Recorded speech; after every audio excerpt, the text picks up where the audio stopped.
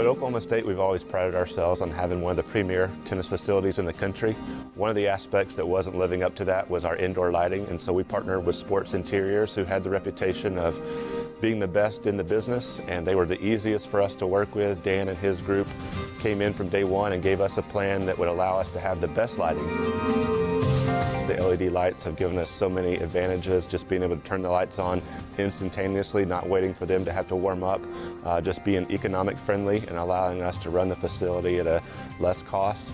And then the liner made such a big difference. We didn't have a liner before, and so being able to have that reflectivity and be able to just have a clean look around the facility. Recently, we were able to host matches for the ITA All-American Championships on the courts, and we got so many comments that it was just as bright inside as out, and that's what we had hoped for. And with us hosting the 2020 NCAA National Championships, that's what we wanted. We wanted to showcase our tennis facility as being one of the best in the country and being a venue that would allow us to host the best championship possible.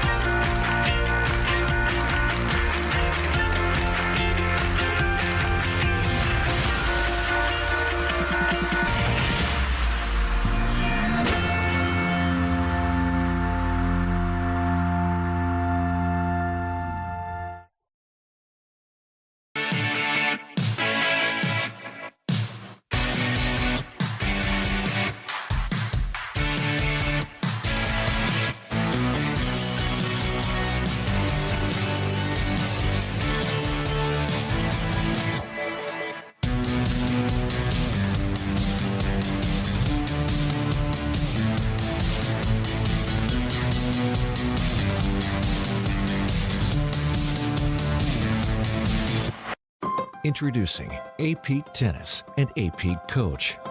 Everything tennis players need to become mentally tough, both on and off the court.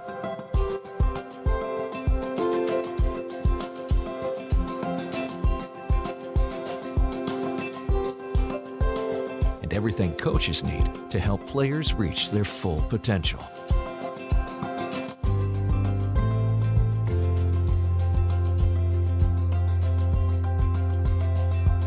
Because we are extremely confident that A-Peak does work, we are offering free 1-month split testing to validate A-Peak's effectiveness when implemented correctly. With split testing, we'll have half your players use A-Peak, while the other half does not.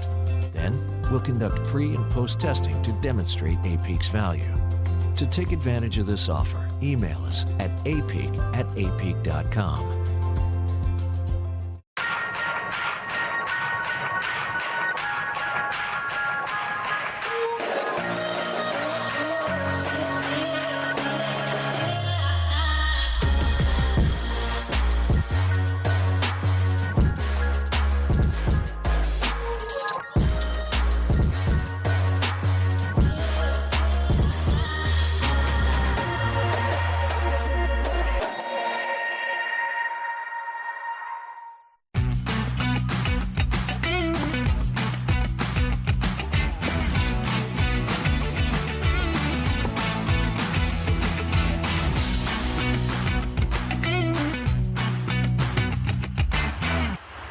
I've always loved the game of tennis. Everyone's a big family here. It's about camaraderie because it's family. I consider my tennis family part of my overall family. That's what I like about it most, the friendships you develop. I look so forward to coming to these events and seeing my friends that I've made through the years. If you love the game, give back to the game. You become the calm in the storm. You can decide how much you want to work and how much you don't want to work. You never stop learning. Every time I work an event, I always learn something. It takes time, it takes experience. Find your niche. We need you, and I think you will find it very rewarding. Get out there, start trying to do it, and see if you like it.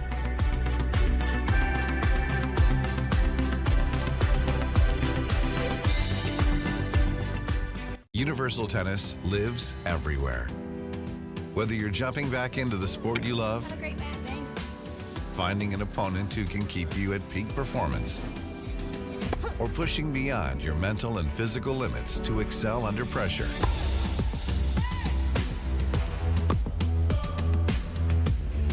Your ideal match is out there. Come on! Universal Tennis brings you together. Download the app today and enter a whole new world of tennis. Tennis is superb. Tennis is fire. Tennis is sick. Let's go. Tennis can change the world.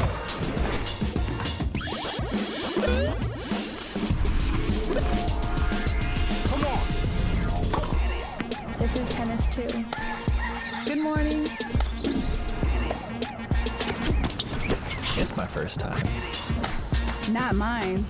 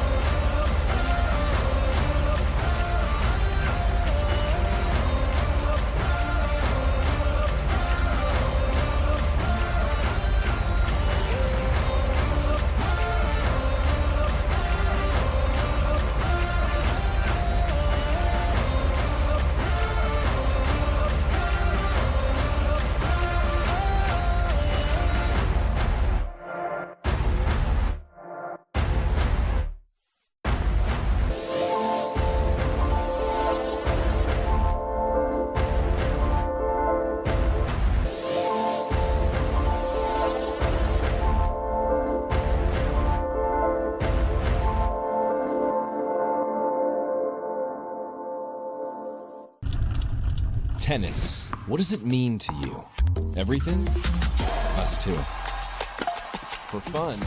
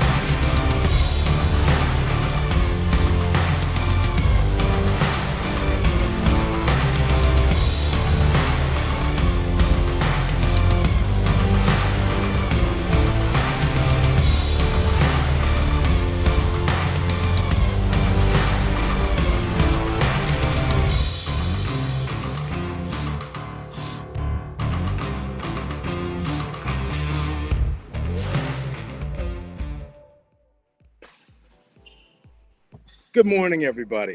It is an awesome day here.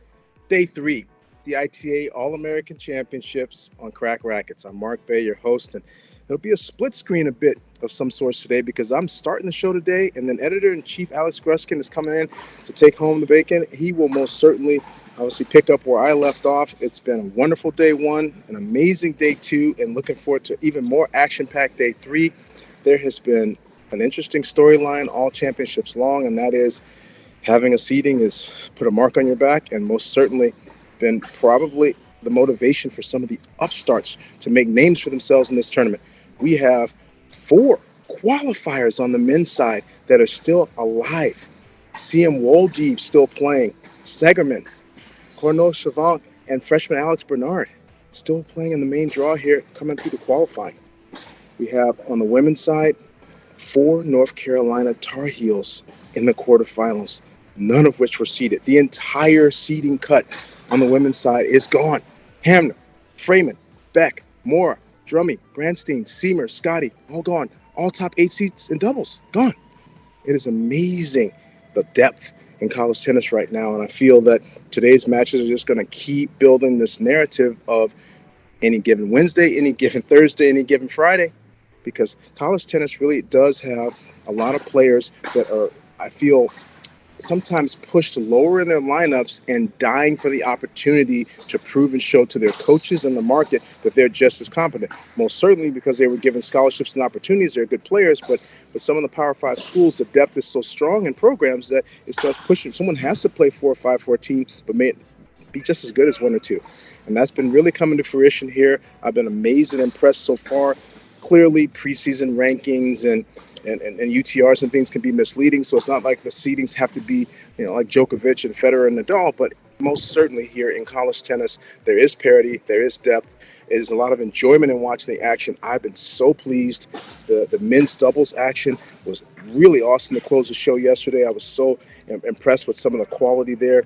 I feel like the singles matches today have each one of them its own little niche, and I'll try to bring some of that out throughout the broadcast. We're starting with 8 matches live, 4 at Cary on the women's side, and 4 of the men's around the 16 matches. So we're going to be bouncing around a lot. We'll start with the women, but we'll get to the men quickly, so most certainly be ready. It's going to be a very red zone action-packed show, but I feel that as it always has been, the weather's been great, the tennis has been great, and without further ado, let's get to the action. Let's go to the Cary Center here, and let's take a pick up with Kylie Collins taking on Alexa Noel.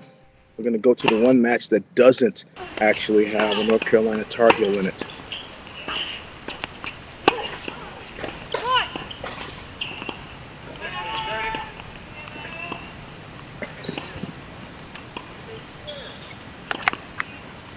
Alexa Noel, formerly from University of Iowa, currently University of Miami. Kylie Collins, formerly with the national champion Texas Longhorns, currently an LSU Tiger.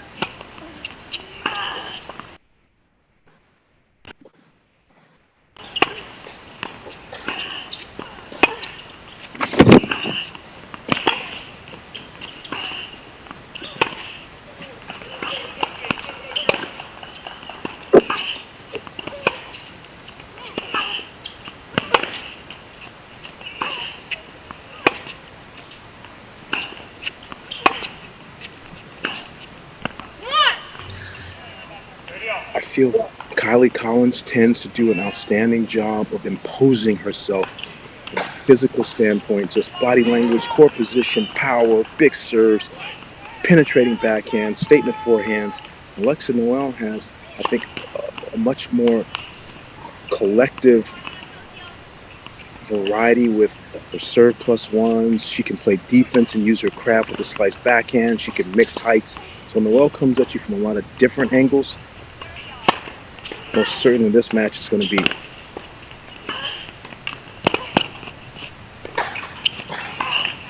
as you see the big forehand from Collins, this match is going to be one that will be won in the trenches, court position, shot quality, and I think pressure performance on no ad points. Noel, 5'7" sophomore from Summit, New Jersey. Kylie Collins, 5'7" junior from Savannah, Georgia.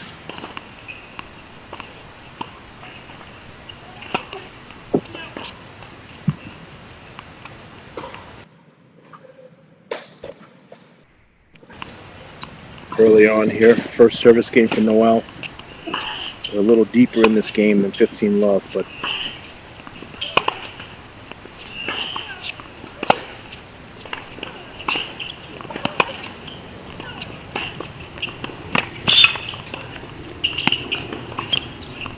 and as you see there, I feel that Kylie Collins just hit the nail on the head for her ideal strategy for this match. Noel, who just was broken there to start the set, I feel Collins wants to drive her backhand, which is so fierce, penetrating into the Noel backhand, which is consistent, but I think loses a little bit of racket head speed. So I think that the Noel backhand will eventually leave some balls that actually could be attacked by Kylie Collins as it was there. So that may be the goal. I think that Noel may look to try to step up and hit some forehands and try to get Kylie Collins off balance and get her out of the middle of the court where she can dictate so well.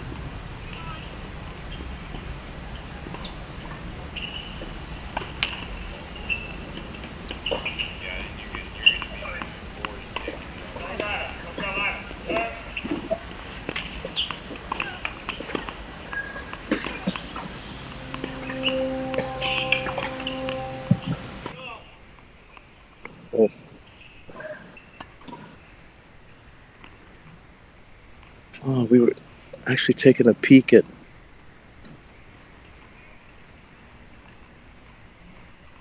Yaglada and Martena actually there on our monitor.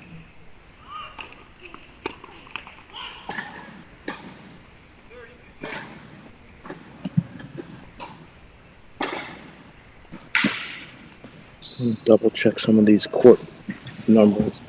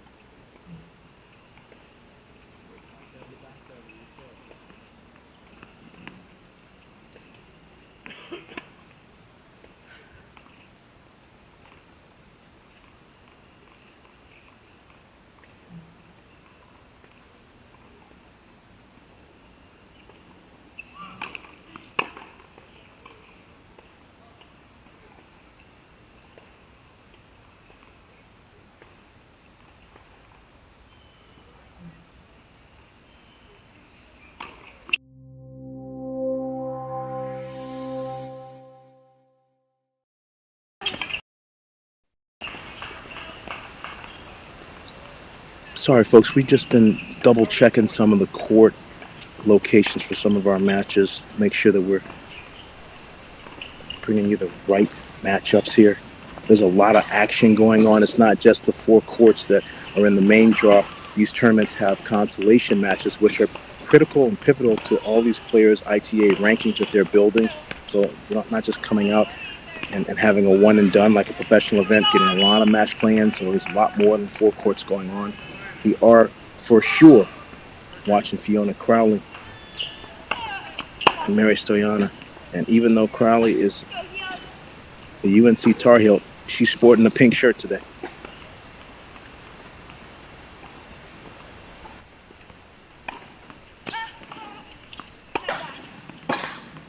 And that looks like a double fault for a break. So Fiona Crowley, who was able to take out and dispatch our number one seed in impressive fashion yesterday, is off to a quick start again. 2-love lead here for the Tar Heel.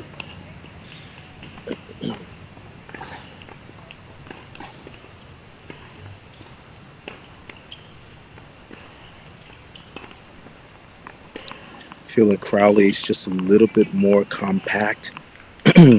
and solid in her technique on the ground. So I feel that over time, she'll use that to try to wear down Stoyana. Stoyana has a lot of variety and creativity. I think she'll try to change paces and speeds and try to transition a little bit.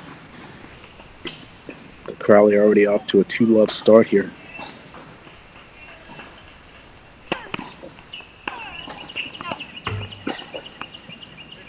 And getting free points like that makes it even easier for her to build this momentum. And most people in tennis are momentum players, but Fiona Crowley gets on rolls sometimes, and often in her collegiate matches in some of the lower positions, she can beat top players by blowout scores. She also has been going bigger on the serve than I've seen in her career, her first 2 years at North Carolina. So it looks like they spent some time working on her serve because she's going for and making some bigger first serves this tournament.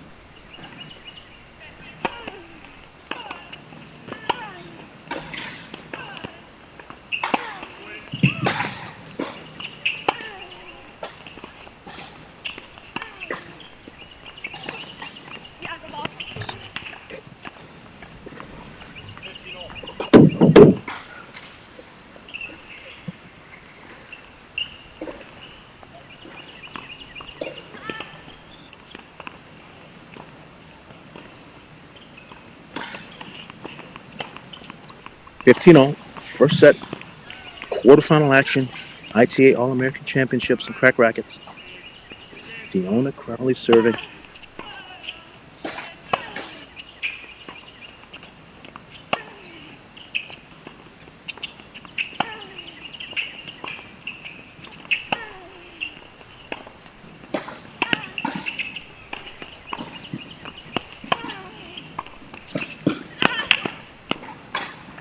And just like I mentioned, Mary Stoyana using the craft, using the mix, high roll to the forehand, low slice to the backhands, not giving Crowley rhythm, and then coming forward and dictating and making the volley. So, for sure,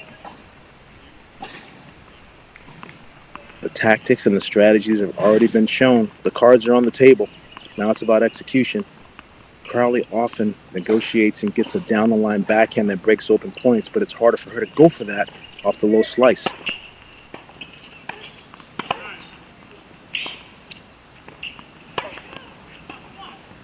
So she actually went for that down-the-line backhand, made it, but got anxious, and her pattern often is the big down-the-line backhand followed by a put-away statement forehand. She goes for the forehand, misses it wide. 3 break points.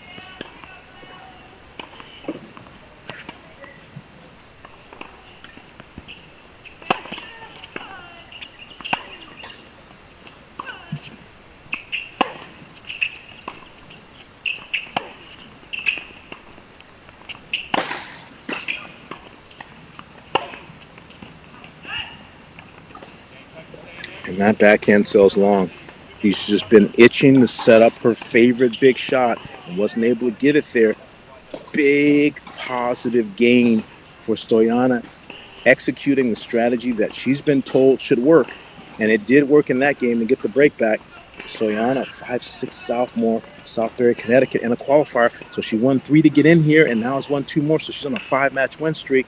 Fiona Crowley obviously carrying a ton of confidence as well. So we'll see what ends up happening as this one unfolds. We have so much action to come and bring to you, so we're going to be bouncing around a little bit today. Let's try to make a move to Abby Forbes and her teammate, Carson Tangilic.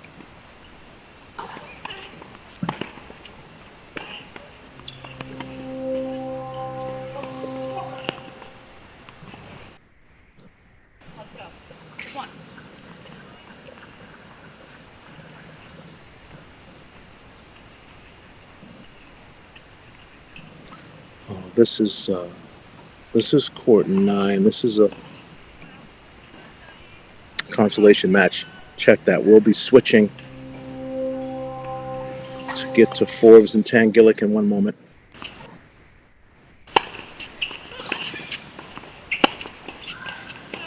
And that's a signature forehand from Tangilic, and most certainly it's Abby Forbes on the other side.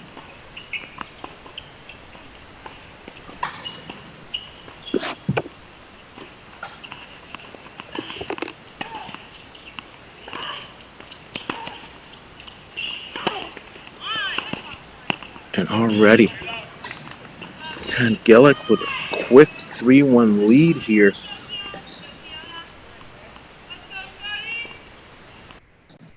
I think that scoreboard at the bottom is actually inaccurate. I think it's Tangilic serving 3-1 on Abby Forbes here in the beginning.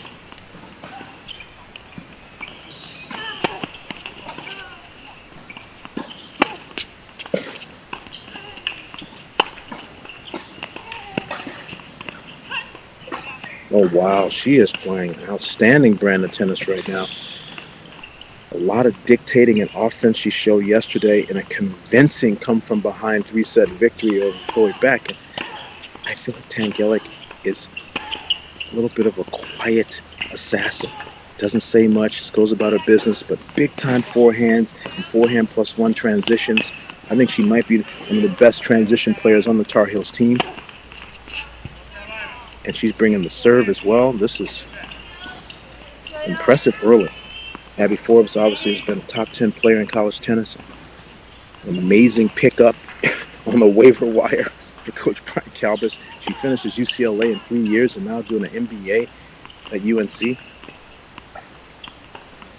3-1, 30 all.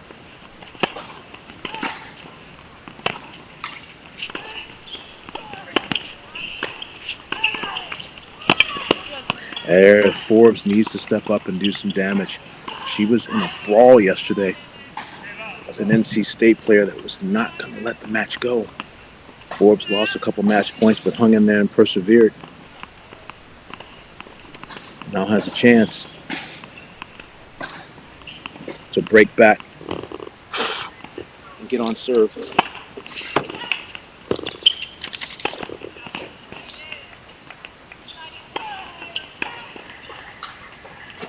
Shows the confidence of Tangilic coming forward. And the difference between 4-1 Tangilic and 3-2 back on serve is a fairly substantial chasm.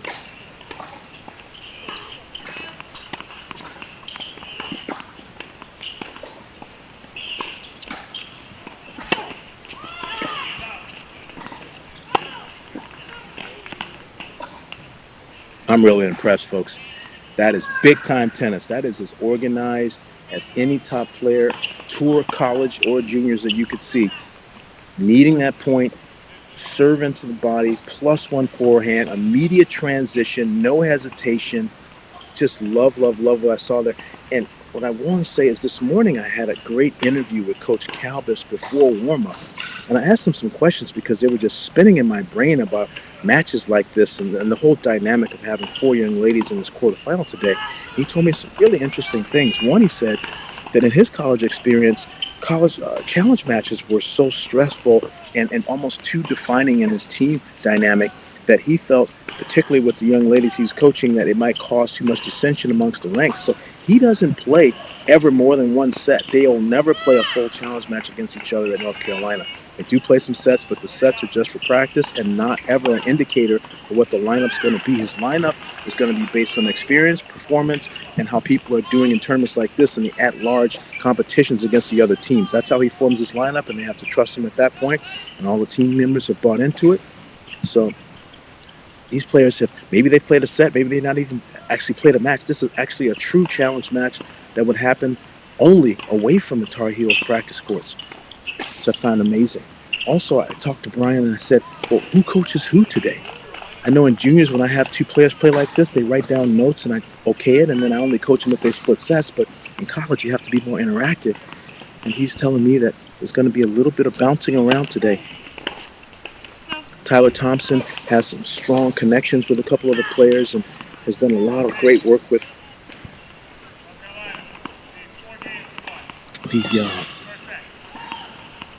Yaglada and Crowley, so he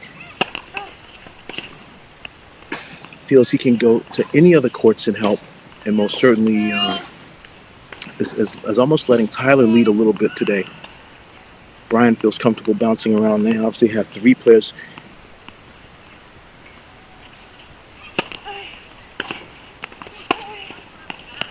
That's a great backhand by Forbes. Three players outside of this match that are also playing, so it's a lot of work for them. They picked up a new volunteer assistant as well, Charlotte Matson. So she's helping as well, but only been there for a week. This is Abigail Forbes serving 1-4, 40 love.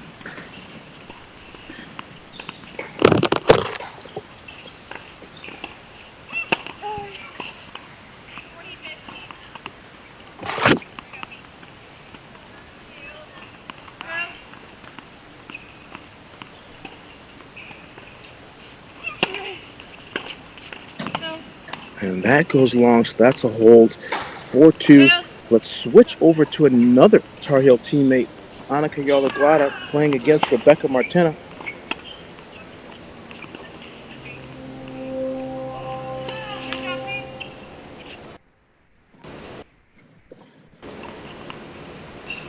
Over here in court number 10.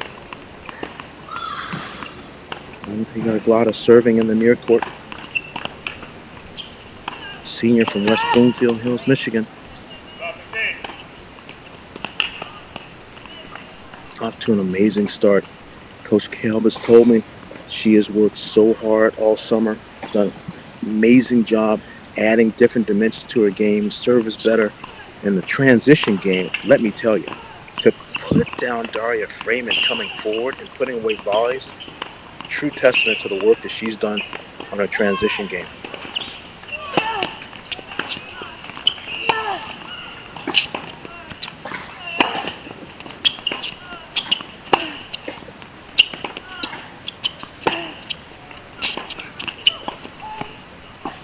Doesn't come over, or does it?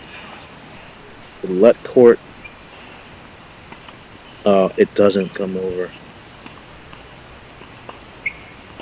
Yaglada likes to organize points around the backhand. The forehand is more of the setup, and the backhand often is the one that creates the forced errors and the transition opportunities.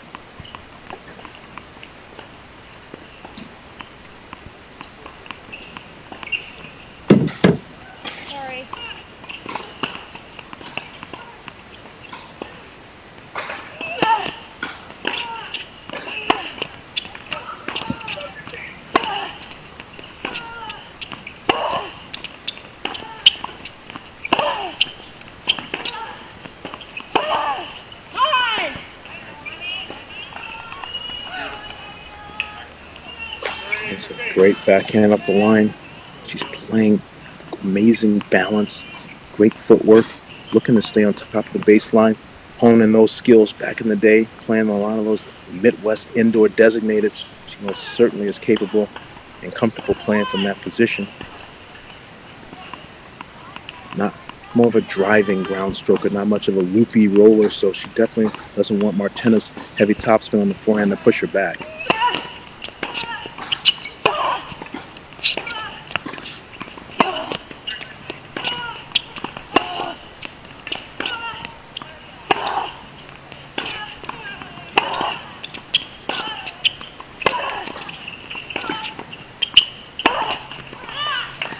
That was a great point.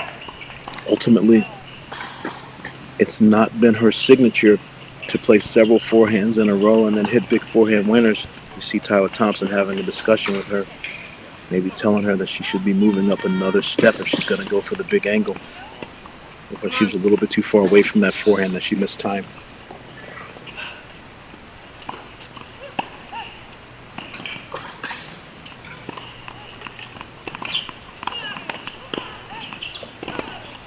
4-1, 30 all.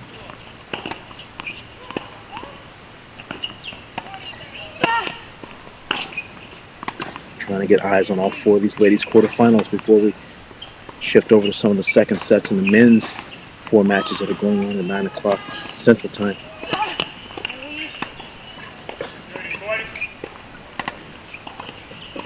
There's a double fault.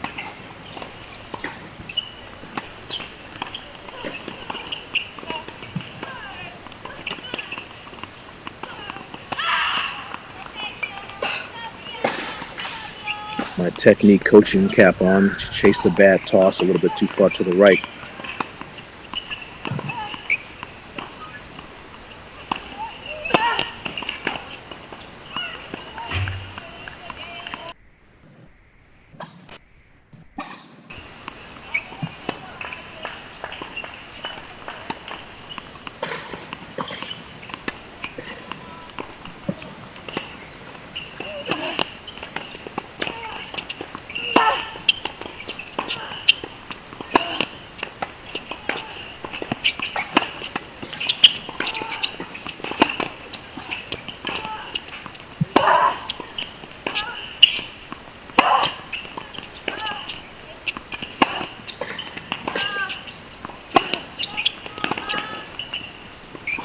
That's much better there.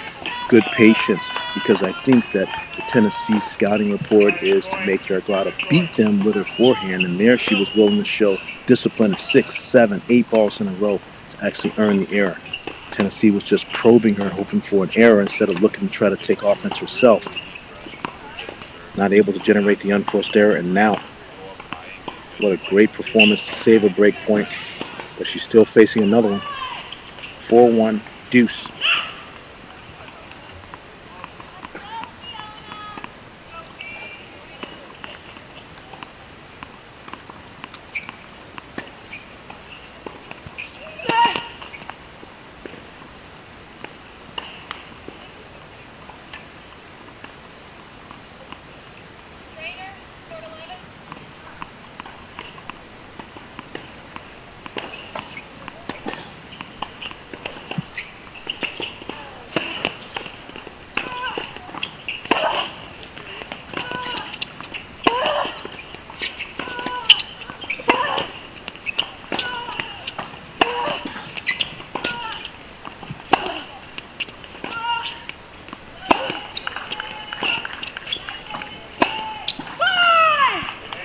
Oh, wow, that is outstanding.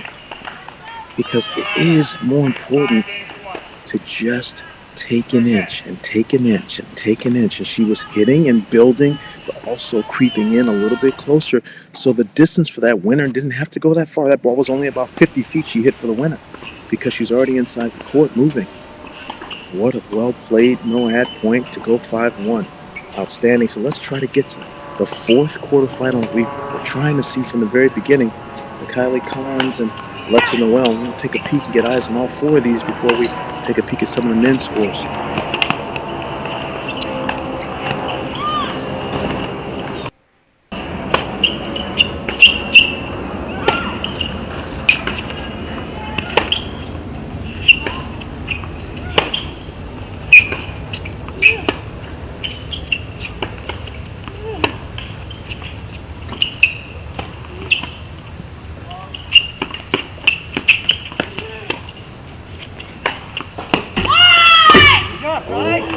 Amazing point for us to just say hello to this match with. Kylie Collins from LSU on the far side at the top of the screen. Alexa Noel on the near side. Noel does a great job, as I mentioned before, integrating the slice backhand tactic and try to drop shot there. Was not able to execute.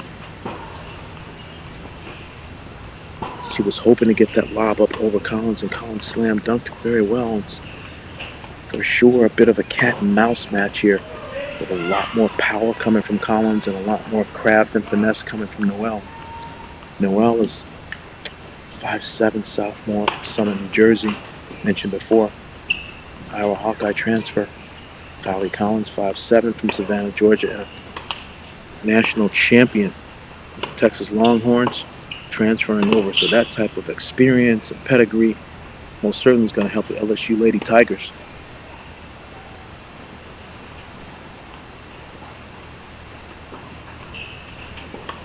We're at Collins 4-1 in the first set here.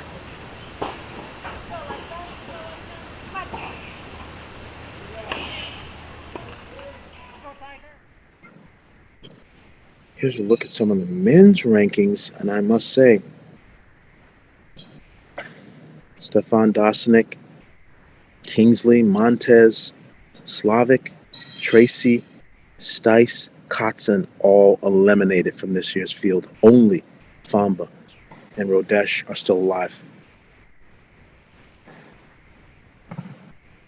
On the women's side, Cayetano not playing here. Hamner defeated. Freeman, Sleeth not playing. Beck defeated. Moore gone. Connie Ma not here. Drummy defeated. Branstein defeated. Seamers defeated. So the entire top group, like bowling pins, came just falling down. Great depth. All these players are so close.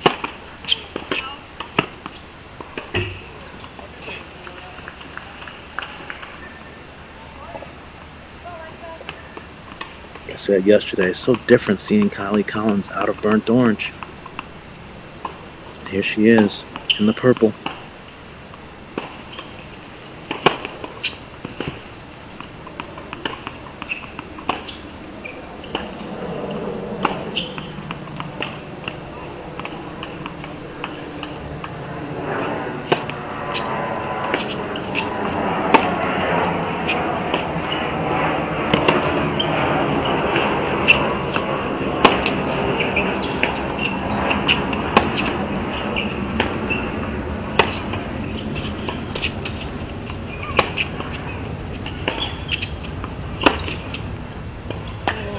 And as we have in so many of these matchups, seeing that one player is taking on more of a role as the antagonist and the unforced error generator, and the other players are taking on the role of the aggressor.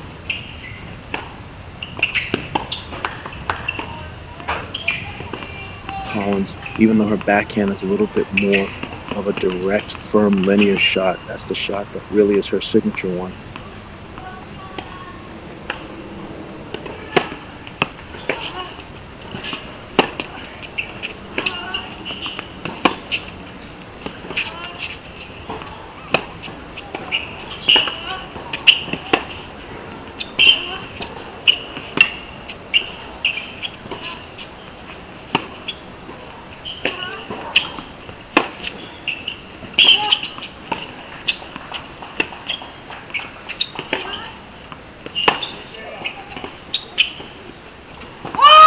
I'm really impressed by that point.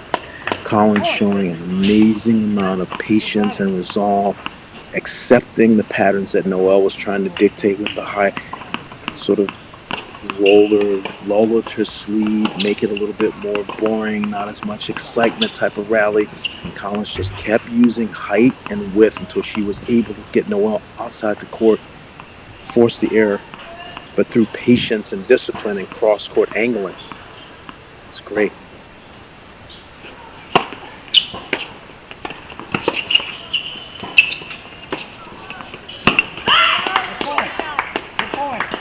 That's a big shot, and I feel because Collins has already started out with such a great beginning and being comfortable, staying in the rallies, Noel is going to have to counter.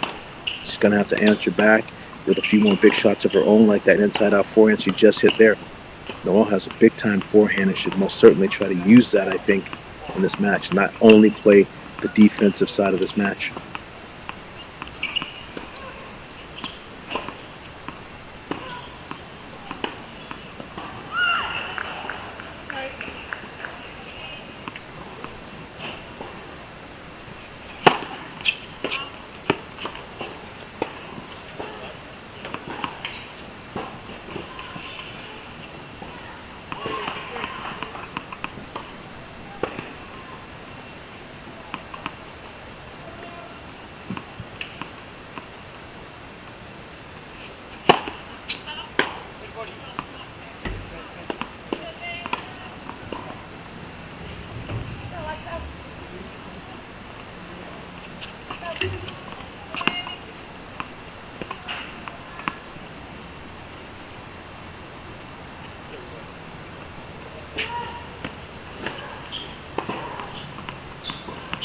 Collins taking her time.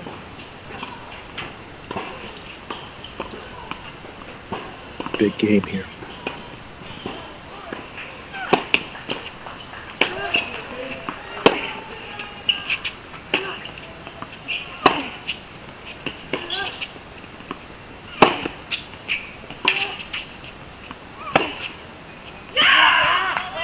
And there the slice generates the unforced error. That's what Noel was hoping to get done.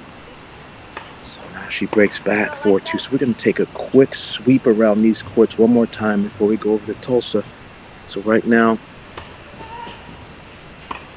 let's go back over to court number 12. There's an interesting development going on there.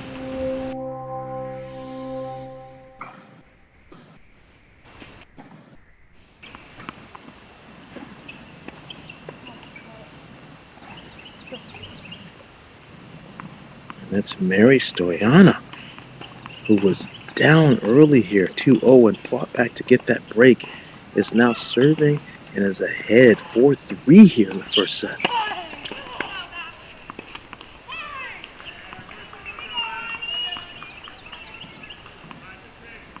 And 40-15 in this game.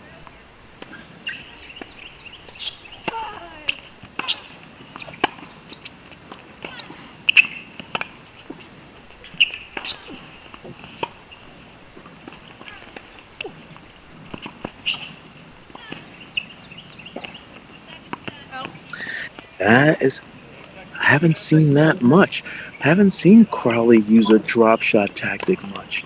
Tries to bring Stoyana in, but I don't think that that's actually the best strategy. Stoyana's much more comfortable with a slice backhand and playing the net, so she sort of invited someone that's really good at the net in. So now Fiona Crowley, after being up a quick break and having chances in that game to go up 3-love, is serving just to stay in the first set.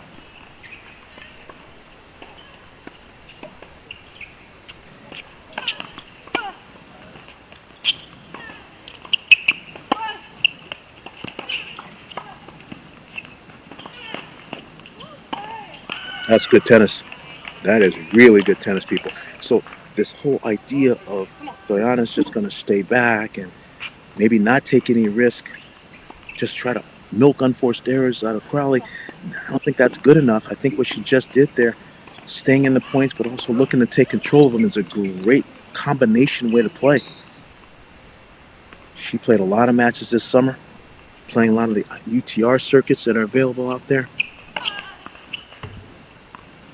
So there's some players that are coming in with a lot of match count in the early part of the season from the summer, and some others that are just using these matches to kind of find their way.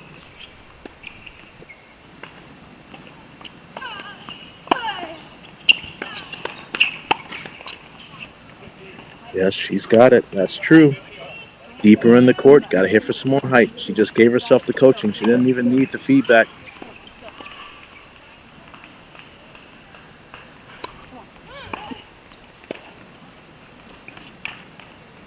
Tense moments here.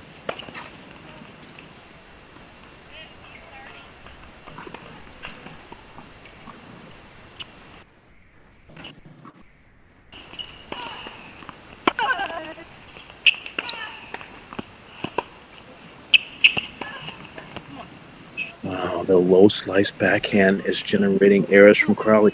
Crowley has to be careful about trying to go for the down the line off the wrong slice. Got to hit with enough force cross court to get that slice to pop up a bit before she changes direction. That wasn't the one that changed direction on. 15-30.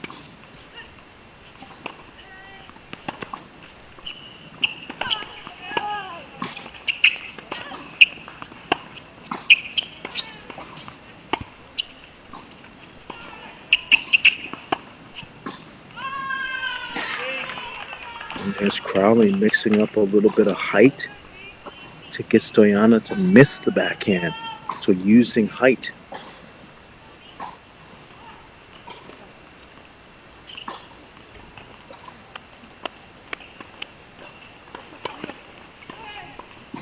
Thirty-all. 3-5.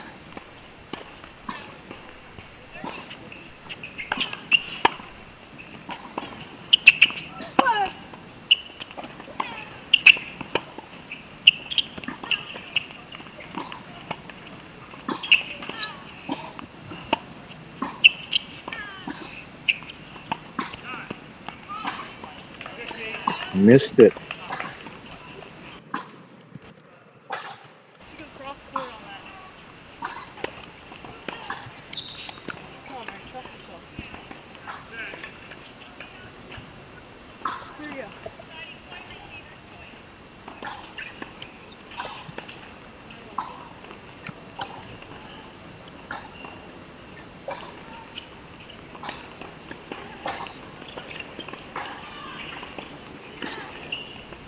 Crowley 40-30.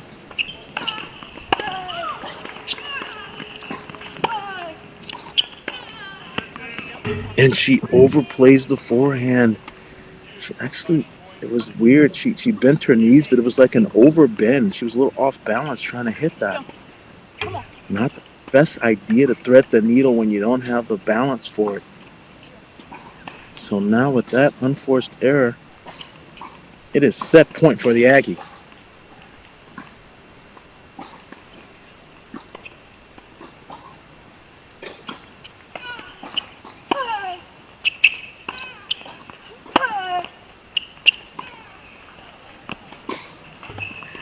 And ladies and gentlemen,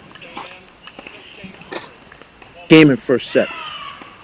Mary Stoyana, 6 games to 3. So to recap the action over here, we have Carson Tangilic 6-2-1-0 on Abby Forbes. We have Mary Stoyana 6-3 over Fiona Crowley. We have Kylie Collins now at 4-3 ahead, still up a break on Alexa Noel. And we have Annika Yaglada winning the first set 6-2 on Rebecca Martena. We're going to take a shift over to Michael D. Case Tennis Center now, as we've given some eyes to all four of these ladies' quarterfinals. We will update you and keep you going on this. We're going to shift now.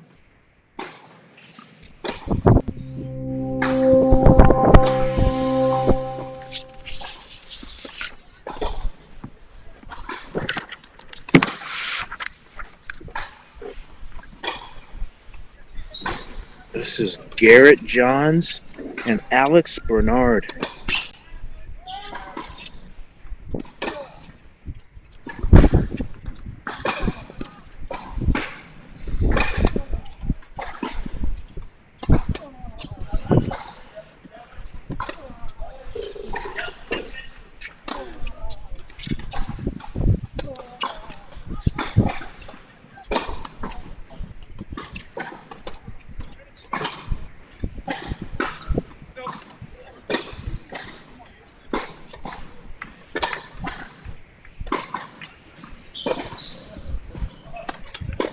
Garrett Johns winning the first set here, 6-2.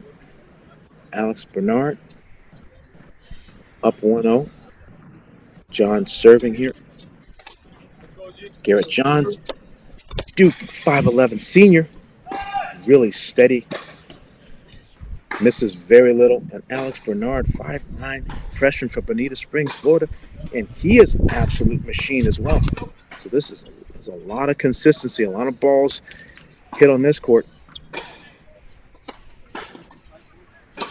Big win by Bernard yesterday, taking out Axel Neff.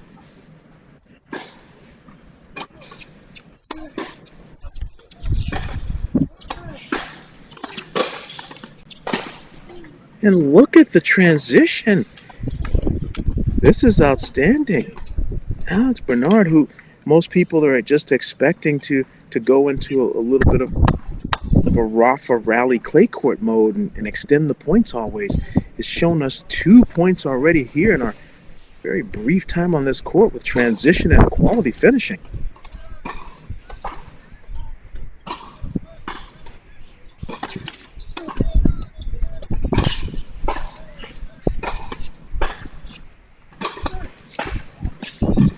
And a big statement inside out forehand. So clearly when you have two guys that are a little bit more of long point temperament on the court, at some point, at some level, someone has to sort of take on a role of finisher. It looks like right now, after losing the first set, possibly playing a bit passive, maybe I'm just speculating, maybe Bernard is turning over a new leaf.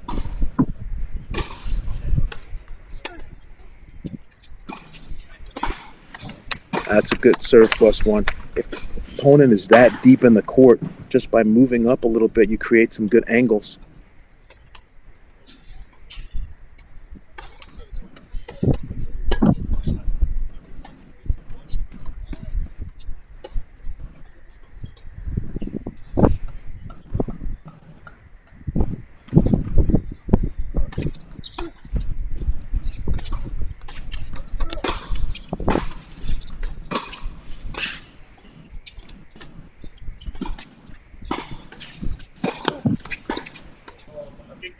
Well done. Well done. Outstanding coming forward and finishing there. A ton of space on the courts at the Michael D. Case Tennis Center. It is an outstanding venue for singles and doubles play. A lot of room for different styles of play. It's one of the landmark facilities in the NCAA college tennis and has been a host to NCAA championships and All-Americans.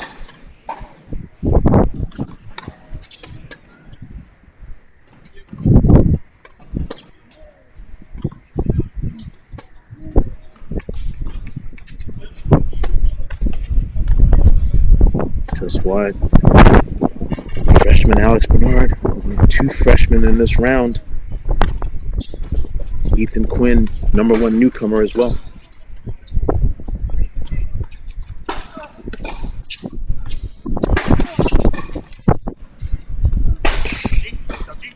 Oh, and there's another net appearance.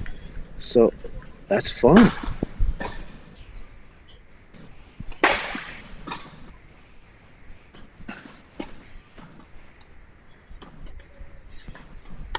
Getting some words from Coach Ramsey Smith.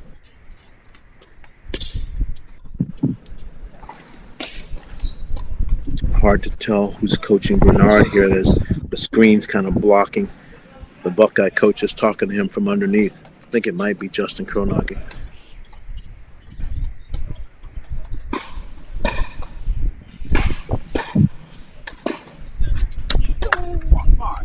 Come on, ball's inside the court.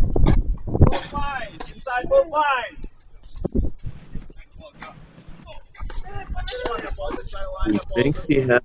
He thinks he has an ace. The ball was called out.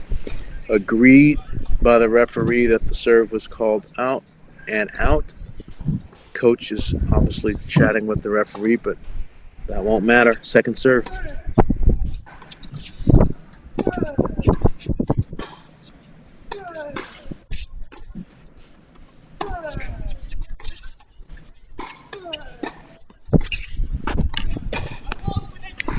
Oh, goodness. After he hit the forehand approach shot, he lost his footing. He stumbled a little bit, didn't get his hands adjusted, and he misses the volley. He was in perfect position to get that done.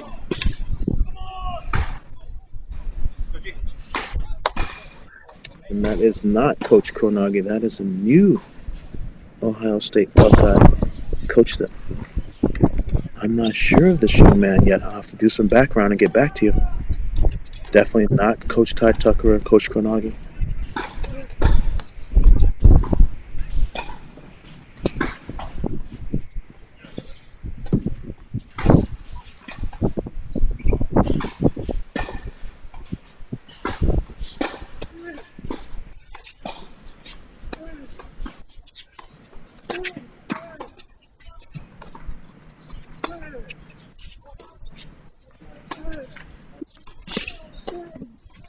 That's a big-time forehand. But I think that's also maybe a good way for Bernard to play this. Hitting a couple of balls and kind of lulling Johns to sleep. Almost as if, hey, I'm just going to rally all day. I'm just going to rally all day. Psych, I'm going to hit a big forehand and rush you. So trying to mix up a little bit of the way he's playing the match.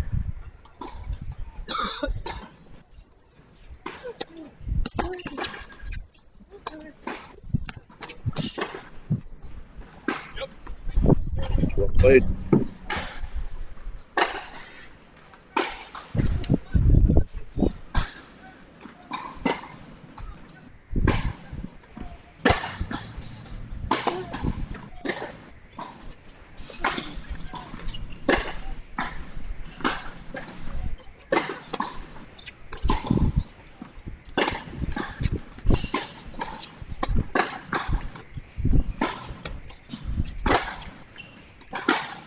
Oh, called out. Forehand called long on the transition. He was in a great place. I must say, just watching the style and the way that Bernard is looking to play this, I think he might create some lanes that gives him opportunities, but it is a little bit new for him coming forward. It was similar to yesterday, the match that he won. Axel Nev, I think, was a much more baseline-oriented player, but under Coach Shelton was coming in a lot more. Didn't work out for him, but most certainly is going to be positive going down the road for the Gators. So there is some development that needs to go on in these matches as well.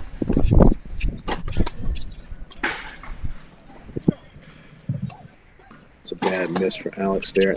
I just believe that one of the hardest things to do in all tennis is to develop your game, but also win at the same time. They don't always have to be mutually exclusive. You can't just say, well, I'm just working on my game and I'm not really focused on winning.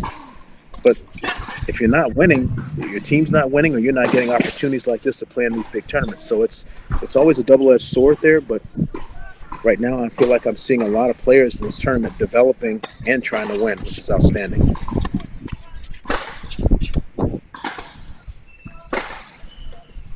Overplaying, uncharacteristic of Bernard, missing a routine forehand with time. That is given Johns An opportunity here to break.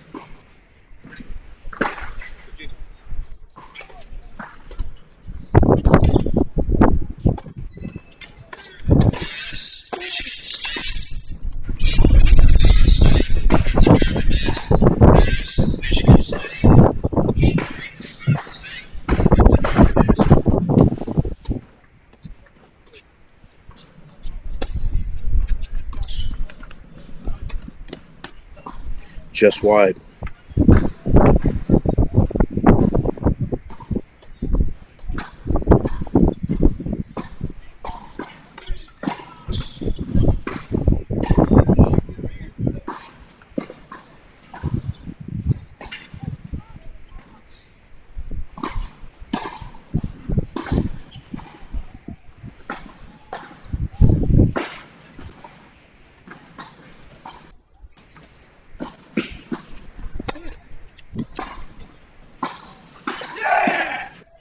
That helps.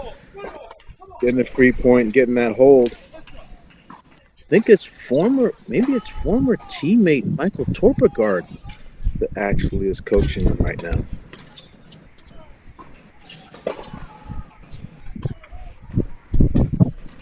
So here, that's the story. 6-2 Garrett Johns, 1-2 on serve in the second for Bernard. We're going to take a shift. Let's take a look at some more tennis here. We have got a big one. Andre Styler of Michigan against Elliot Spazziri. Let's check in there.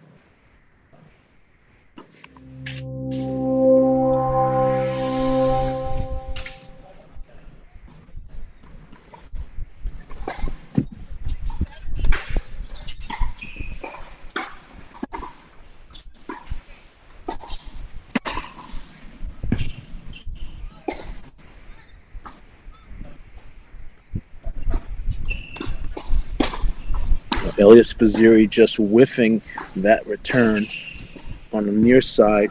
Andre Styler on the far side. This is a big-time match. Again, we know Elliot Spazziri has been heart and soul and number one player for Texas and then had to drop in the lineup last year because of an injury to his left wrist.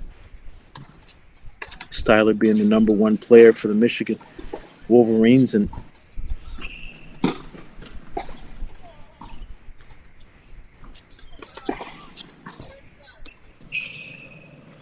contrast in styles here. Styler likes to play big from the ground, but not spend a lot of time there, not necessarily. If Styler can come forward on a serve and volley or a serve plus one, he will do it.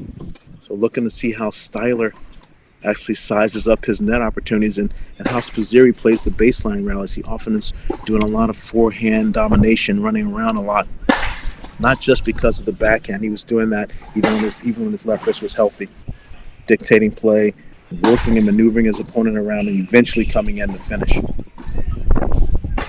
First set 7-5 to Spazziri.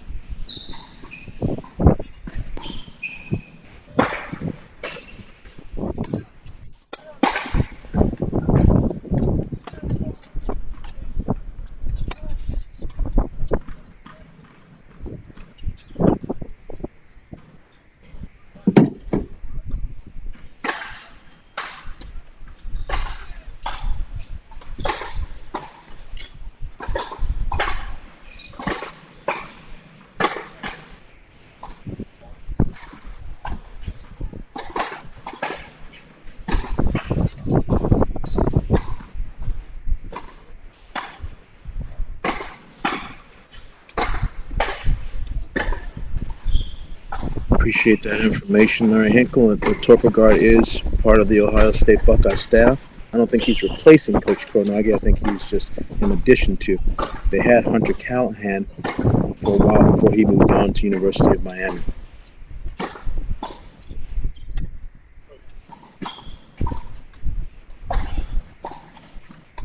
There's a double fault. Spazziri moving over and daring Styler to go for the big one down the middle, looking to take an inside-out forehand as he can on the return. 1 sec.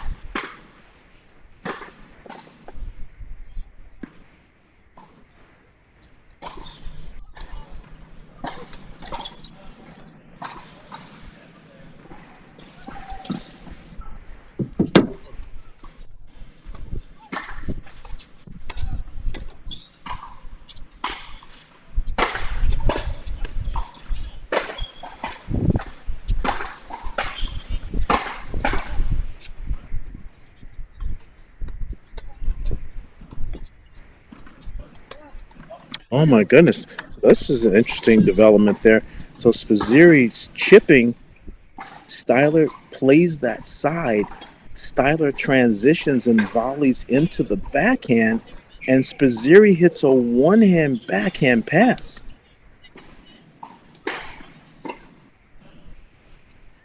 Take a look at that development to see if he actually officially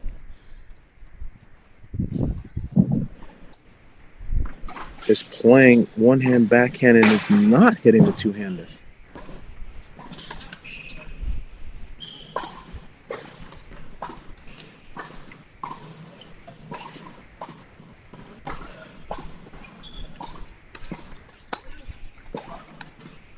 It's a big forehand from Styler.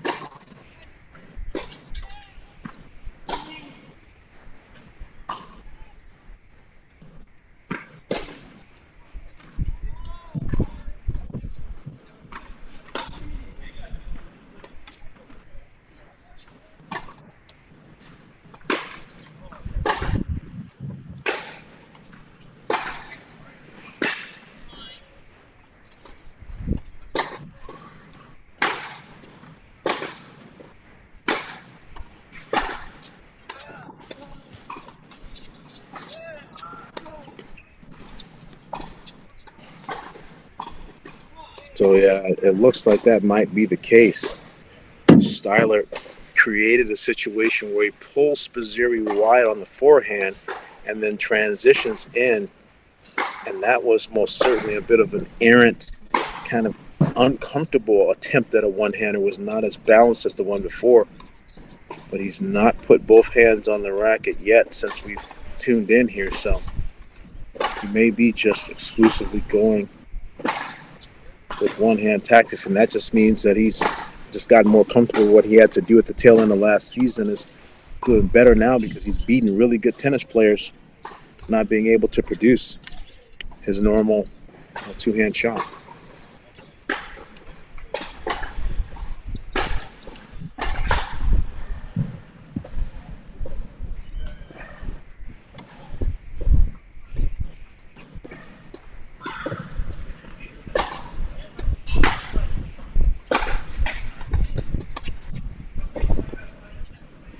Good serve. Big win over top 10 player Stice of Auburn yesterday for Spazziri, and it was in dominant fashion. Oh, that was an in-between the leg shot, not meant to be done as a hot dog. It was just a weird situation. He was prepared to hit a forehand, but it let courted, and it was just the way the ball passed him by. 30-11.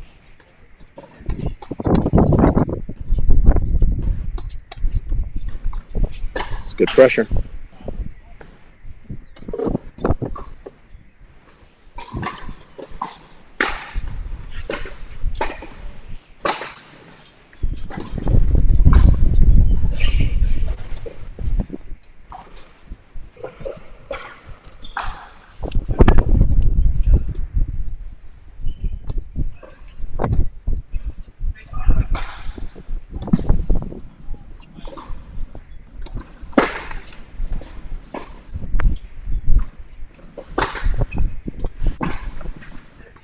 Double fault.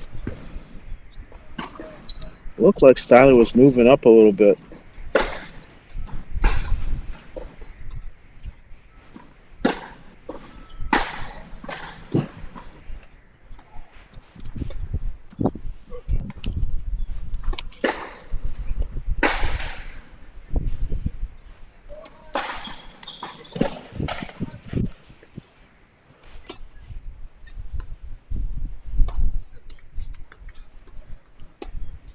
Seven-five Spazziri, 1-0 Styler, 30-all, and 30-all second serve. Interesting to see what happens here. If Styler will try to take a second serve return and maybe attack the Spazziri backhand.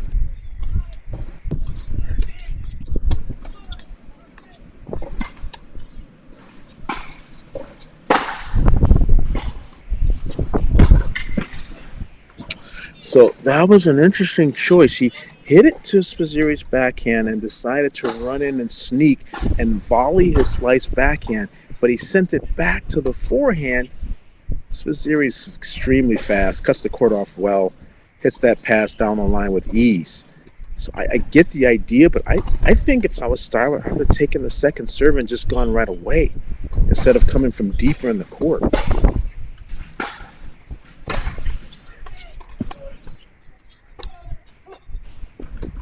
Routine forehand error by Spazziri now brings us to a deciding point.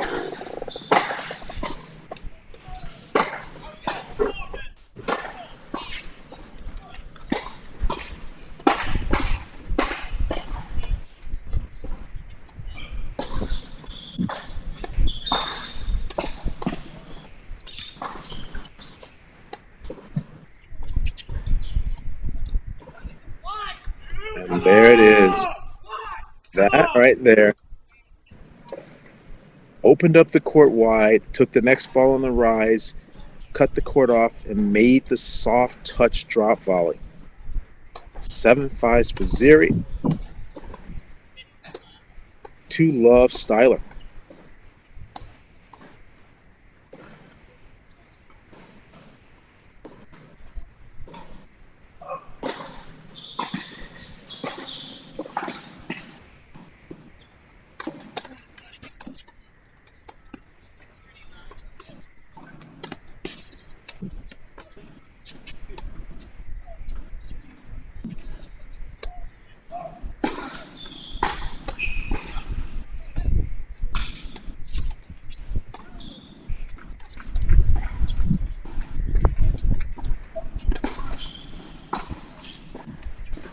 That's a great point.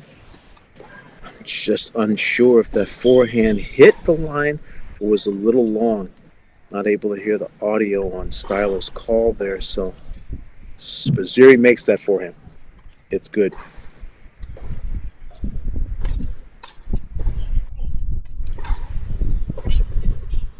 And I get the feedback back from Coach Bruce Burke. Thanks, Bruce. Spazziri's been hitting that one-hander for 13 months. He's continuing to do it. He will start lightly with his two-hand in a few weeks. He did have some surgery on it in June, so it's still recovering, so he's choosing to not bring out the two-hander yet. So it's something that will happen by the end of the season, but at this point currently, he is just hitting with the one-hand backhand. So Coach Bruce Burke giving us the intel. Thanks, Bruce.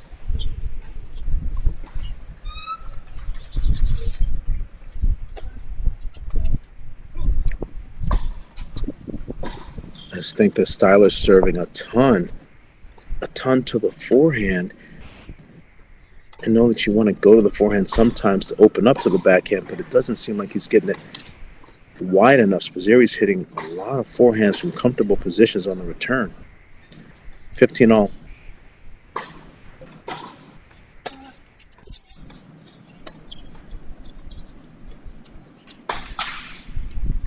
Okay, that was interesting. Serve to the backhand. First ball chip and charge like old school. Volley into the backhand. So Styler is showing us a whole bunch of, just a can of worms of different ways to play this. Curious how much of this is his own creativity versus what Adam Steinberg has instructed him to do in this situation.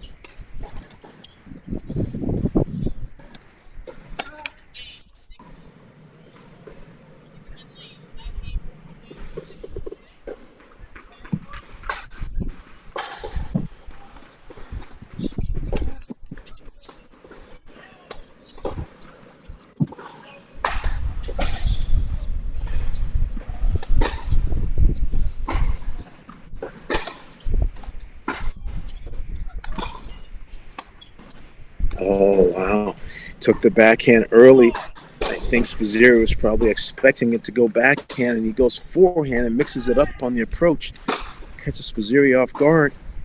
Styler now with an opportunity to take a solid 3-love lead in the second set and try to shift this momentum. Lots of action going on here. We're going to be bouncing around. Quarterfinals for the ladies, round of 16 for the men, ITA All-American Championships on Crack Racquets. Looking at Andre Styler and Elias Spazziri right now, some veterans in college tennis. Big name firepower match here.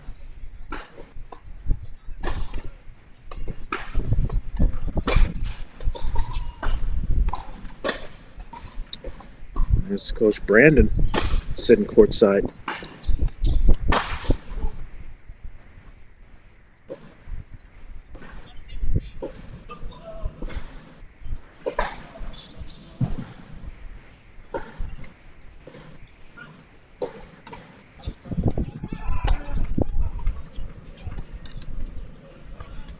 Oh, wow. It's a kick serve into the backhand, but a late response. It's like Styler didn't pick up the ball off his racket. He was moving middle and the ball was going line. It took him too long to make a play on the volley. Just didn't read it with his eyes. Ended up hitting just a mediocre volley and then got stretched out on the second one.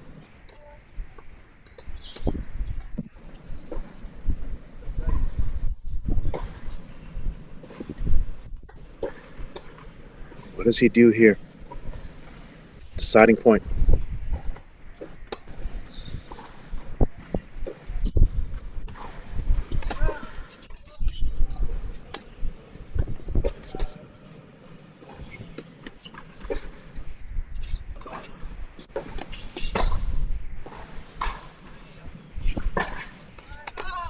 Wow, and that is erased.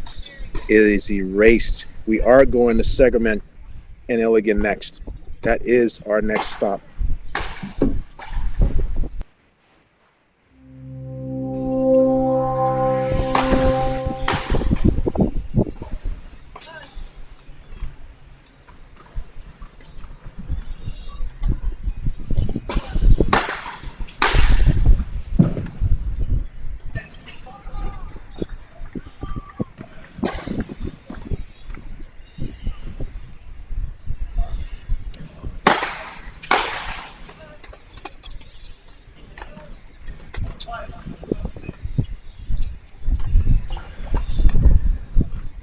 Looks like he missed that. And Andre Illigan has done a wonderful job here in this tournament.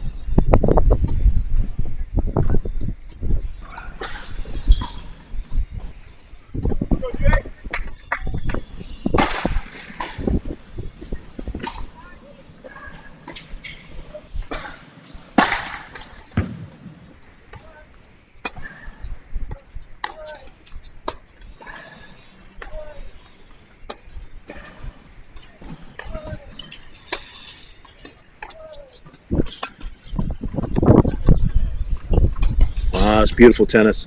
What a point. Andre Illigan, 5'8" senior from Honolulu, Hawaii. Qualifier, Ryan Segerman from North Carolina. Grad transfer from Princeton. So there's big time experience on this court. A couple guys that have been around the block and played a lot of matches and now have an opportunity for big moments here.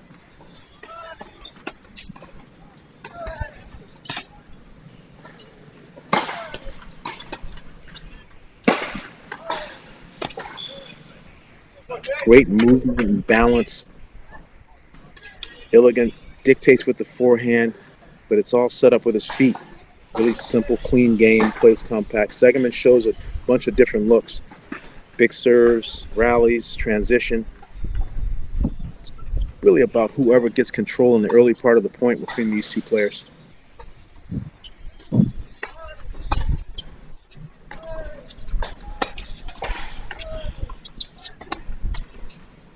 That's, to me, the big question with this match was how is Segerman's backhand going to hold up to the Illigan cross-court forehand?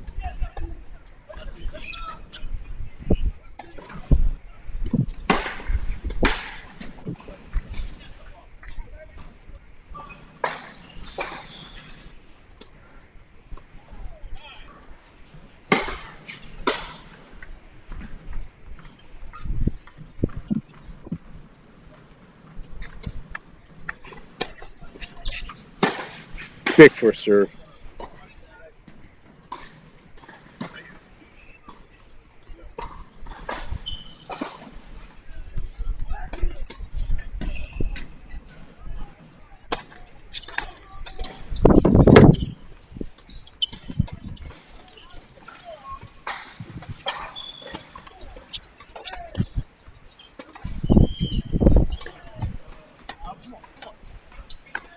Looks like he missed it.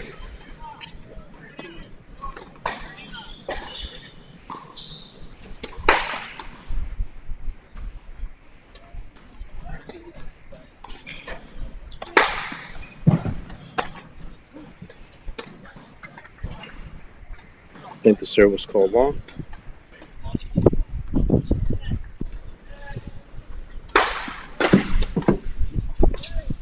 And that is helpful. Second serve miss return.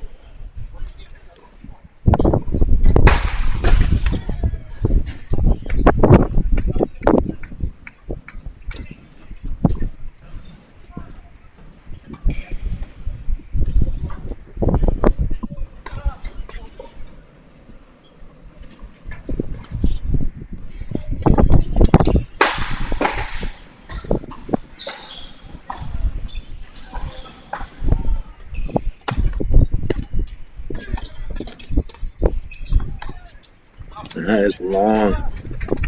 Forehand misses the mark. And we are at a split set, people.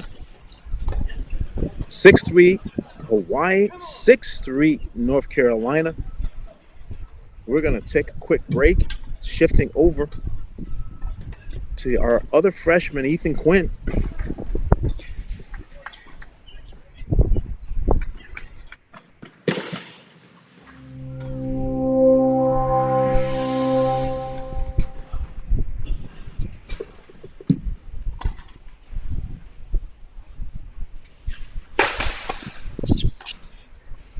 As you can see, the veteran from Florida State, junior from France, Cornu, winning the first set 6-4. Now Ethan Quinn serving at 2-all, 15-love. Number one newcomer for sure has deserved and earned that honor and is proving it, making big statements and splashes here in college tennis already.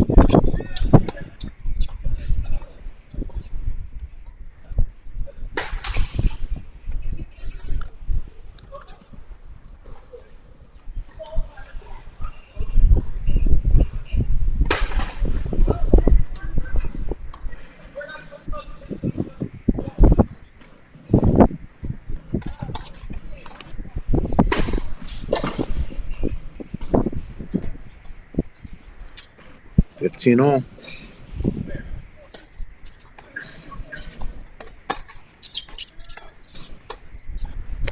That's an important shot in this match, in my opinion. Ethan Quinn.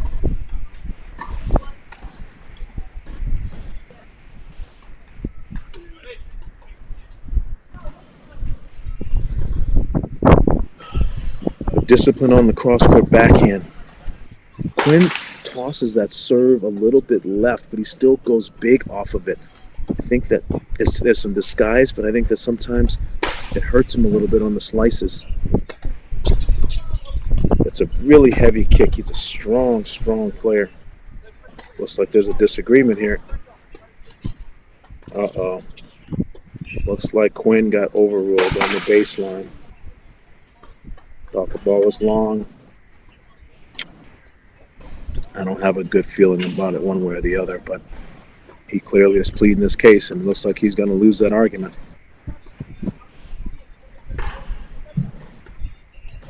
Well, while Ethan argues, I'm going to give you a little bit of feedback of what's going on at the Cary Tennis Center. Carson Tangilic, amazing start, kept it going, and stuns new teammate, welcoming her to the Tar Heels, Abigail Forbes, 6'2", 6'3". And I must say, Tangilic is looking great. Her tennis is simple and clean, and I am extremely impressed with what I've seen out of that young lady so far this tournament. In addition, Fiona Crowley comes roaring back, loses the first set 6-3, wins 6-1, and is up 1-0 in the third. Allie Collins and Alexa Noel battling in a first set tiebreaker. And Yaglada won the first set 6-2 and is down 5-2 against Rebecca Martena. So that's what's going on the women's side in those 4 quarterfinals. And over here on the men's side, we have 8 round of 16 matches all going on. 4 currently at the 9 o'clock start. Ethan Quinn in danger here. Expended a lot of mental energy arguing and was not going to win the argument. Triple break point down.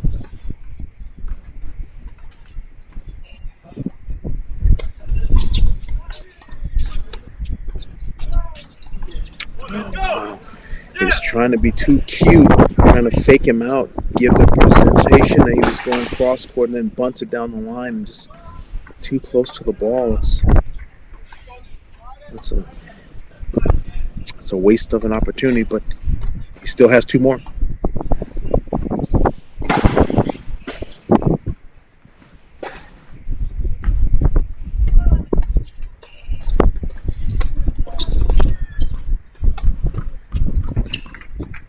There's some good tennis. That's the way to take control of the matters on your own serve.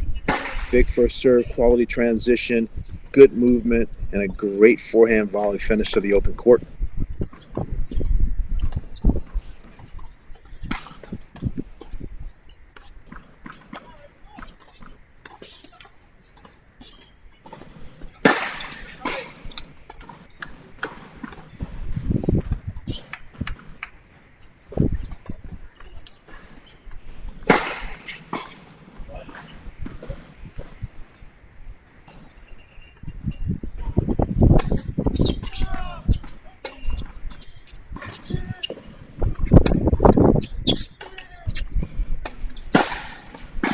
That is a gutsy hold. He hung in there long enough, found a way to keep himself on serve in the second set after losing the first.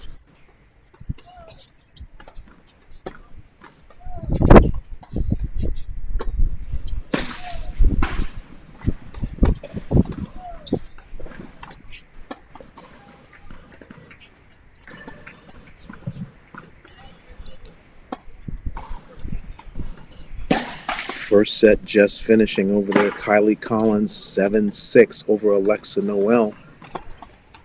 So again, Tangilic already punched her ticket to the semis. Teammate Fiona Crowley up 1-0 in the third.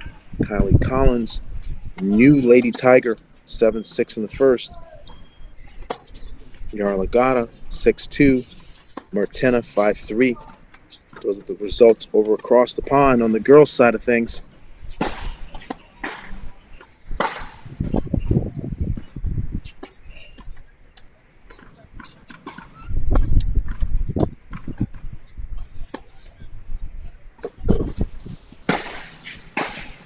Here we have freshman newcomer Ethan Quinn, the #1 newcomer, 6'3", freshman from Fresno, California, taking on Antoine Cornu, Chauvin, Florida State.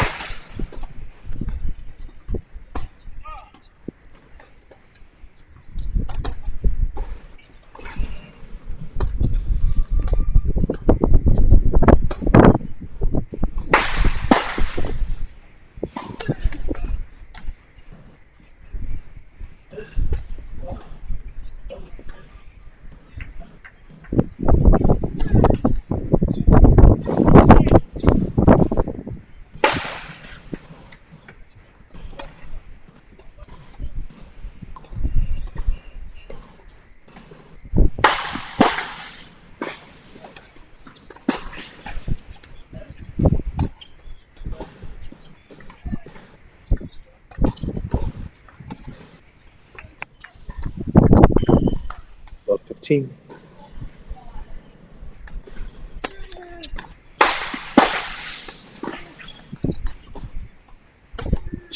I think that's a smart play. The serve +1, challenge the Quinn backhand.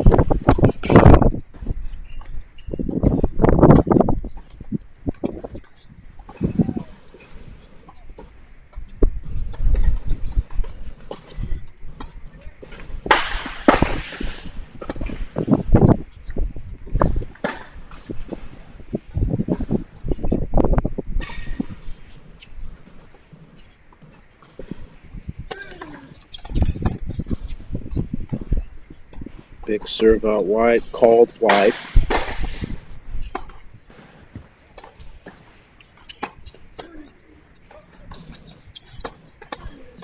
And that's the play. I think most certainly We're going to see a lot of that move. Big forehand up the line, challenging Quinn on the run to come up with the goods on the backhand. He tends to be driving that, not necessarily playing as much feel on that backhand pass, so it's not that easy to get it up and down when you're driving it.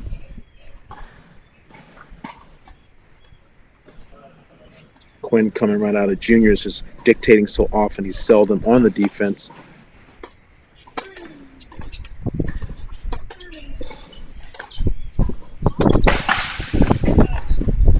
Experiencing a little bit more of that when he's playing in 15 and 25K events that he's done so well this year.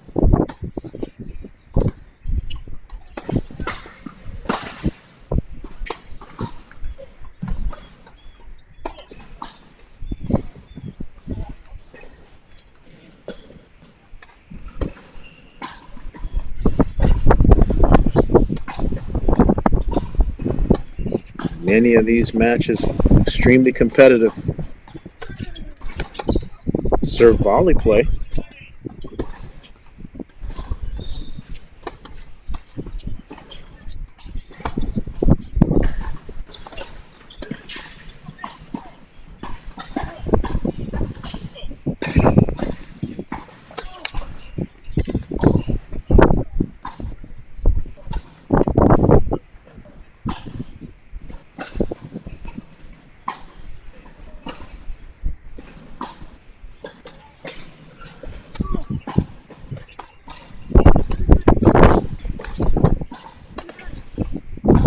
Just long.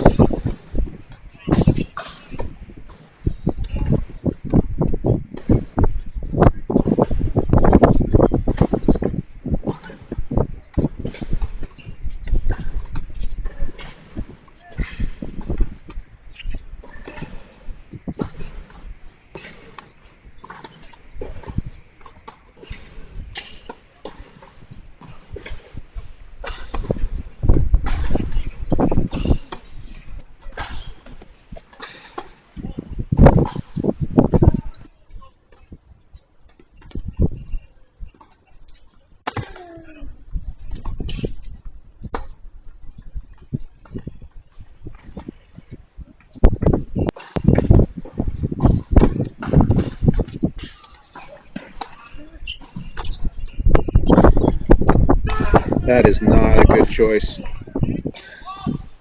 He hits the serve, gets a forehand with time, chooses to go into the Quinn forehand instead of the backhand, which has been working exclusively, and then tries a drop shot on game point to give Ethan Quinn the break. Oh my goodness. That is not how you draw that up on the chalkboard. So clearly this looks like this plot is going to thicken. Let's take a quick look at court number one and see where we are there. The other freshman, Alex Bernard.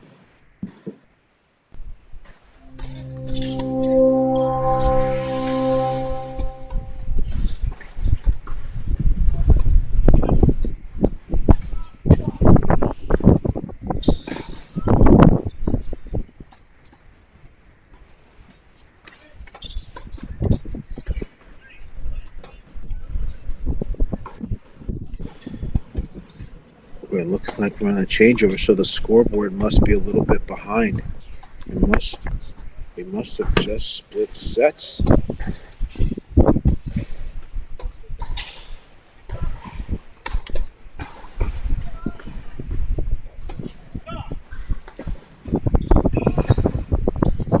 I'm guessing that this is a split set match.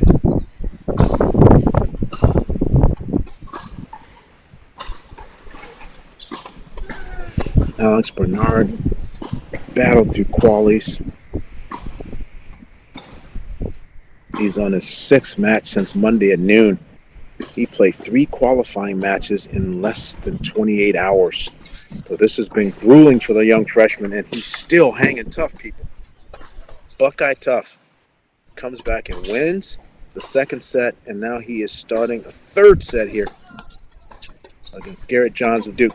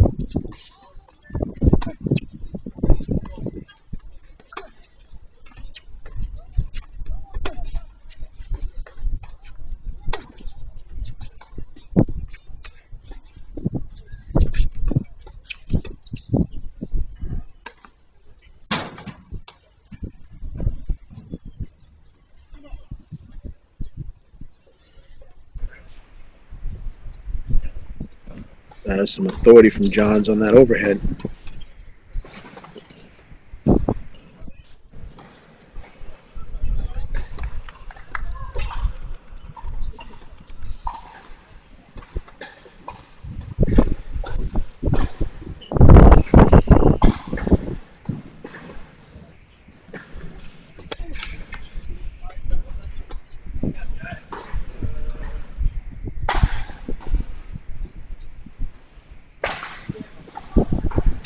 Let court ace. Those are always welcome friends.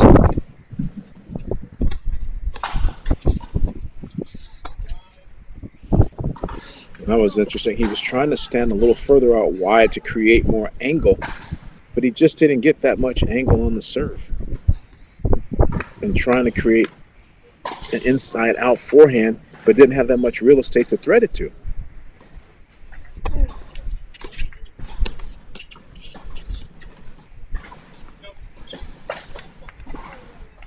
And a serve volley play.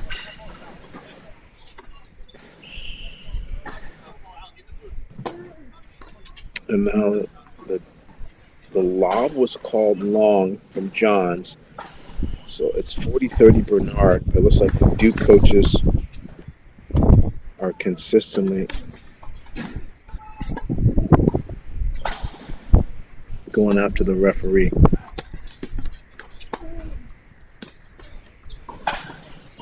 And here's the drop shot. We've been seeing some drop shots that haven't worked out. So with the game point there, the drop shot does not go, and we are at deuce. Key moments in game one of the third set.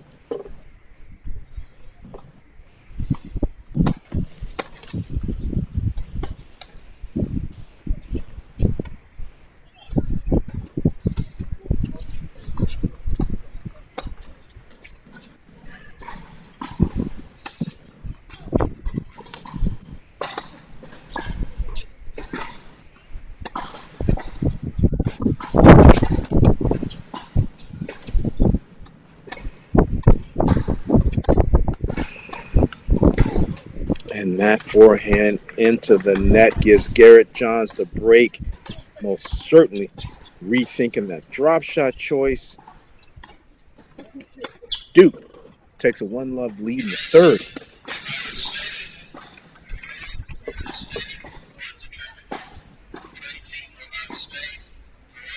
Let's check back in Illigan and Segerman.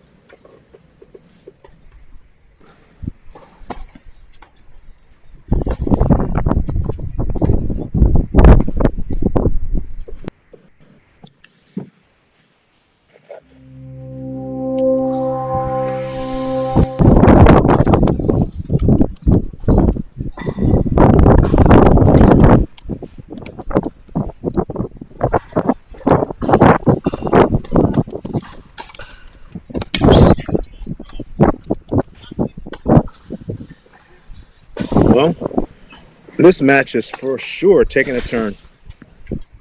Tar Heel is stepping up and putting his pedal to the metal.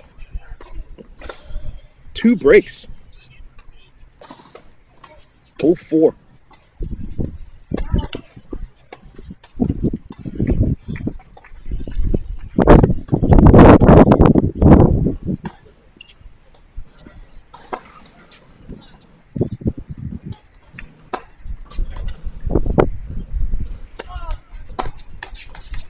There's that lefty move, standing a little bit wider in singles. Excuse me. Trying to generate some severe lefty angle.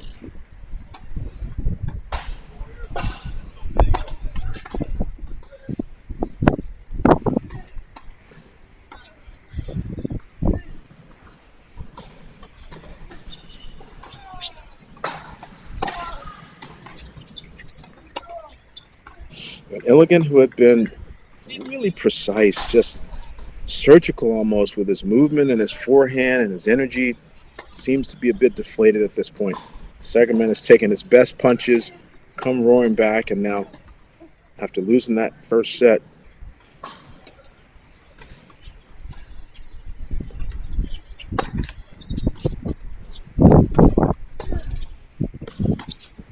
and all Segerman. I feel that play there, Illigan trying to take the forehand and pressure Segerman, not give him time,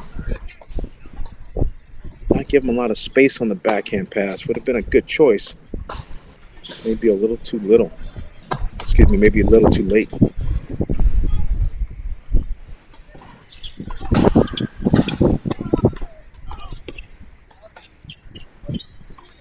$30 all.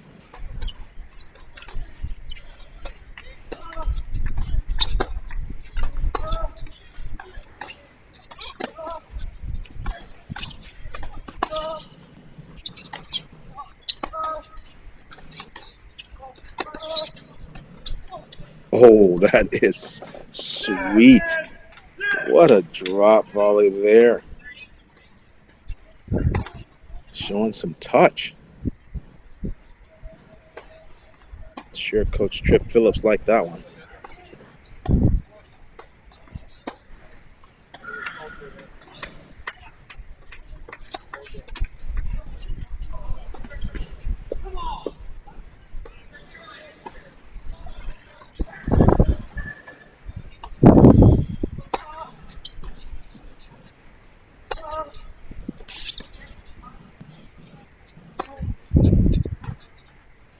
Good offense, good pressure.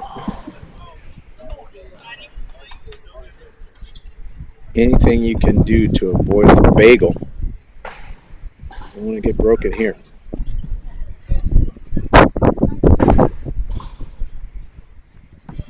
$30-40.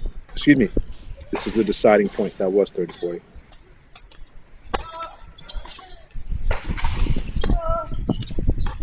And that is clutch. He hangs on. Won that battle. Not in a good position to win the war, though. Court 1.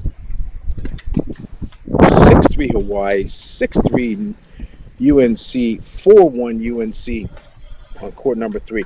Let's jump back over and take a peek at Styler and Spazziri. See where we are there.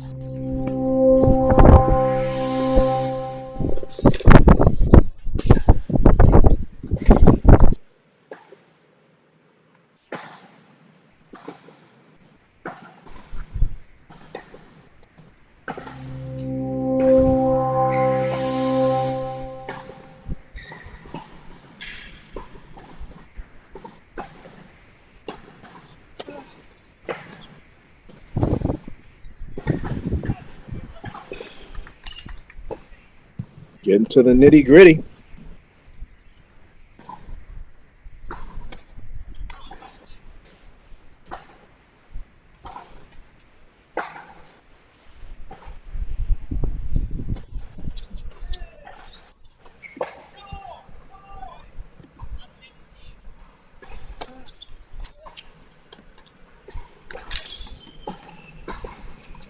Oh, wow.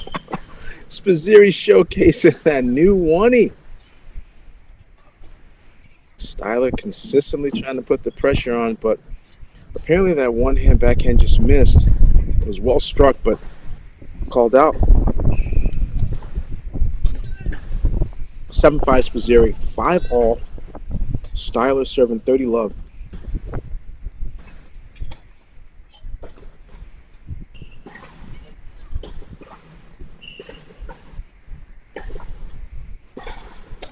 We are keeping our eye on some of those ladies' matches. They're getting deeper and deeper. Fiona Crowley up 3-2 in the third. Kylie Collins 7-6-3 love. Yaglada 6-2 ahead, down 5-6 in the second. We'll keep an eye. We may have to shift back there in some moments. It's a big boy second serve. Great disguise. No idea where that one was going. But now the scoreboard says that one was called out. So, hey, maybe I need some glasses because I'm missing it now. Tricky picking the balls off of these screens, but that was a double fault then. It's a good thought, but the execution didn't hit, so it's 30-15.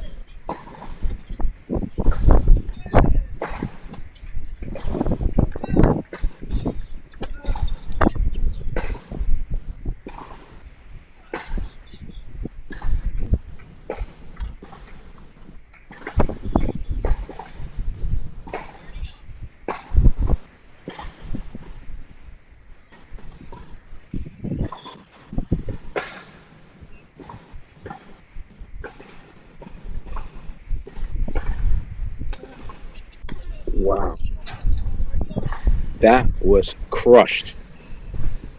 Spazziri is making this move. He is 2 points away from a break, and he could try to serve this thing out.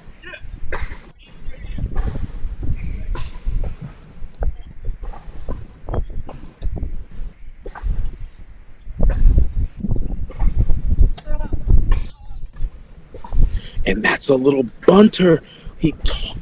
What an anticipation. He read the serve. He saw it coming.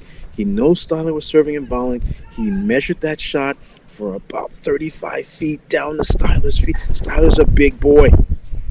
6'5" senior. Did not handle a low off-speed chip that well. And now Elias Spazziri with 2 break points and an opportunity to serve for this match.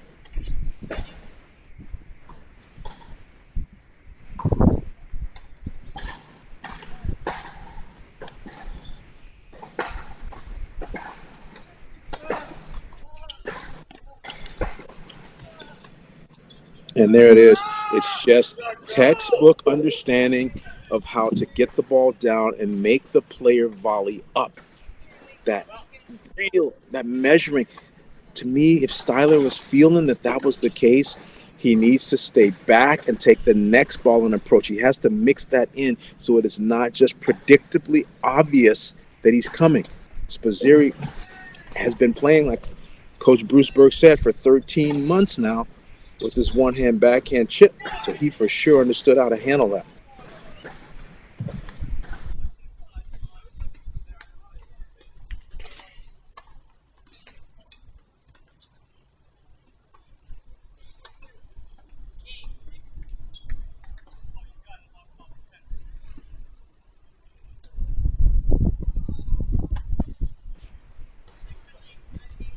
Elliot Spazziri now getting ready to come to our screen, to this side.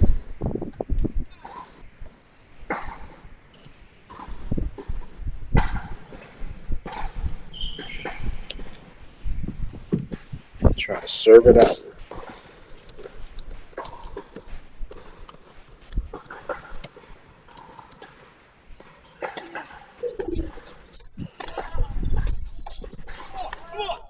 There's some residual disappointment from that last service game. That forehand is flying without any shape.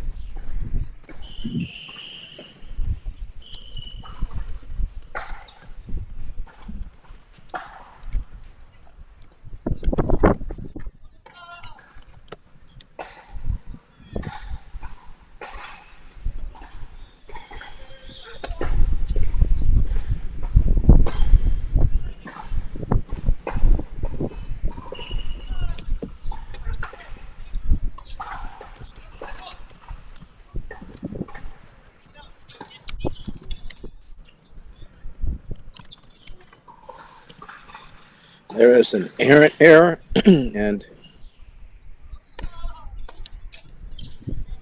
well, actually that inside-out forehand lands. Anytime it's close, I'm just going to look at the scoreboard to confirm.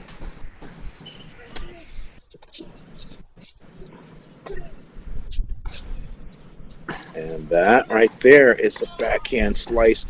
He came across his body there. He needed to move up and feel that ball a little bit better. Because it was a little bit higher, Spazziri didn't feel like he needed to bend his legs. It's not that knee bending is always necessary on higher balls, but that would have helped that shot a little bit. Easy to get tight there, given the circumstances. 15-30.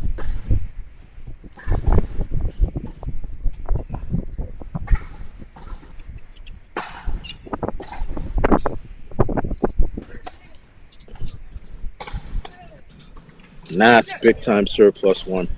He loves that play, knows it well. It's always key to run your best stuff. Closing time.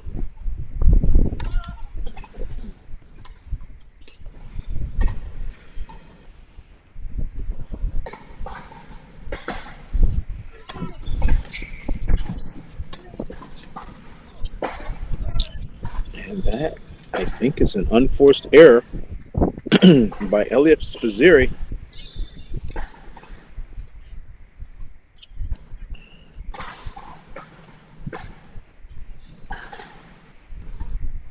break point. Oh, that's such a smart serve. Been doing a ton of serving out to the backhand, and so he caught him off guard with a 3/4 pace T serve. And now Spazziri is sitting on a match point here. And what does he choose? Does he go backhand or does he go forehand? And he goes backhand and gets the free point. He is pumped. That is a major celebration because that could have gotten sticky getting into a second set tiebreaker with Styler. So no. Elias Spazziri, 7-5, 7-5 over Andre Styler. What a win. Let's quickly go back to the Segerman Illigan match and see if they're still going. Segerman was in closing position.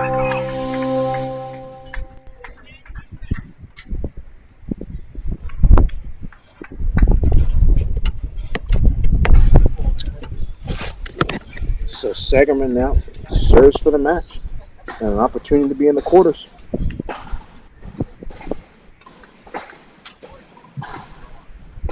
After we watch this, we've got a lot more people at closing time. Fiona Crowley, 5-2 in the third. Kylie Collins, 7-6, 5-love. So we got a couple other opportunities.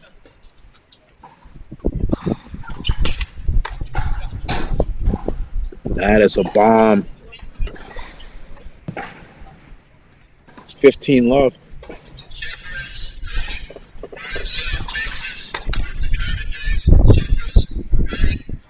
Extremely high percentage of winning matches when you're serving for it if you win the first point.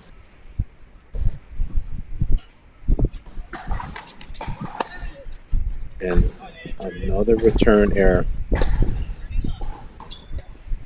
You can see it in Illigan's face. Writing's on the wall. 30-love.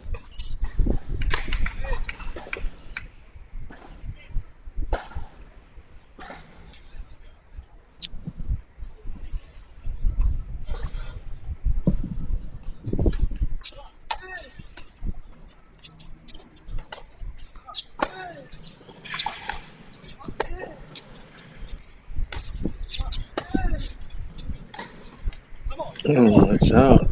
That's going to be tough. Kylie Collins may not allow us to get to see her match point. She is cruising over there. 30-15 here. We'll keep an eye. We'll show that Kylie Collins match point if we can get to it.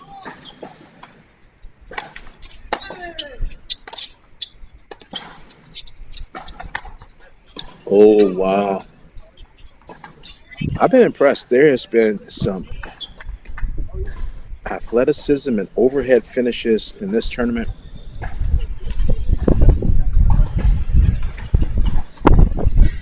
Looks like we have simultaneous match point here.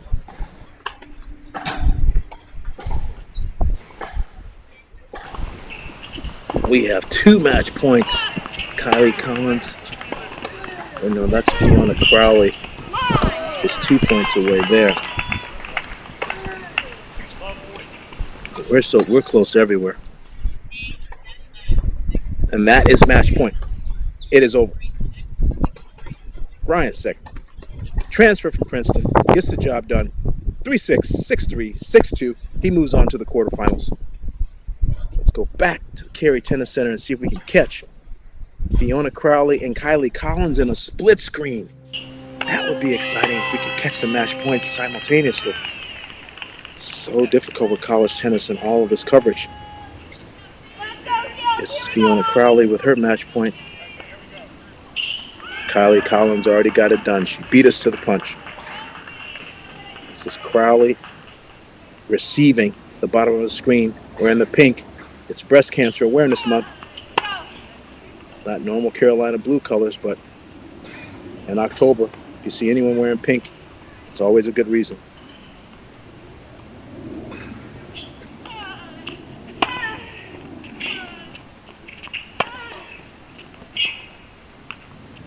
A little long.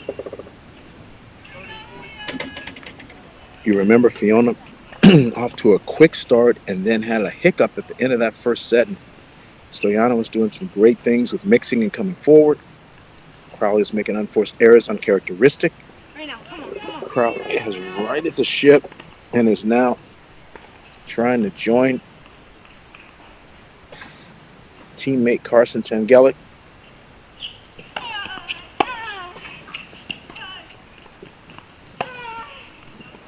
And that's one of her patented backhands, but I'm not so sure that was the time to go for it. I think it was a low ball and a tough risk.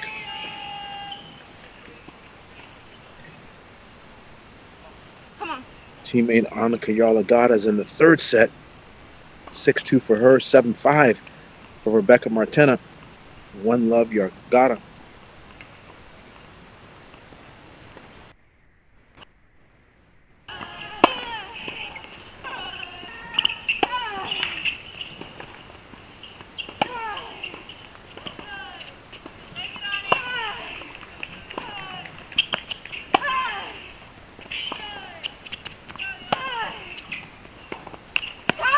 And there it is. Fiona Crowley fights it off. Keeps hanging, keeps fighting, keeps scratching, keeps clawing. And Crowley. 3-6, 6-1, 6-2. Joining teammate Carson Tangilic in the semis. They could not have all four in the semis because of the way the draw came out. But possibly, if Annika Yaglada gets it done, it would be 3 Tar Heels in the semis of this tournament. Wow. Let's sneak back across and check in on the Bernard and Garrett Johns match.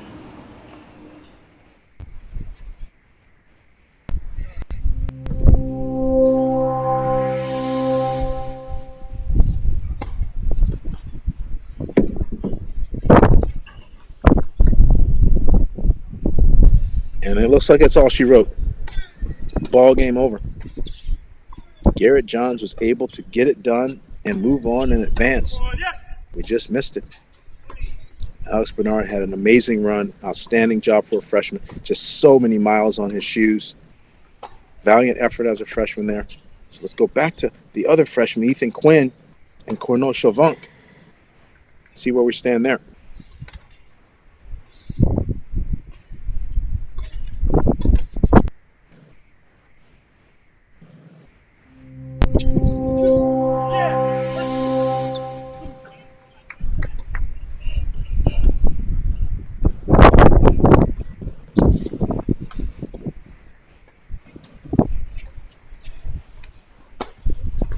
And it looks like we are in third set. Ethan Quinn getting that big break in the second set. Was in a little bit of trouble there, and he has turned this around.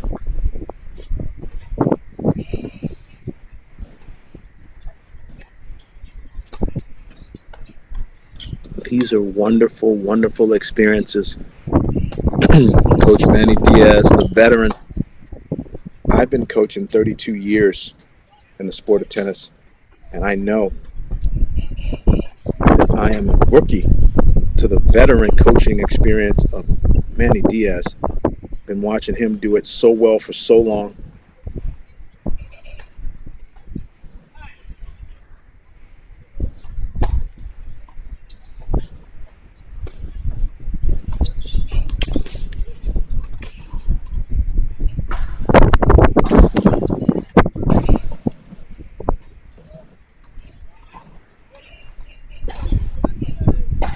Remember, folks, I'm staying with you here just for a little while longer, and I'm going to be passing the baton to Editor-in-Chief Alex Gruskin, who will be carrying you the rest of the way. I've had an amazing 2.25 days here calling the ITA All-American Championships on Crack Racquets.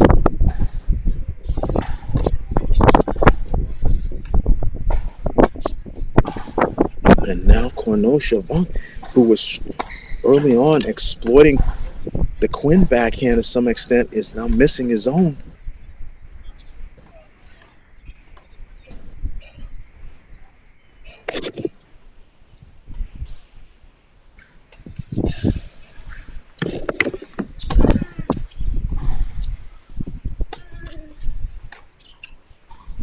And now missing routine forehands as well. And looks surprised and shocked. And he has a real short window, I think, to get this together. Because if he doesn't, Ethan Quinn most certainly knows how to win. He has done a lot of winning this year.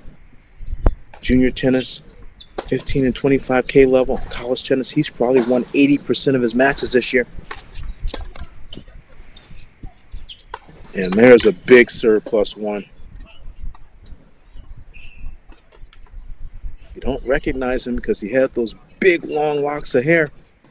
Part of the tradition of being a freshman at Georgia is to get that haircut.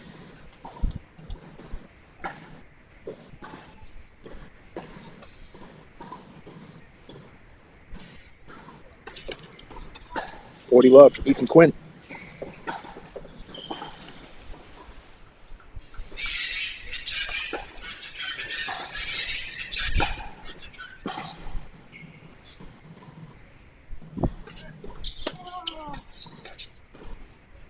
Fell off his back foot.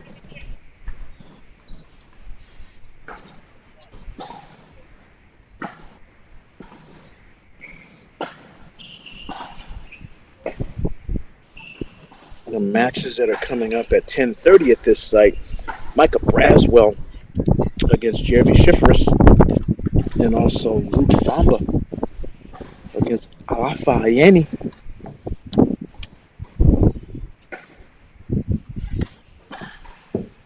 Rodash against Henning. Basing against Woldeep. That's still to come. But Ethan Quinn now is showing some maturity and some experience. Freshman who? Freshman what? He doesn't look like a freshman to me. He looks like a polished veteran here. Flipping this script and coming back, and now putting some space between he and Cornu Shavank in the second and the third.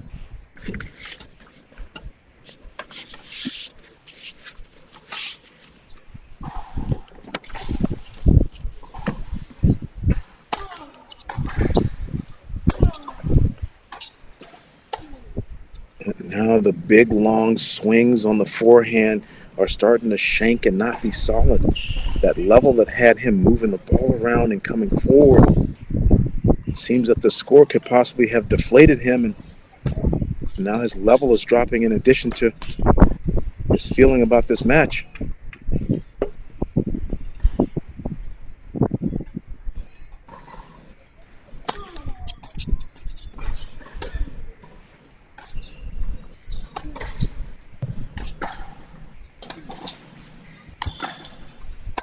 And now Quinn, the strength, the power.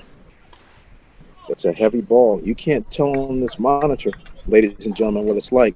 But if you were down there trying to run those balls down, especially because a guy like Quinn with the big weapons gets a new can of balls in that third set, it helps the offense. If you have a big game, the early parts of sets can possibly be, you can be aided. Those shots can get a little bit more sting. Big serve. 15-30, trying to hold on.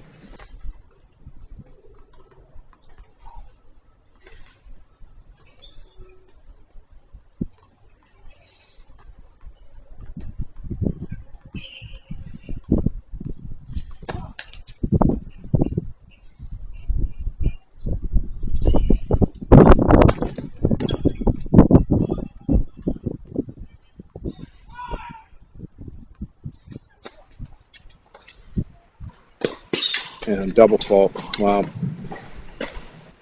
He is really struggling now.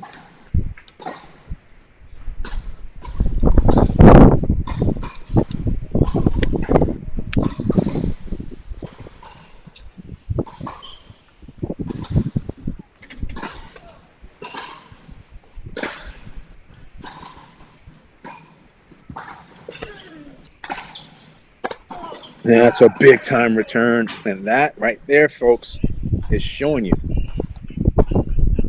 Ethan Quinn is in the driver's seat to get this one done.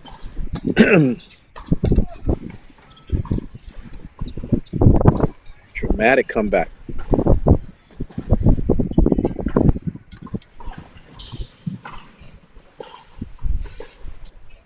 going to pepper back and forth a little bit.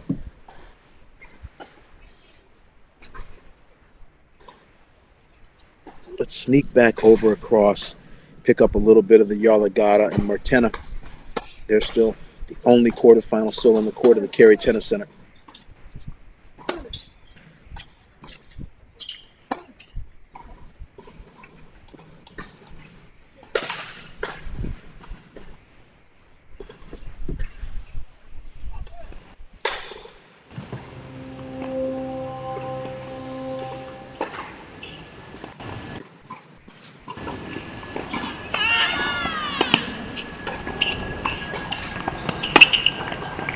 Martena on the near side, Yaglada on the far side.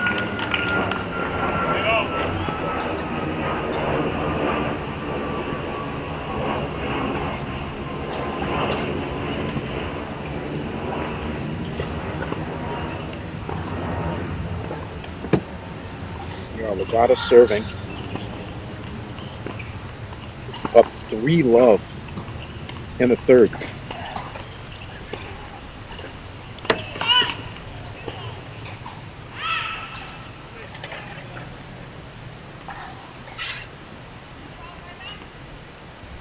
Again, Yaglada, senior for the Tar Heels, waited her turn, number 7 player on the team for 2 years before she got her opportunity.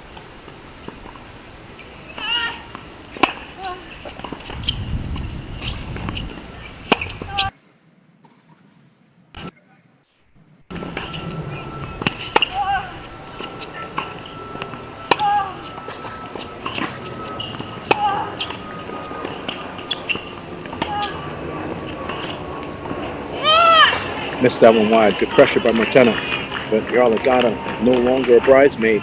It was just hard to find a way into a lineup that had Alexa Graham, McKenna Jones and company.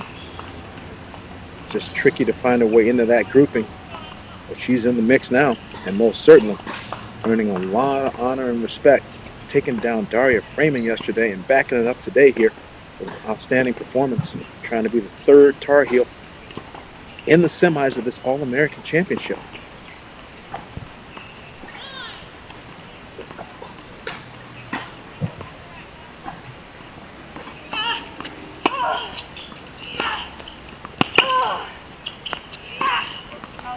Missing it wide there.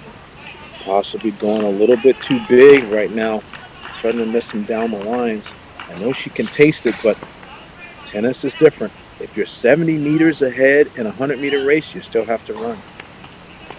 Tennis, you have to finish the job. Amazing storylines. No seeds left in this championship. On the women's side in Cary, North Carolina. But there's some new stars that are emerging. 2 of them right here.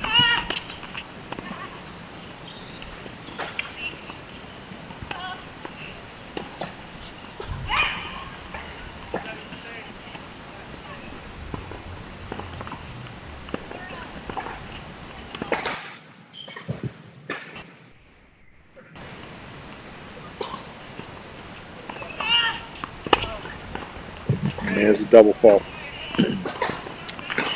So Martena breaks there. Yeah, definitely not a good game in that middle stage of the set. You want to keep up your momentum. It's always the hardest thing in sports. Maintaining your level until you're done is tricky at all levels of all sports.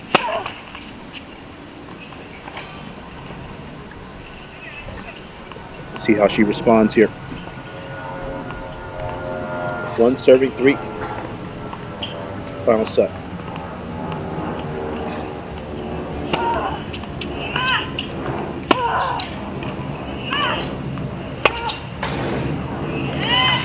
Martena forehand has actually been missing a little bit.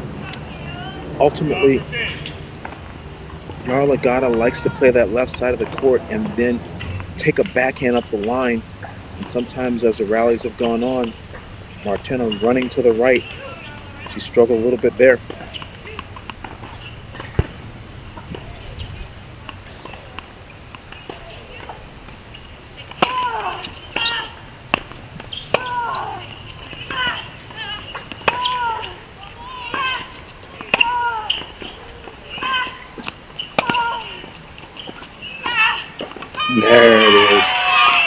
court position, the willingness to take the ball in the rise, the court position, she's keeping her head still, transferring her weight. That's how you're able to find little angles like that. That's not an easy shot to find, but it's easier from the court position Yaglada keeps playing from. She's been inside the blue so often in all of her matches in this tournament.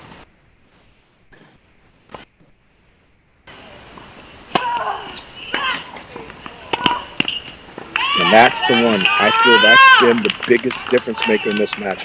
The pressure hard through the Martena forehand corner has generated some errors, and now an opportunity for a break potentially and take a commanding 4-1 lead. It'll be 2 games away.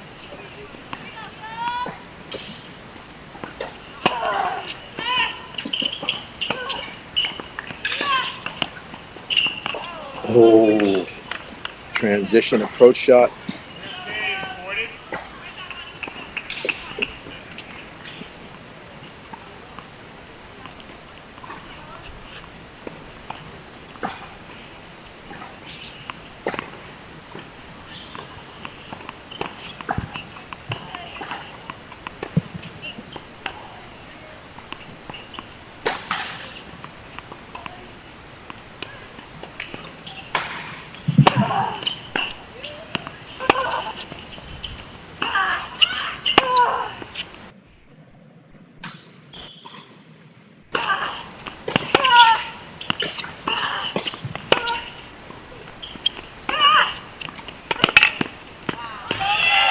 Oh my goodness.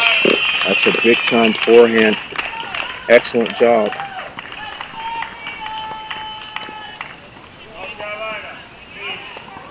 Yaglada goes up 4-1.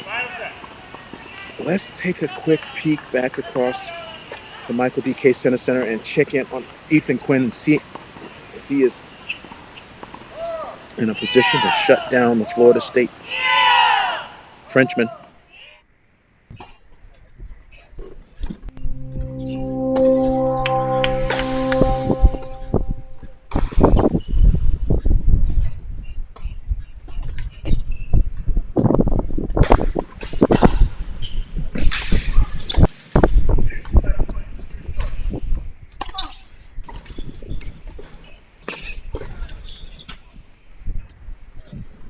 Looks like that was a drop volley attempt by Ethan Quinn after getting into the service box. And I think the passing shot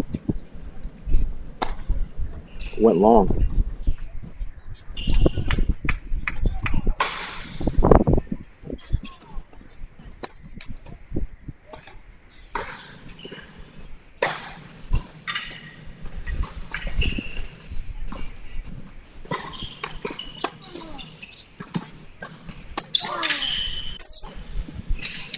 Unforced error there.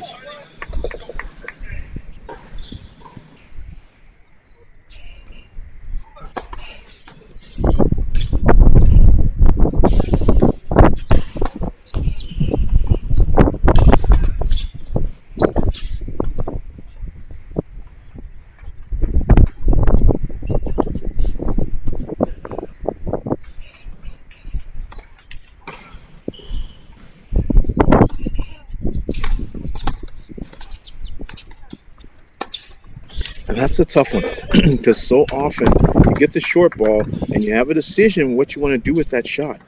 And he goes back behind, but Cornu didn't move. He stayed home, so it was right there, pocket forehand. He was able to get the passing shot into a tough spot. I don't know. Old school geometry dictates that goes down the line.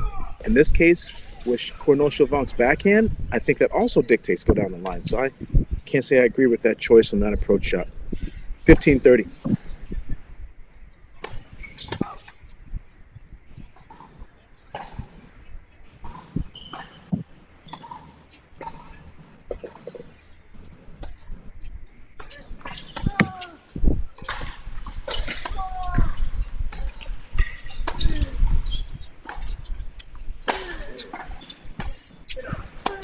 Unforced error.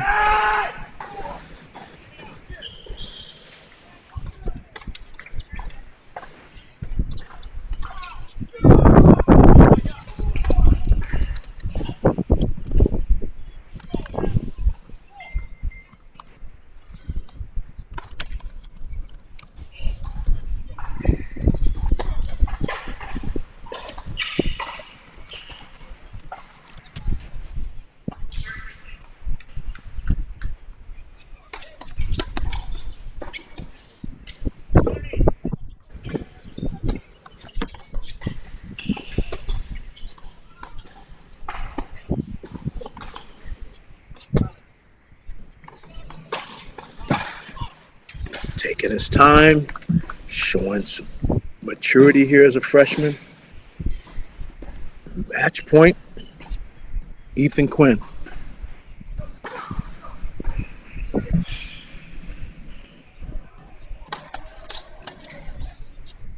And there it is. That's all she wrote. Let court tweener attempt, but to no avail. It goes wide. Ethan Quinn, #1 newcomer.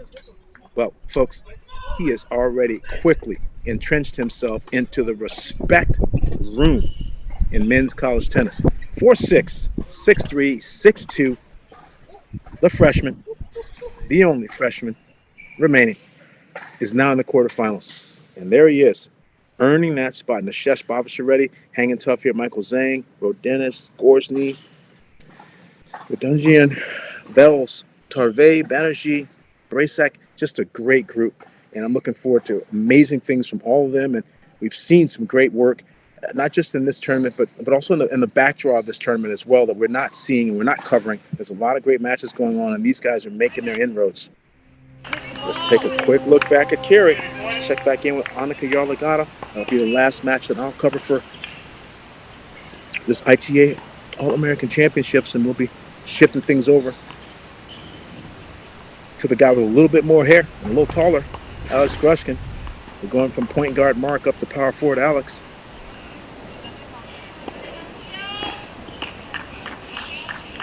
Annika Yaglada won the first set, lost the second.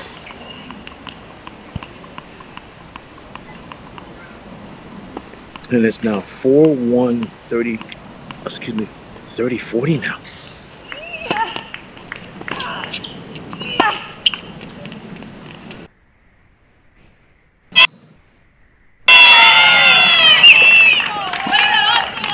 I think with that shot.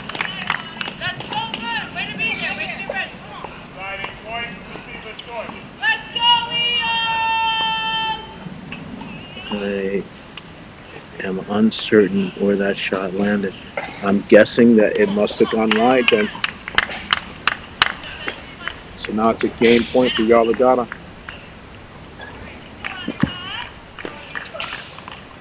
Yaglada, 5'8" senior. Martena, a Latvian senior for Tennessee.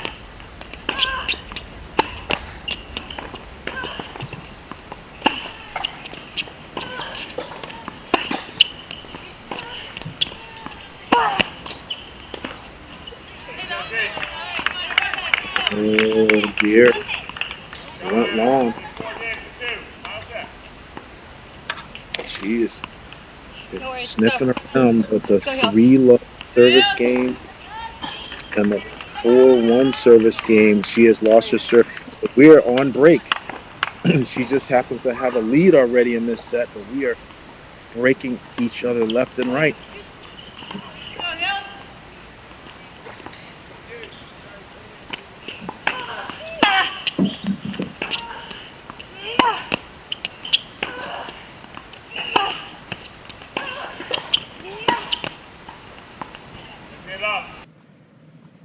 Forehand long.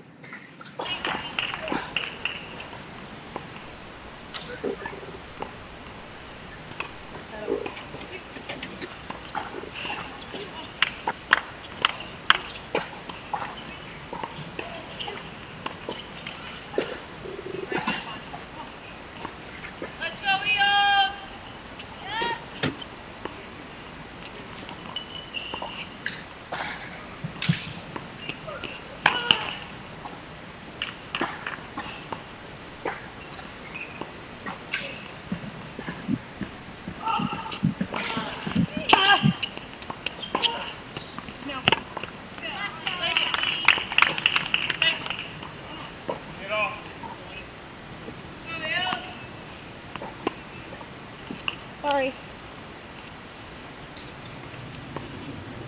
I just think that whichever player ends up, I mean, it's easy math to say, but I still think that psychologically, whichever player gets a hold is going to be really helpful in this stage of this match.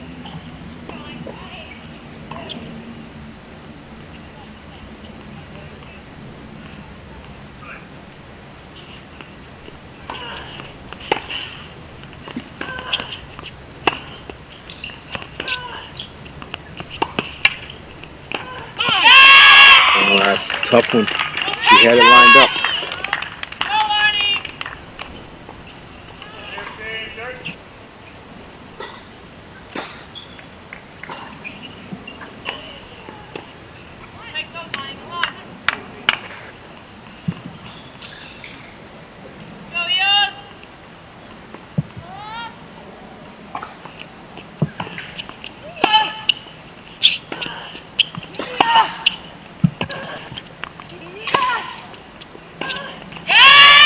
Drawing the unforced error. Good ball striking, good attitude. It just seems like in these service games, the server's getting down. They're missing first serves. The server's getting down, and then the returner is gaining sort of break confidence.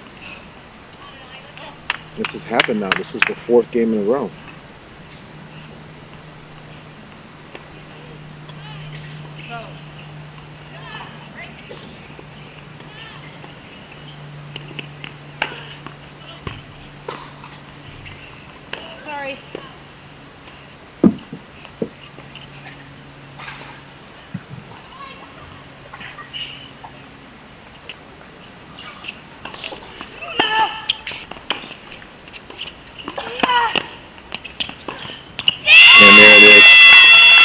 Yaglada winning a battle on the right side of the court, answering the bell, saying, I am most certainly going to do what it takes to get this done. There's Coach Tyler Thompson, former William & Mary coach and been part of this Tar Heel staff for many years now. Keeps a real low profile, but the girls love him, have a really good relationship with him.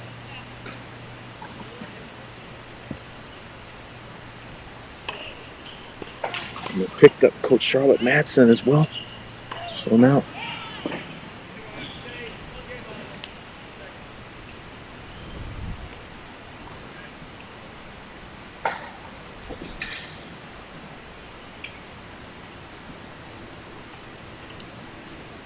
Yaglada one game away.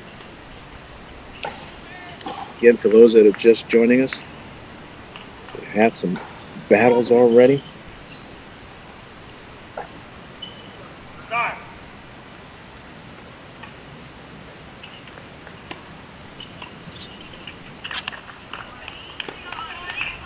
Carson Tangilic, 6'2", 6'3" over Abby Forbes. Fiona Crowley, 3'6", 6'1", 6'2" over Mary Stoyana. Kylie Collins, 7'6" love over Alexa Noel. Those are the three matches that are already in the books. And here's a possibility for the fourth.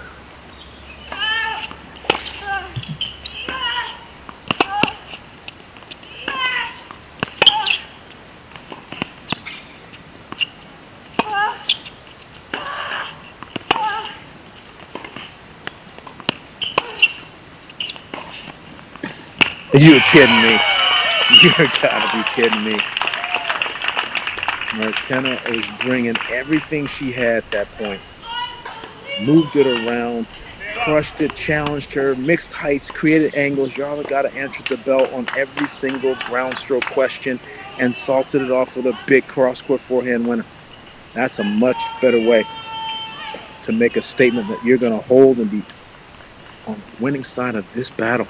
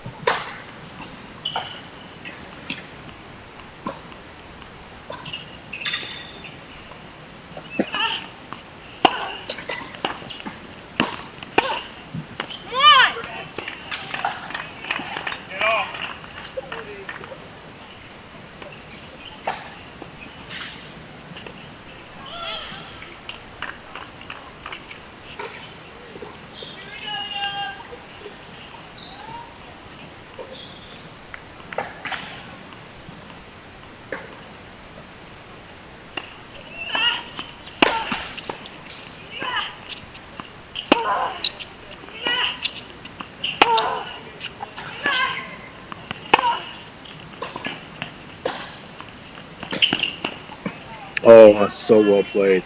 Great athleticism coming forward.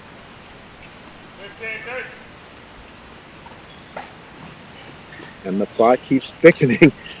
Holding serve in this set is just not something easy to come by.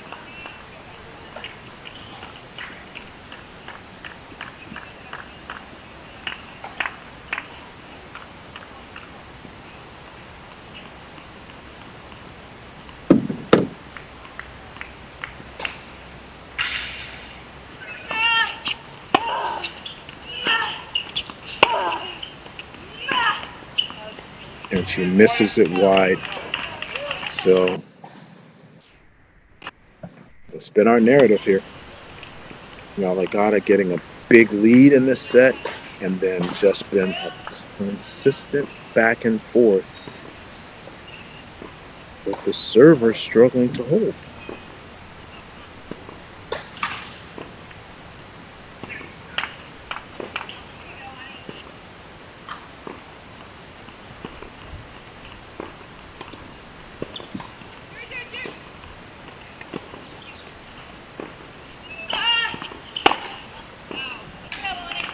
Uncharacteristic. Goes for a big return and actually over-rotates.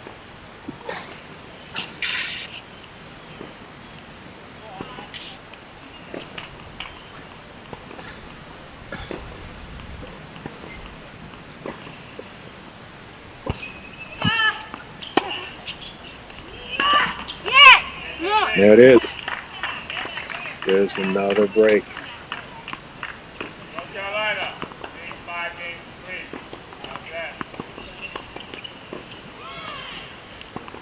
Well, if our pattern holds,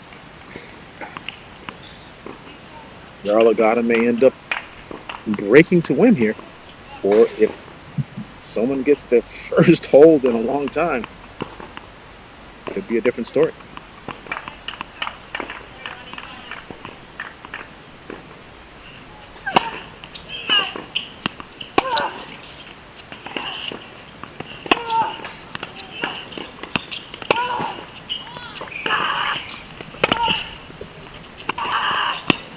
There it is.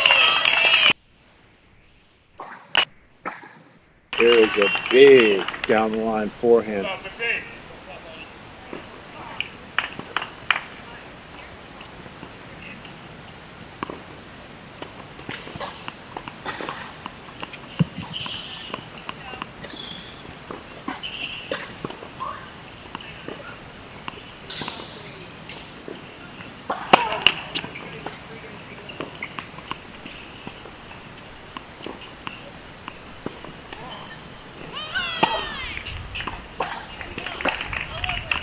There's a double fault.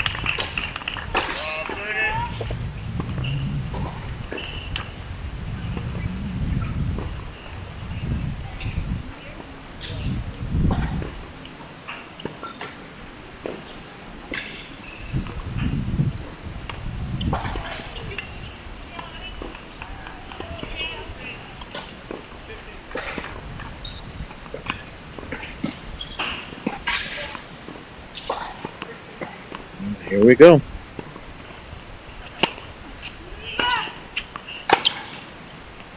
Oh, that goes wide.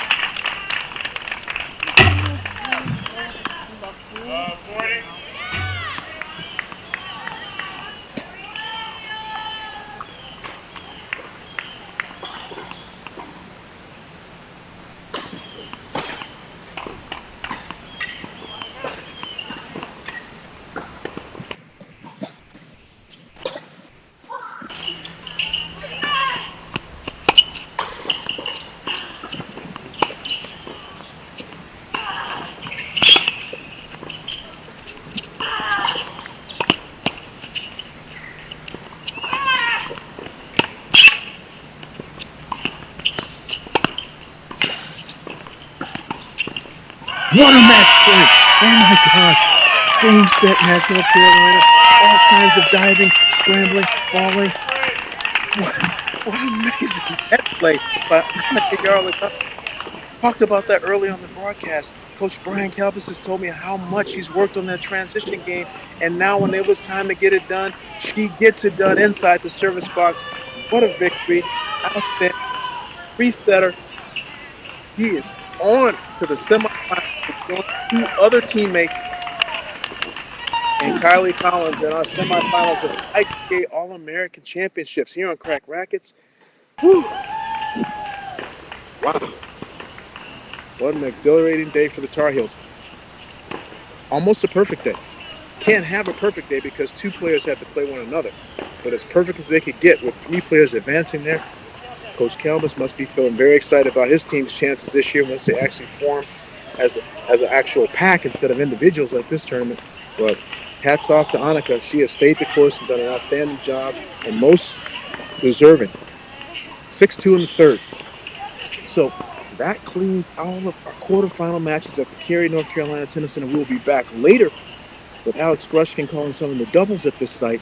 Let's shift back over to the Tulsa site, Michael D. Case Tennis Center. We have a couple matches that have taken the court. Men, again, the draw is double in size, so they're only in the round of 16. So there's more tennis to be played there in the singles, and then obviously doubles in both locations. We want to focus ourselves on Rodash and Henning now. We're going to shift over to that particular court, let you watch some of that, and I'm going to be signing off, and Alex Gruskin's going to be taking you the rest of the way, but I must say that this has been beyond an experience here for 2 days and change sitting in this booth chair. I am just always invigorated and excited and energized by all my time in college tennis, and been calling this a lot since 2014 and feel like each year has its own set of themes and storylines.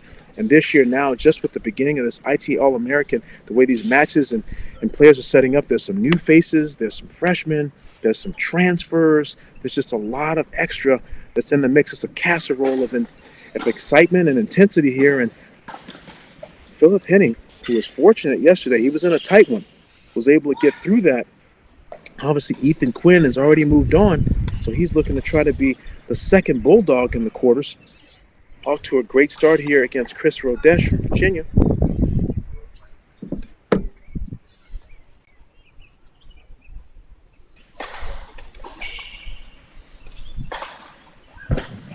Rodash on the near side, Henning on the far side.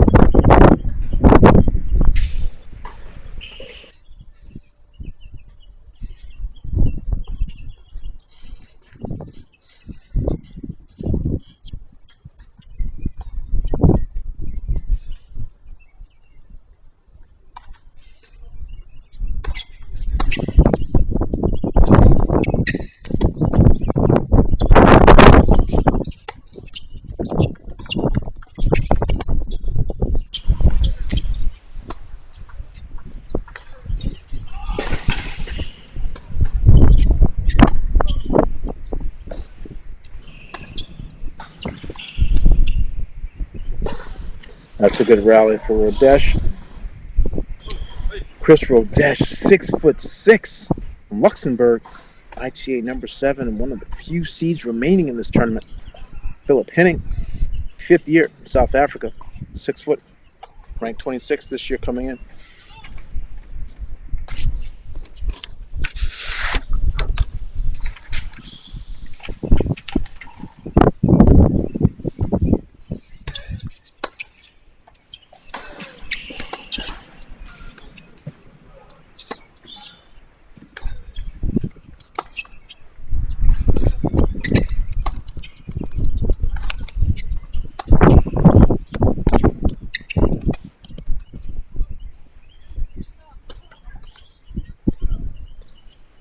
Rodash sometimes is interesting to me to watch because I feel that you would make the automatic assumption that because he's tall in stature, he's only going to sort of play more up-tempo, aggressive, and come forward. But he is very comfortable sometimes with his lateral movement and extending rallies.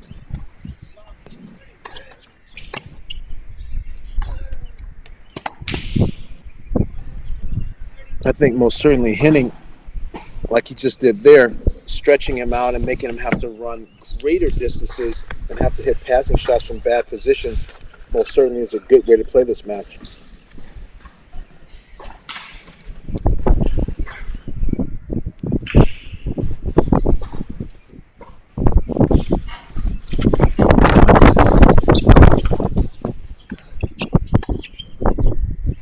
And I think that net pressure, making him hit some backhand passing shots as well, is probably why Henning is already in this position.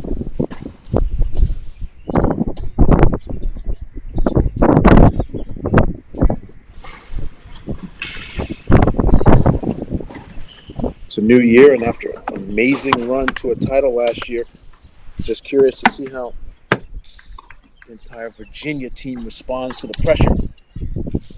Everyone chasing them, everyone wanting a piece of what they've gotten and earned last year. And Naki Montez, being a top seed here, ended up taking a loss early on.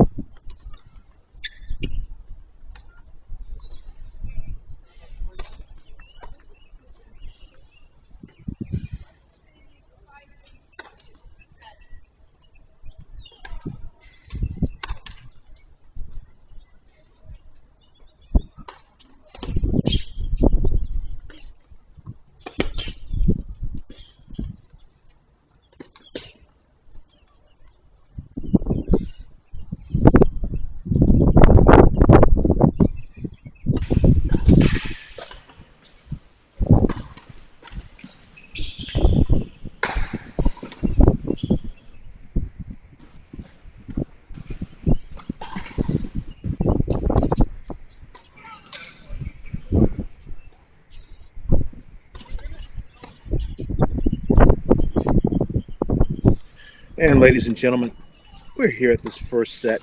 Philip Henning getting ready to go to close out 5-2 in the first set on Rodash. I just think Henning has done an outstanding job of movement, decision-making, ball striking, and approaching a little bit and keeping Rodash off balance. This is going to end my contribution to this championships. It's been a fun 2+ days. I'm giving the handoff, ran the shotgun. I'm got the ball. I'm about to hand it to Alex Gruskin, editor-in-chief here, so he can take you the rest of the way. He's excited to get back on so you guys can hear him as well. It's been an honor to be part of this. I want to obviously thank the entire crew. But ITA All-American Championships on Crack Rackets move on. And there's a handoff from Coach Baywatch to Alex Gruskin. Thank you guys, everybody. Immensely honored to the coach, and let's give a virtual round of applause if we can, please. Coach Mark Bey, I don't want to say filling in so admirably. He set the tone here. I got big shoes to fill, and I am honored, Coach, obviously to follow in your footsteps. Appreciate all the insights you have handed off to me as we get ready to continue our coverage here of Quarterfinal Friday. But as always, shout out to Coach Bey. So grateful for his time. Again, the man has forgotten more tennis than all of us will ever know, and just immensely grateful to have the opportunity to, pick his brain and hear about the best of the best in the college tennis world. So hopefully he has set the scene for all of you. And of course, as you see on your screen, Phil Henning serving for the opening set, but perhaps you can hear it in my voice. I'm back and I'm ready for the rest of this ITA All-American Championship as our college tennis coverage of this 2022-2023 season kicks off here at Cracked Rackets. Immensely grateful for all the kind words we've received over the course of the past few days. I know college tennis fans everywhere as excited for a new season as we are here at CR. But we have two familiar faces is where we're going to kick off our coverage right now. Phil Henning, one of South Africa's finest, has competed in the Davis Cup multiple times for his home country. The senior on the precipice of a very loud first set. And again, he's, if anything, Georgia Bulldogs hungry entering 2023 after certainly a disappointing ending to their 2022 dual match season.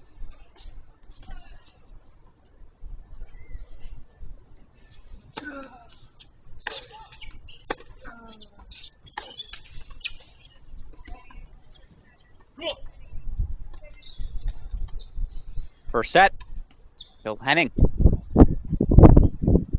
6-2, he takes it over the rising junior. That's a weird thing to say out loud. Chris Rodash already a junior for the University of Virginia. I guess that makes sense, as of course the Virginia Cavaliers, I'm just going to say it now, likely your preseason #1 on the men's side. They bring back just about everyone. That special class of 2024,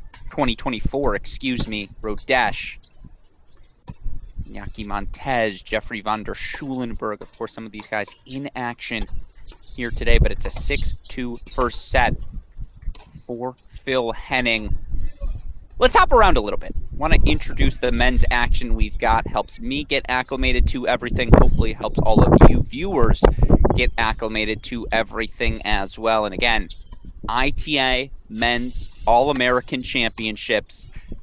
This is the tone setter. Some of you may remember who won these ITA All-American Men's Championships a year ago. Well, it was a guy by the name of Ben Shelton. And I don't know if you've heard, but he's now an NCAA singles champion. He's now a pro tennis player. He's very likely on his way to the ATP Top 100. These individual events matter. Early in the season, you capture that momentum. Find your footing. Good things to come. With that said, I want to head over to court number 3. Super producer Dana Westoff, if we can. Of course, we're going to hop around not only between the men here in Tulsa, we're going to head over to the women's action over in Cary, North Carolina throughout the day as well. The big storyline here, 3 North Carolina Tar Heels into the semifinals of this event. I think some of our college tennis fans will know my fondness for some of those Tar Heel teams over the years. Just again, the depth, the sustained excellence. Lots to enjoy, certainly. And only one main draw match going on in Cary right now. Actually featuring a couple of Michigan Wolverines, Texas A&M Aggies, as it's Brandstein Goldsmith, taking on Miller and Brown. Super producer Daniel Westoff, I know it. You've missed me. I miss you too. For the record, I've been in Los Angeles for 2 weeks. That's probably the longest Westoff and I have gone without seeing each other since February 2020. Rough estimate. So I miss him. I'm glad he's been able to keep all of you guys company over the course of the past 2 days. And I'm going to ask him to flex his muscles and get ready for a little split screen action with Cary. As soon as he's ready to go, we'll rock and roll here. But we pick things up court 3 at the Michael D. Case Tennis Center in Tulsa. One of the most beautiful facilities you'll find in the country.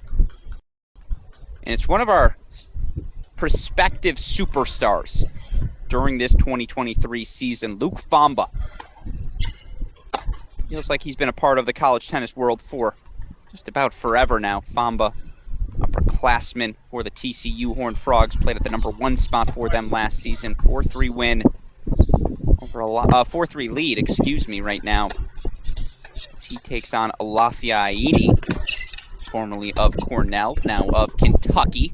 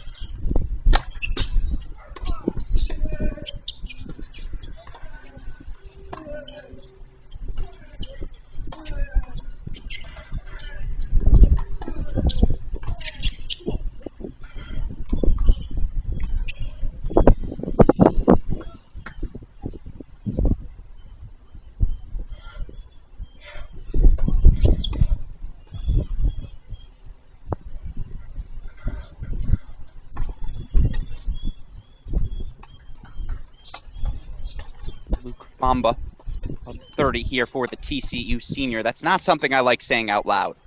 How is Luke Fomba already a senior?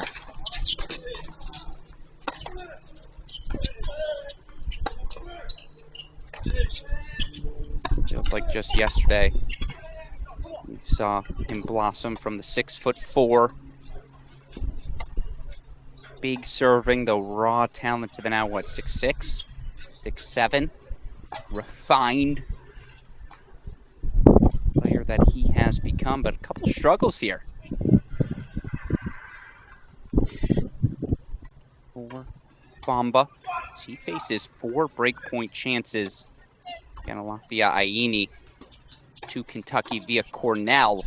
Heck of an upgrade's the wrong word. Heck of an addition this offseason for the Wildcats.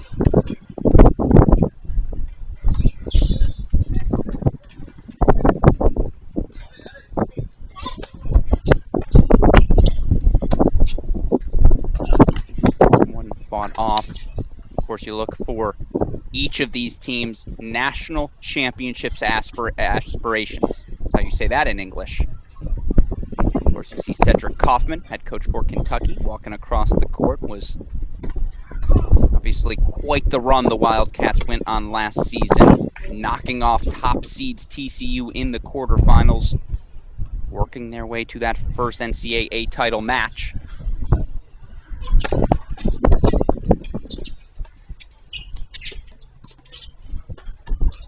Some scholars have argued Kentucky could be even better this season, and one of the reasons, the addition of Lafayette, who breaks back for 4-all here in set number 1. All right, time to flex the muscles. Let's go split screen. Super producer Daniel Westoff, best in the business for a reason.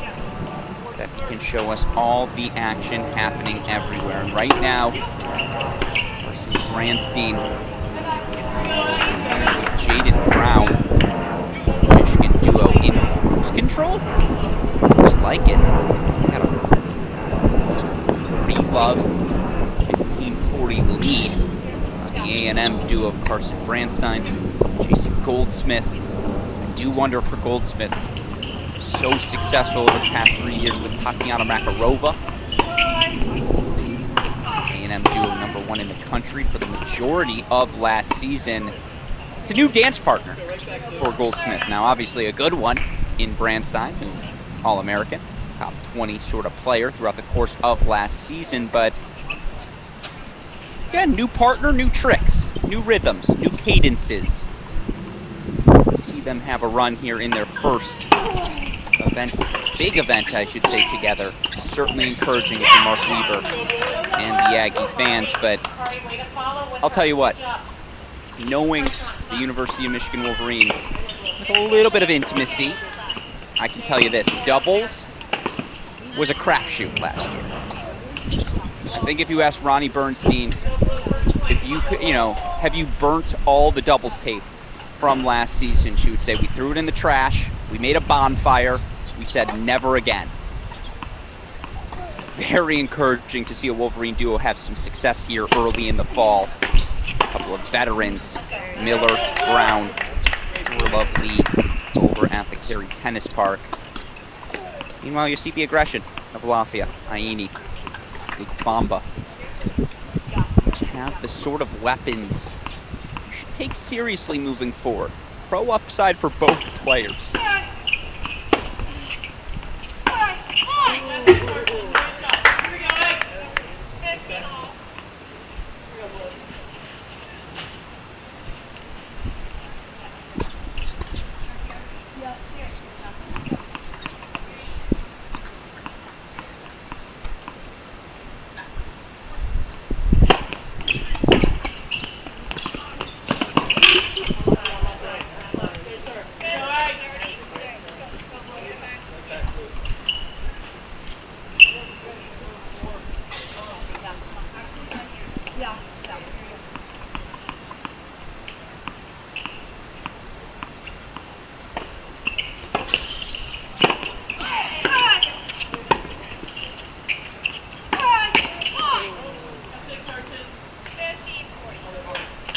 Here's a little bit of an opening for the Aggies over in Cary.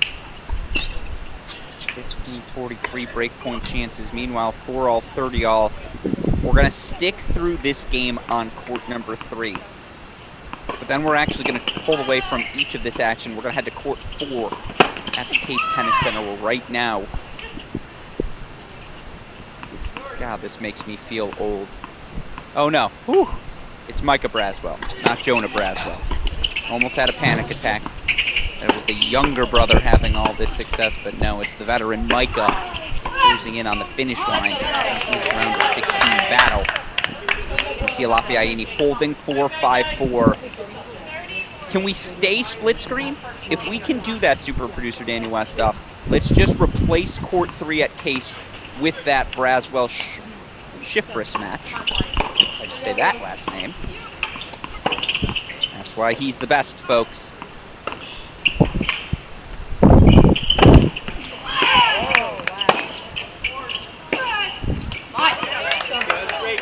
And by the way, while they're on our screen, Cary Miller's a lot of excellent things. Top 20 singles player in the country. Pound for pound, one of the best fighters you're going to find, men's or women's side in college tennis. But double specialist is not a title anyone has accused her of. So this is an interesting duo and an interesting start.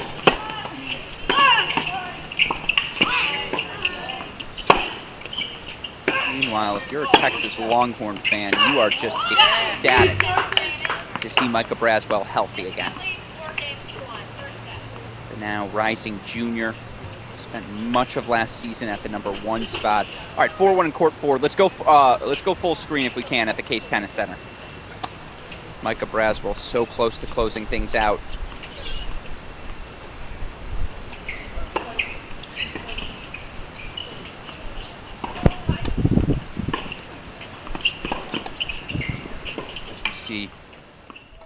Jeremy Shifris looking to stay alive. Shifris, maybe the result of the tournament so far, as he knocked out top seed Stefan Dostanik 6-4, 3-6, 6-4 yesterday. An impressive first-round victory for Yusuf Rahane, of Florida State as well. But right now, it's Rising Junior Braswell for match points.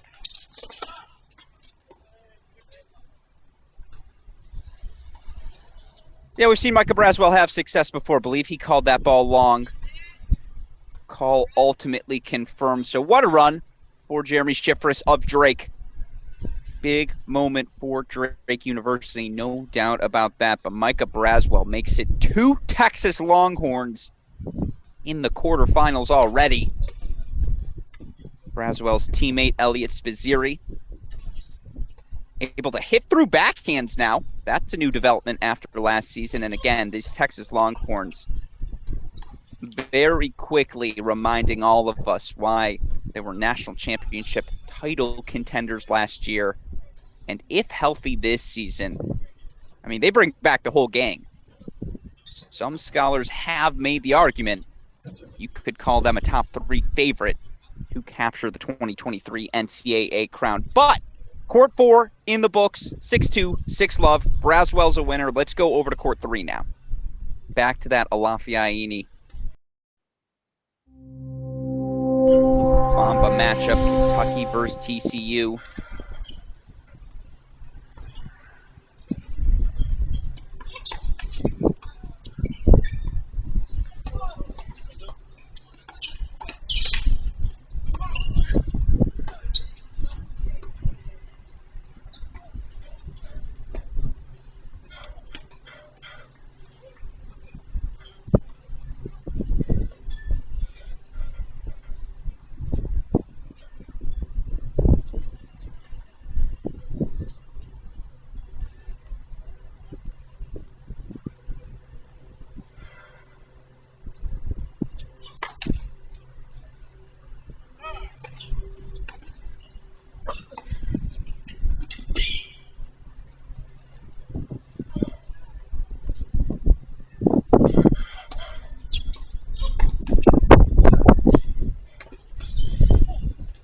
Quite the reversal here.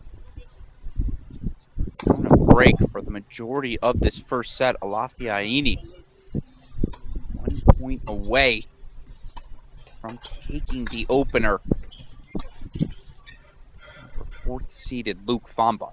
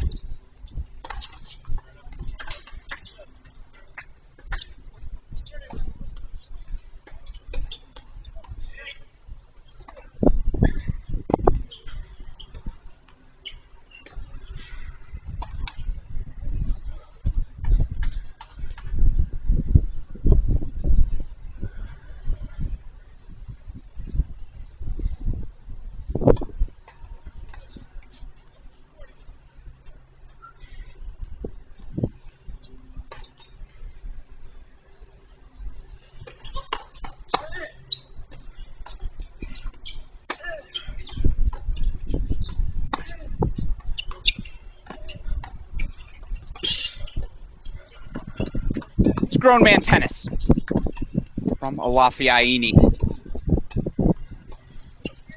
Transfer making his presence known.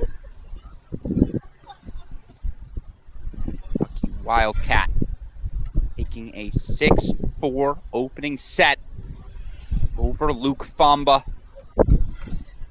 With that said, just a quick reset. Alex Gruskin, immensely grateful for the opportunity from the ITA able to broadcast this action to you. This is really, all due respect to the summer circuit, you know I love you, ITA summer circuit, but this event being played, you know the fall season has begun. And boy, do we miss college tennis here at Crack Racquets. So many outstanding matches still to come. It is 2-round singles day.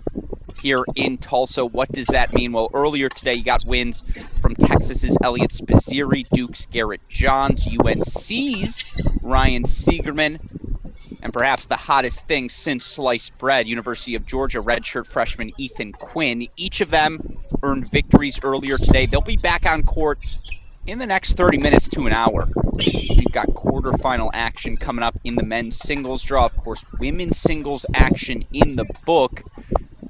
If you want to be anything right now, it's a UNC Tar Heel. Tar Heels earning 3 of the 4 quarterfinal spots.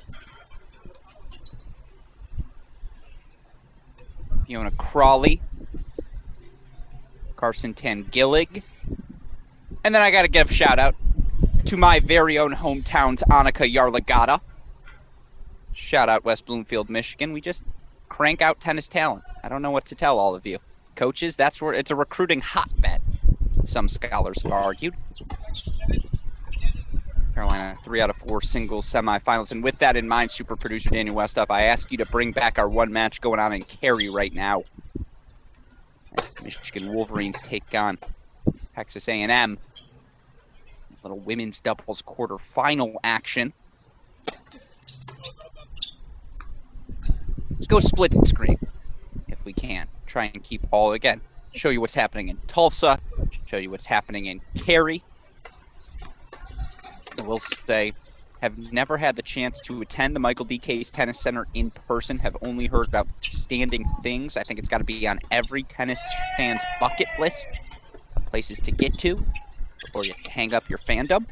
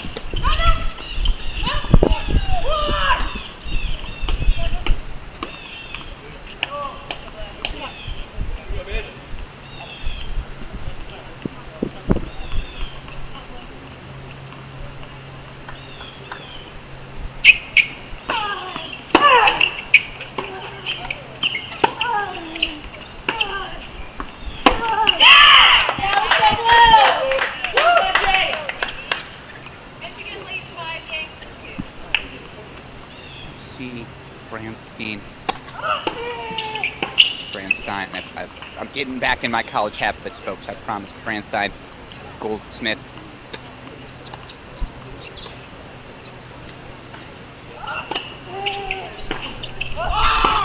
A little bit of a push, and it is Miller and Brown. Okay, 5-2. Green's lead. Meanwhile, Lafayette has seized momentum, and it was a really good pro summer for Lafayette.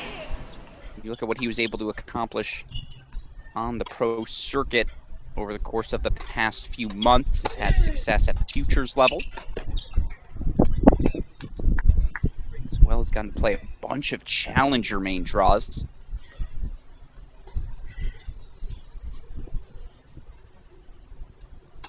Perhaps most notably, Lafayette, a victory for former Australian Open semifinalist Kyle Edmund in Winnipeg back at the end of July. It's all Lafayette right now. I believe that's what, 5 straight games for the Kentucky Wildcat. It's the senior making his presence felt in his first week in the blue and white. Meanwhile, again, let's bring back that action in Cary. I know it was a changeover, but on the precipice of a first set ending, don't want to miss out on any of that action. Wolverines on the near side of your screen. Love 15. They're now 3 points away from the opening set. Can we get an update on court 1? super producer Danny Westoff in the Michael D. Case Tennis Center over in Tulsa. Phil Henning looked awfully good in set number 1 versus Chris Rodash. Let's go check in on that match, why don't we, as we hop around here on quarterfinal day. I'm sure now some of you already are thinking, man, I miss Mark Bey. This guy Alex has ADD that's just forever untamed. You might be right. This is the fun of the college tennis universe. We have that opportunity to jump around and right in time for a deuce point. Come on now. Henning, senior, Georgia. Rodash, junior, Virginia.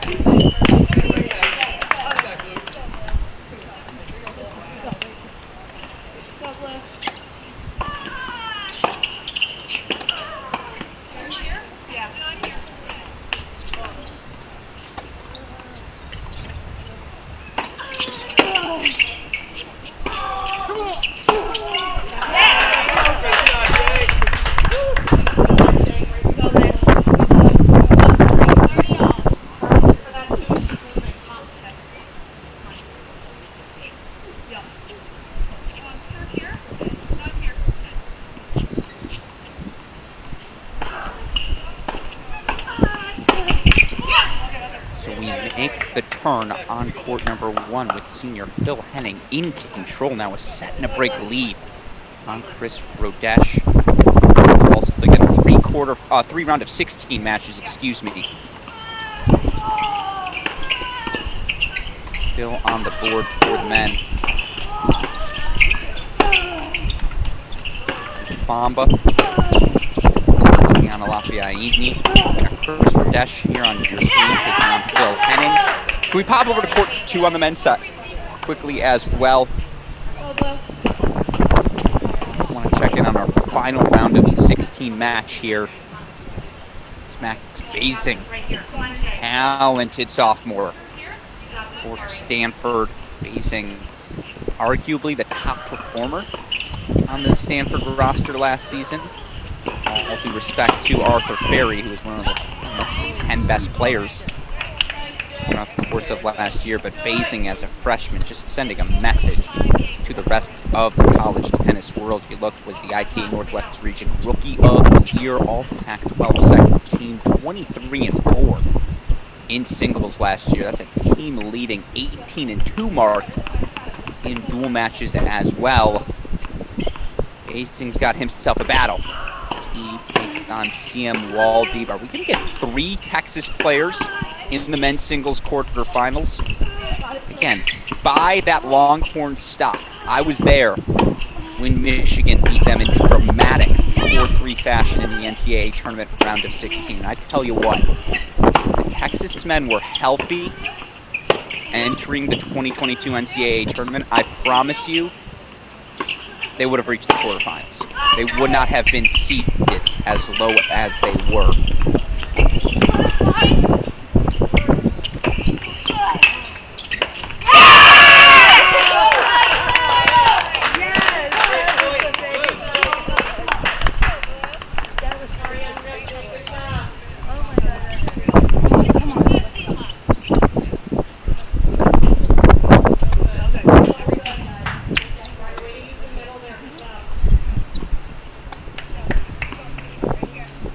Holds 4-5-4. So let's pop back to that Henning match if we can.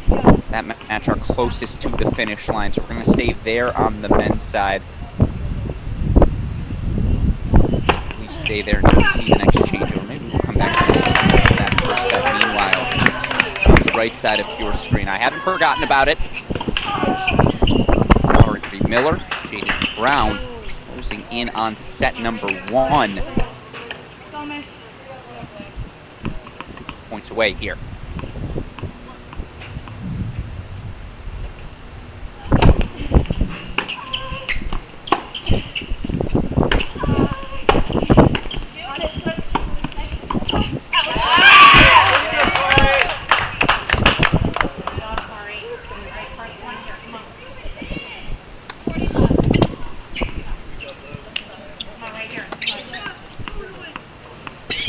I hate to say it, I think our scoreboard might be a hair ahead of our live stream.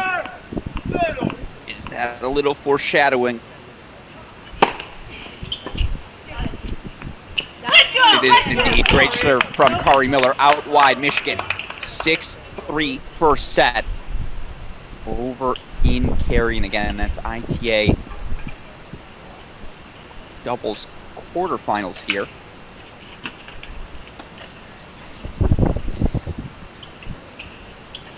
Excuse me, round of 16 action.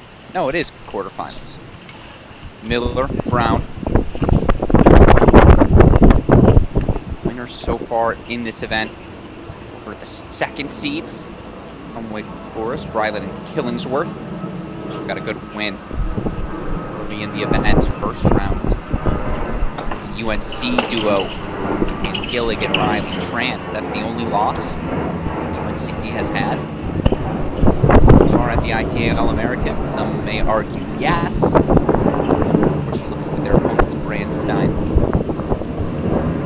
and Goldsmith. Good wins over Oklahoma State duo. Miyamoto and Novak got a good win for the Boston College duo.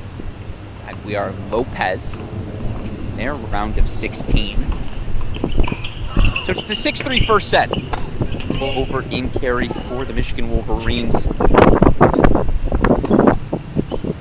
going to ask you to do something funky here, super producer Daniel Westup. I know we have a couple of matches approaching the finish line.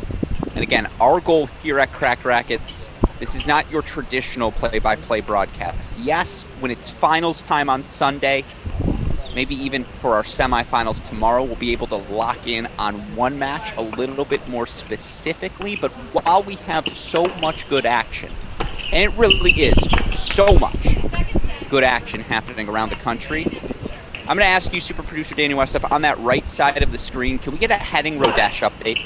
Can we throw a second matchup in Tulsa on that right side of the screen? Still early stages of the doubles. We'll keep our eye on it. But that Henning Rodash match has gotten interessante. To quote Cracked Racquets President Dalton Thieneman. Henning went up a break.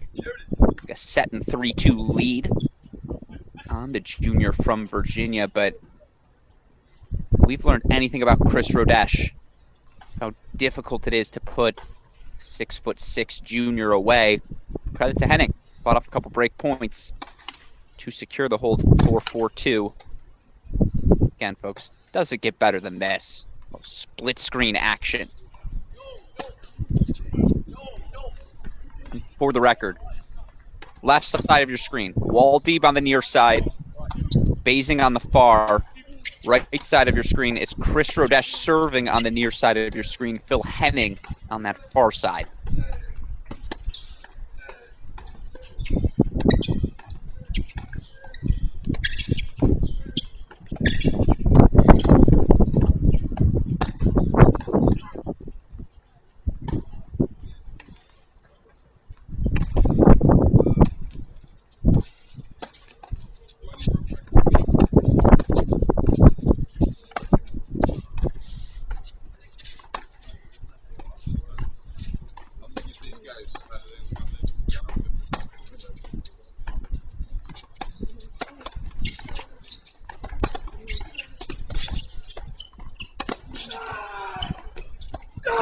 Discipline from CM Waldeep, who lets out a roar. Waldeep holds 4-5 all to extend our opening set. Again, 2 Texas Longhorns already into the ITA All-American quarterfinals in singles. Elliot Spazziri, Micah Braswell, winners in their respective matches today against Andre Styler. Jeremy Shifris, excuse me.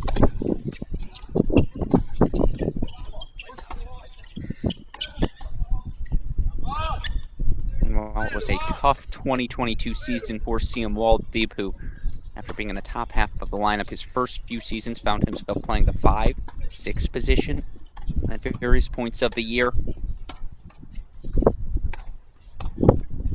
Right away, you can tell. It does feel like Waldeep's one of those guys you could circle for a massive bounce-back season. And if he does, again, the upside of this Texas men's tennis team is national championship. It's that simple. It's Waldeep now 2 points away from a break. Phil Henning 2 points away from the insurance break, which, dare I say, would almost act as a de facto match point for him here should he manage to get the break.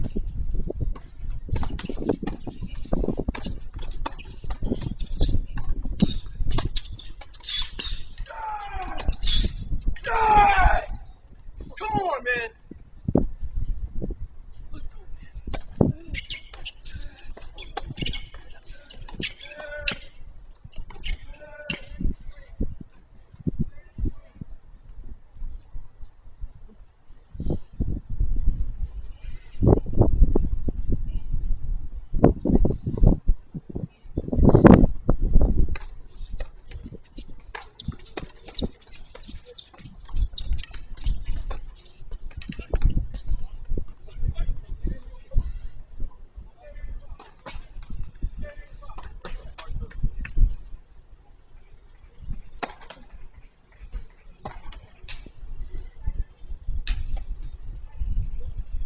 Very nice serve from Chris Rodash.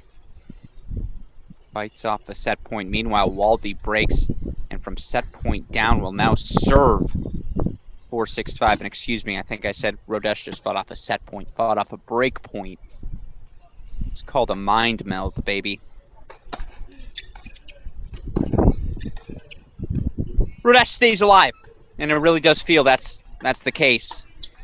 Instead of a 6-2, 5-2 deficit, still down just a single break. That said, it's senior Phil Henning. He's bounced back. 6-2, 4-3, quarterfinals in sight. And again, Alex Gruskin here.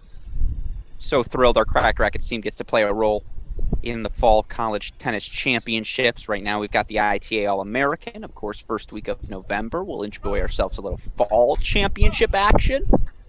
Maybe a little ITA Regional here, ITA Regional there.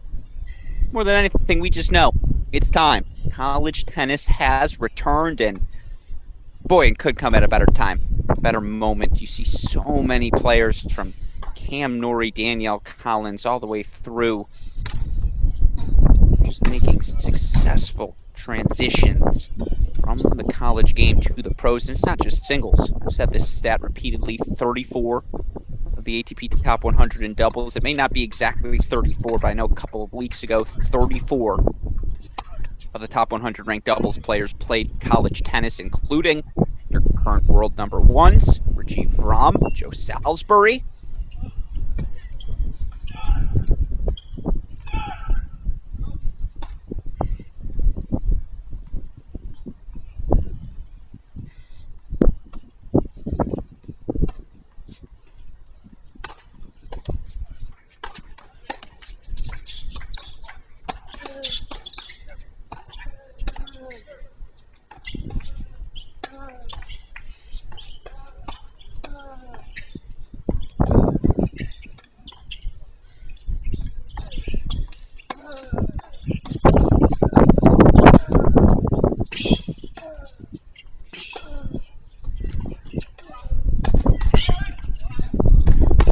It's been a while since I've heard that college tennis grunt.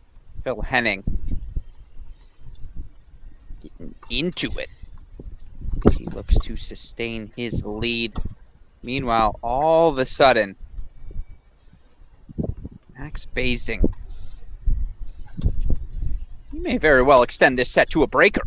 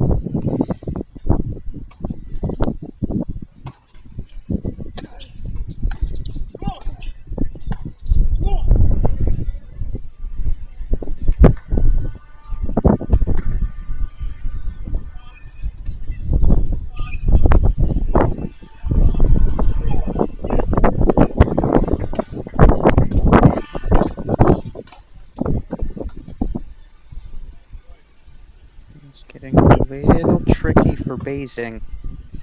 Couple of good serves here from Waldeep.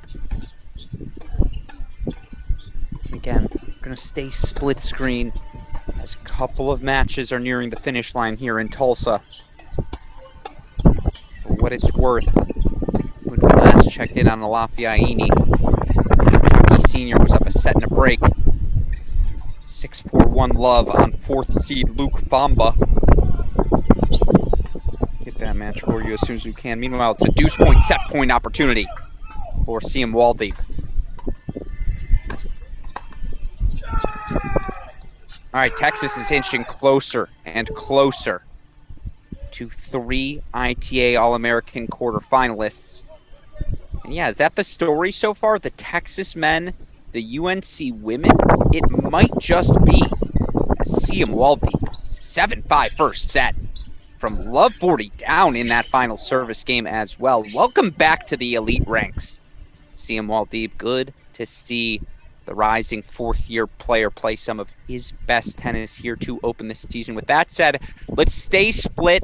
Can you throw the Fomba match into that court 2 slot, super producer Daniel Westoff? Yes, there's doubles action. We haven't forgotten about it. Going on at the Women's ITA All-American in Cary. University of Michigan taking a first set over A&M in the match we're monitoring on court right now. But a couple of these singles matches so close to the finish line. Don't want to miss out on any of the endings.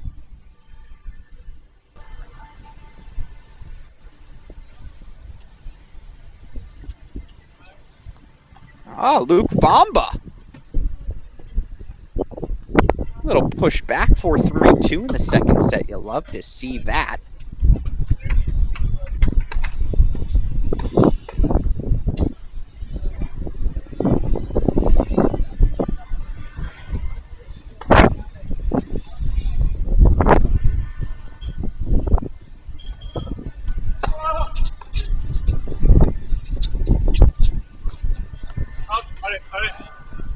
Of course, Luke Fomba, you may have just heard the allays from on your screen. The Frenchman, again, another senior in the college tennis realm this season. The serve, the forehand, the length. I just feel like Fomba has the skills, the weapons that almost epitomize what a successful modern ATP player looks like.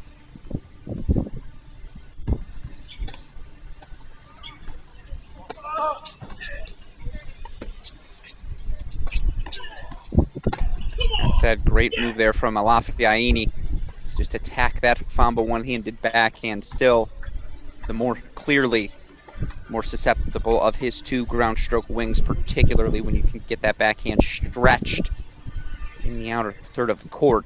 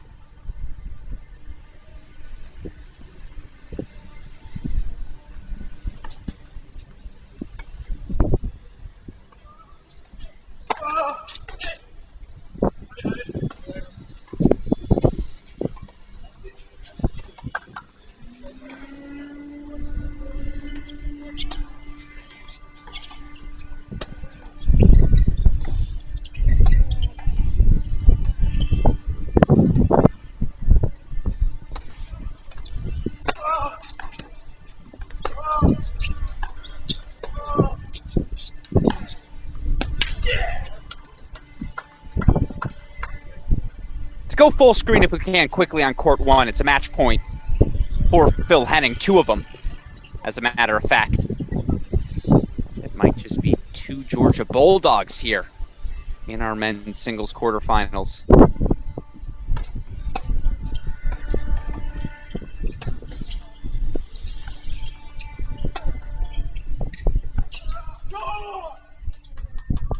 There it is. Forehand in the net for Rodash. Phil Henning.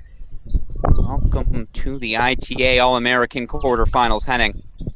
Impressive performance for the Bulldogs, who now have 2 quarterfinalists, and for Henning, a date with junior Micah Braswell awaits later today. That match coming up in about an hour. Of course, we'll have coverage of it for you here on CR. You see some love. I believe that's Trent Bride giving a little affection to Henning there. But with that said, let's go full screen over in Cary. Michigan women's doubles in command against Texas A&M. Alex Gruskin here, steering our Crack Racquets coverage for the ITA All-American Championships.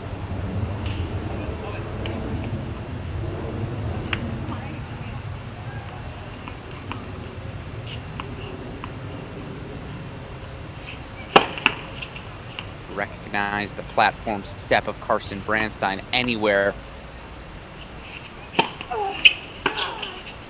Serves here for A&M. Goes along off the racket of Jaden Brown, so it looks like it's a hold. And Branstein, Goldsmith on the board. For the record, I will go to my dying day saying the biggest what if of the 2022 NCAA women's championships. What if Tatiana Makarova never rolls her ankle? I honestly think A&M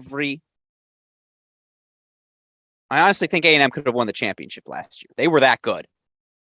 It's obviously a little disappointed ending, certainly if you're Coach Mark Weaver, but plenty of talent returning to College Station this year. And on your screen, you see it. There's your Division I national preseason doubles rankings. The Corley sisters of Oklahoma knocked out early at this year's ITA All-American event. In fact, you look of these top 10 teams, none of them, yes, you heard me correctly, none of these top 10 teams ultimately reached the quarterfinals of the ITA All-American. Ranking's going to look a little bit different coming out of this week's action. Speaking of action, Kari Miller looks ready to go. Rising junior, serving here as Michigan leads by a set 4-1.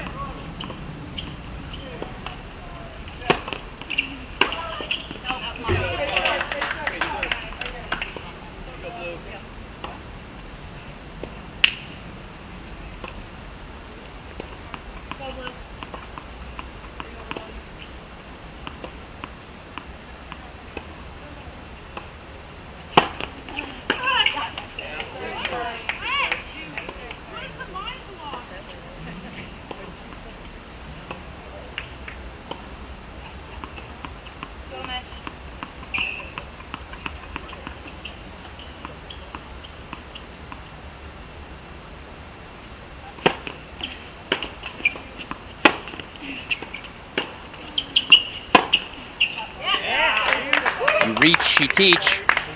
I thought it was a good play. And Carson Branstein looks at Mark Weaver with frustration as if to say, you told me to poach. What happened there? I'll tell you what happened. 4 game point chances for the Wolverines after that sneaker up the line. And the poach from Jaden Brown. So Michigan 1 game away from the ITA All-American semifinals.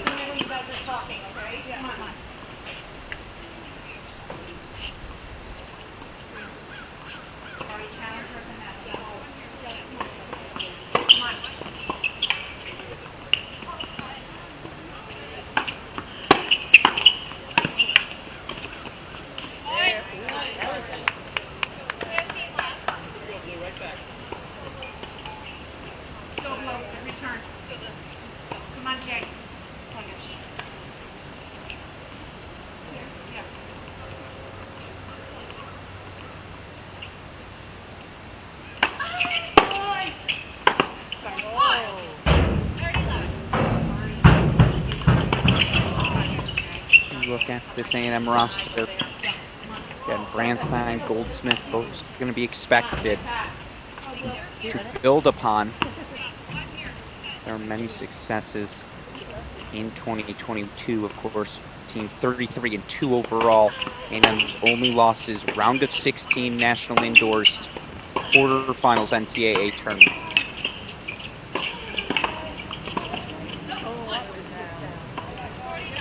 It was a perfect regular season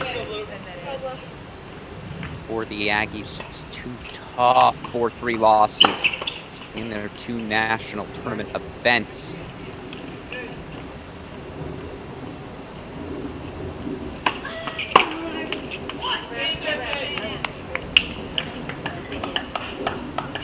But for now, A&M stays alive. Brandstein, Goldsmith, 6'3", 5'2", 3'6", 2'5". Can we go split screen momentarily? Super producer Daniel Westoff, you tell me. No, we're going to throw some quick commercials at all of you tennis fans. Stick around, though, obviously, as the action continues both in Cary and Tulsa. ITA All-Americans rolling on here on Crack Rackets. Tennis is superb. Tennis is fire. Tennis is sick. Let's go. Tennis can change the world.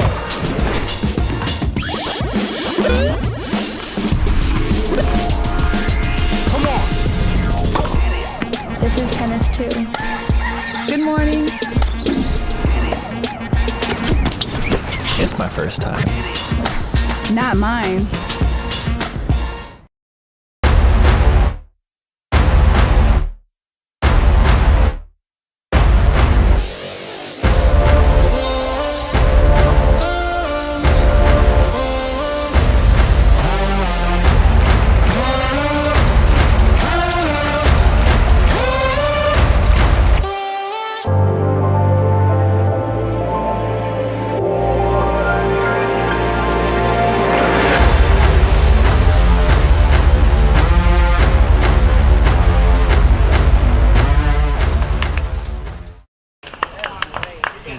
Back, and let me just say, perhaps more than anything else, to see NC State women's tennis coach Simon Earnshaw in that bright red NC State tracksuit.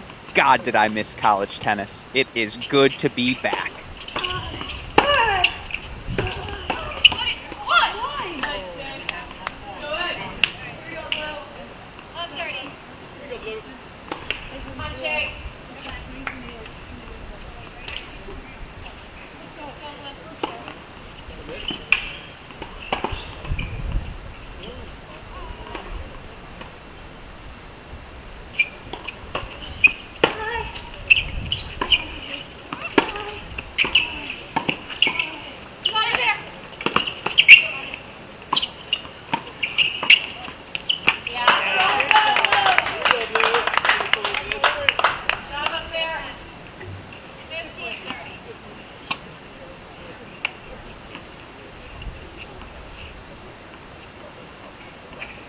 Oh, it's Jordan Zaba, of course, assistant for A&M, who very clearly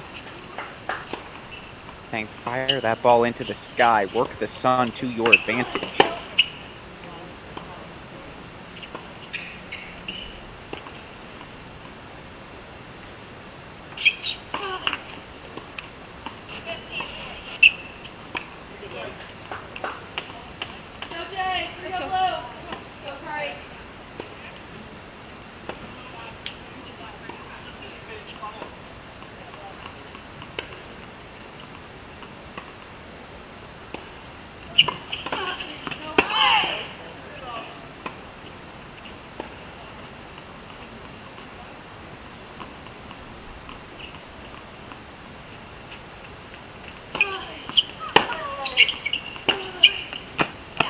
Another sneaker up the line. Is it something Brandstein is doing to tip off her movement? I don't think she moved that early there. Now, she was definitely getting ready to move. I think that's just good execution from the Wolverines, as opposed to Brandstein doing anything incorrect. Brandstein frustrated with her play. And just like that, it's a match point. Now, I imagine we don't have the slow clap sound effect yet because I forgot to tell super producer Daniel Westoff to have the slow clap on standby. We'll have it for you later on in the weekend. That's my promise. All about the crack rackets first.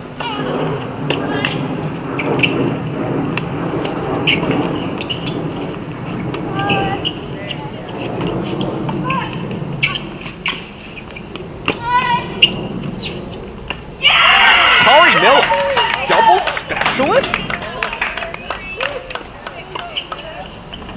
Excellent hands from the Michigan Wolverine. And it's the Wolverines advancing to the semifinals, 6-3, 6-2. That is an impressive victory. These Michigan Wolverines, meanwhile, let's head back to Tulsa now, as that will certainly be a happy Ronnie Bernstein, who I learned formerly Ronnie Rice, top doubles player in the world, outstanding tennis player during her career at the University of Miami. He knows a thing or two about doubles, certainly seems to be imparting that wisdom early here on Miller and Brown. But we head back now to Tulsa, home of the men's All-American Championships. We're going to go to Court 2 now. When we last checked in here, it was Texas fourth year, Siem Waldeep. And I say fourth year because his first season was that 2019-2020 COVID year. As such, as that extra year of eligibility still remaining, scary thought that both he, Elliot Spazziri, pretty much the whole gang for Texas going to be back these next 2 seasons if they'd like.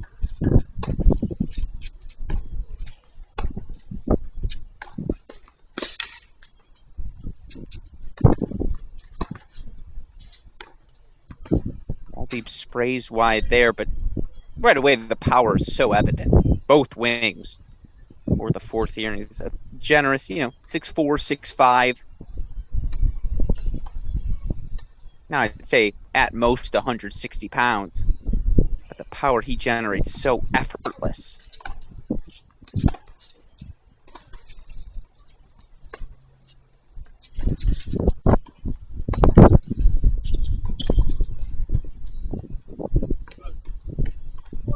That said, these are 2 fascinating programs, big picture. Already talked through that Texas team. Yeah, they lose Richard Ciamaro, Chi-Chi Huang, but Braswell, Spazziri, Waldeep, Harper, Bailey.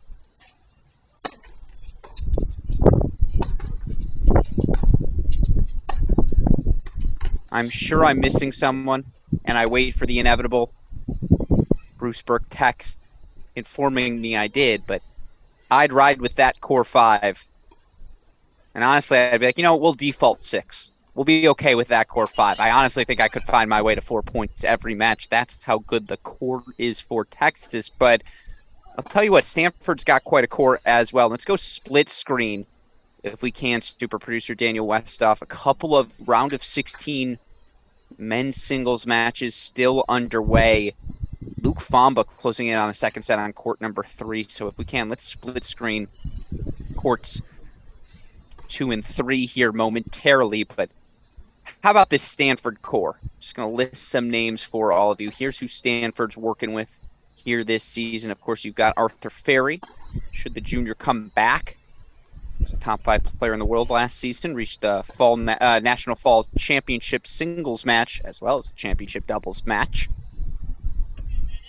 Ferry's one player, Basing, who you see here on your screen is another, but big names are probably the freshmen this group is bringing in. You bring in a guy like Samir Banerjee.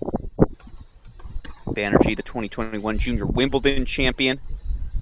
Vishesh Basavareddy.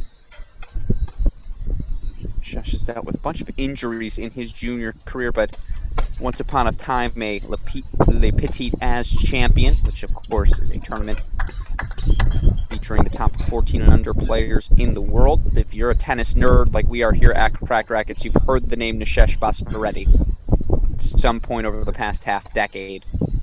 And again, just that core, Ferry, Basing, Banerjee, Basvareddy. I'm ready to go to war with it. And then you throw in people like Neil Rajesh, Philip Klosinski, Aryan Chaudhary. So many good names up and down the board. It's going to be a heck of a year in college tennis. Buckle up, folks. And again, right side of your screen, Luke Fomba trying to force the deciding set of his own. Fourth seed, 3 points away from doing exactly that.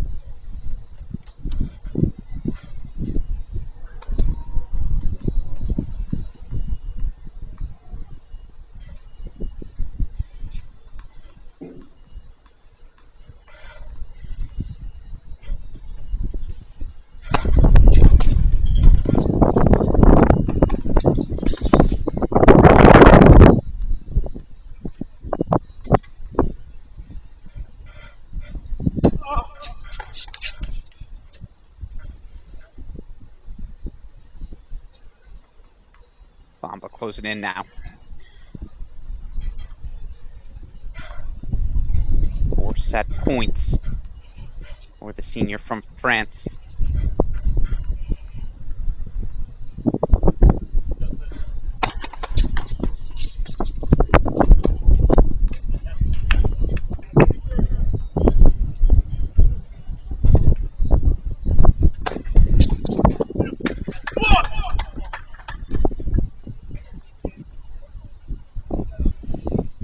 Go the distance.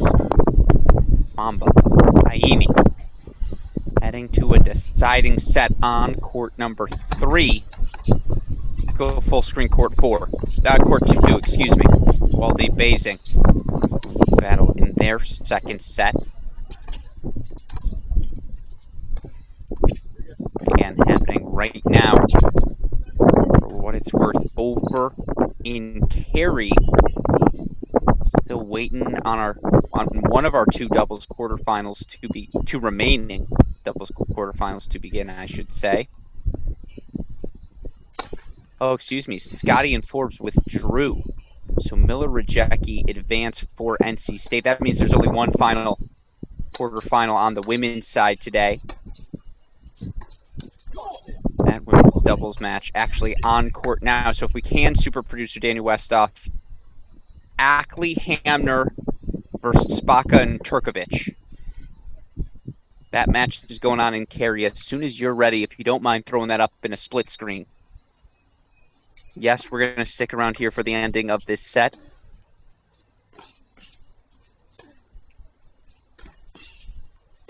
Deuce point ultimately going to Siam Waldbeep here.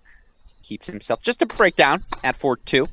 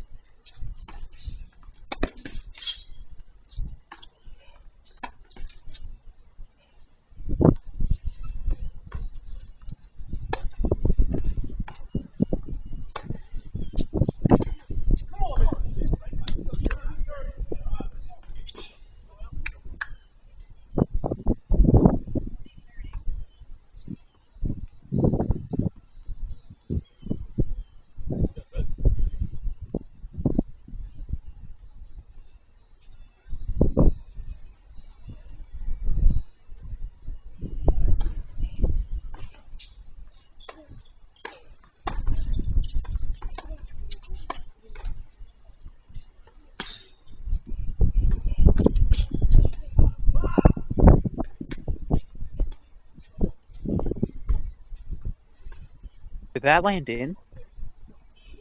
Waiting for the scoreboard update. It did. Waldeep says, I see your net cord. I'm going to raise you one of my own. 3 break point chances to get us back on serve. Meanwhile, it's a court I recognize well. Center court at that Cary Tennis Park.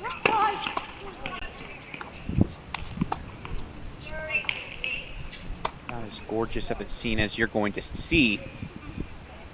And I will say, Cary Tennis Park, home of the 2015 and 16 Tennis on Campus Championships. Had the chance to play on those courts myself. It's truly a gorgeous atmosphere. Shout out to Cary for their continued support of all things college tennis. Right now it's our final quarterfinal. Well, main draw action. Ayana Ackley, seen on your screen there, partnering with Sarah Hamner. Hamner, a superstar freshman season.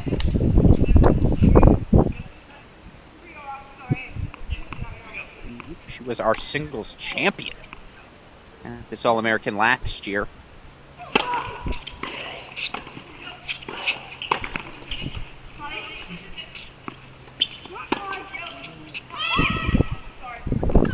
And they're serving on the near side.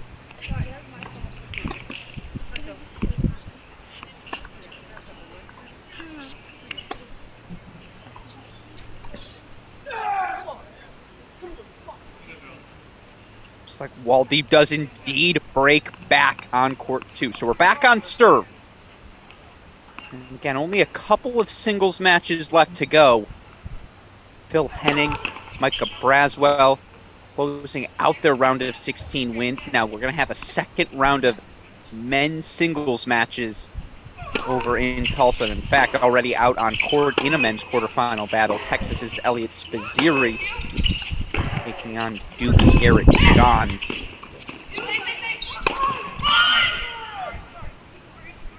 But it's an early break for Arizona State over on Stadium Court in Cary. And of course, some scholars have argued that no team entered the 2022 NCAA tournament hotter than the Arizona State Sun Devils. Arizona State may quietly have been your best team in the Pac-12 last season. All due respect to UCLA, who had a ton of issues, whether it was COVID-related, injury-related, ditto for the USC Trojans, who, you look at that USC Trojan lineup this year, they seem well-primed for a big season, but Arizona State, end of last year, I mean, I still remember the draw show. Had they drawn anyone but Oklahoma, well, ultimately, of course, made the NCAA final, you feel like you would have picked Arizona State to maybe make a quarterfinal run, maybe upset a top seed. Certainly a big reason for that. Spaka, Turkovic, who lead here to love.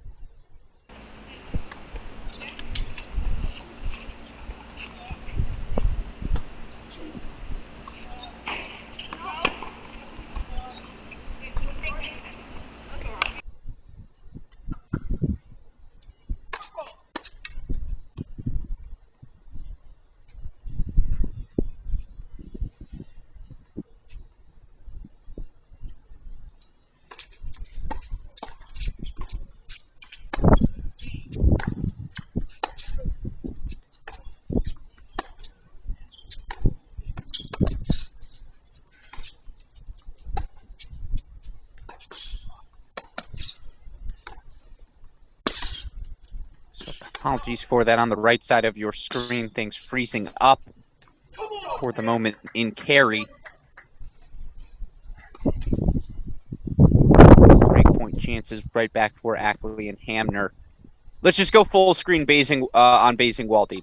Super producer Daniel Westhoff will keep our eye on that final quarterfinal in Cary. Of course, still some consolation draw matches to go on the women's side, but our final main draw of the day, on court right now over in North Carolina. Yeah, let's go full on court two. That right side again, unfortunately frozen at the Cary Tennis Park. Super producer Daniel Westhoff will figure that out. And we'll keep our eye on that action, get back to it for now. Let's see if CM Waldeep. He's about to level this at 4-all, certainly feels like it.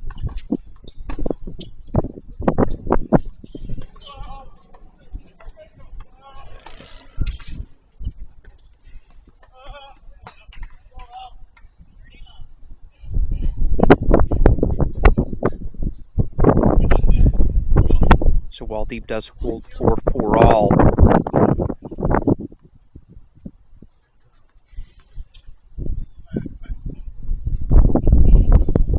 You know what's amazing? You see Paul Goldstein, head coach for Stanford, former top collegiate player, played on what many scholars consider the greatest college tennis team of all time, Stanford Cardinal team that featured him, the Bryan brothers. Future NCAA singles champion Alex Kim played the number 6 spot on that team, just epitomizing how exceptional they were. I swear, though, you could hand that racket to Paul Goldstein. I think he'd do just fine in today's match.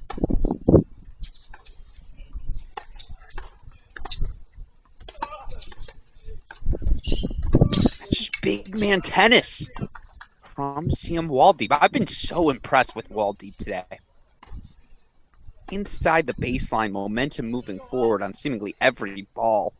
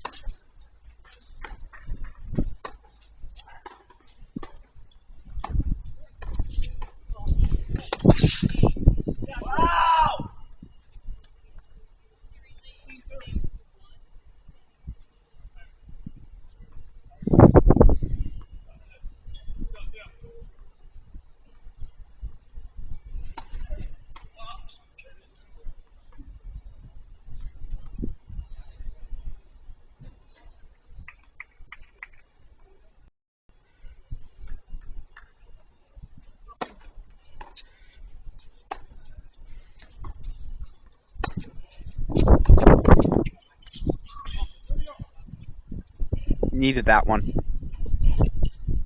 Again, if you're asking me whose terms are we playing on right now, no doubt it's Waldeep. He's the one inside the baseline, proactively attacking, and perhaps more importantly, has Basing seemingly forced to react to everything coming off his racket. It's a great first serve, though, from Max Basing. Gain points now for the Stanford Cardinal. And again, 4 main draw ITA All-American matches currently on court. You've got round of 16 singles. Luke Fomba up an early break in the third on a Lafayette.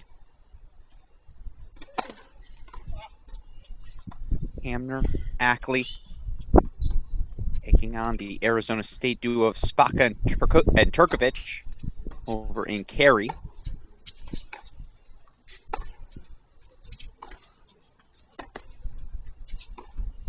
Ball sails on CM Waldeep, though, so Max Basing stays alive and will ask the question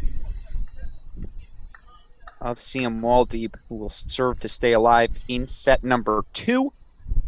Of course, that fourth match on court right now, Elliot Spazziri going to take on Duke's Garrett John. Spazziri, of course, fourth year at the University of Texas. He and C. Waldy, part of the same recruiting class. And if we can we go split screen here? A little all-Texas vision. Let's go Waldy phasing on the left or right. Let's throw that Spazziri Johns match, if we can, on our screen as well. And I do want to say, talking to coaches, talking to players, as I'm so fortunate to get to do here at Cracked Racquets, I don't think there's a single player in the country with a higher approval rating than Elliot Spazziri. I'm not going to say the name of the coach I was speaking with, but I asked one coach how many players on his roster would he trade for Spazziri. The answer was all of them. He said, give me Elliot Spazziri and we'll build from there. Spazziri last season had one wrist, could not hit over the backhand, and yet still found himself competing at the highest levels of college tennis. The ultimate culture guy is Elliot Spazziri. Hell of an athlete as well, by the way.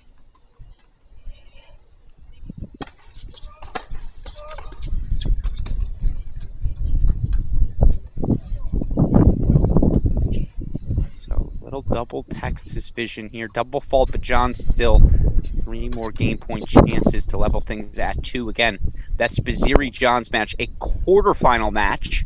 Basing and Waldeep still in the round of 16.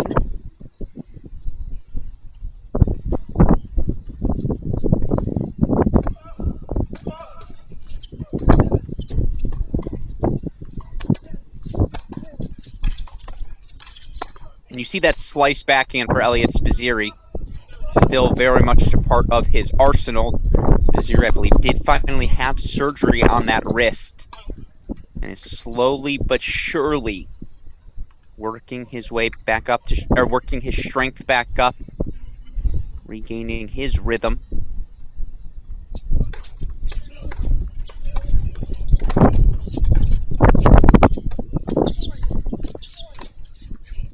Backhand slice lob seemed to be effective there.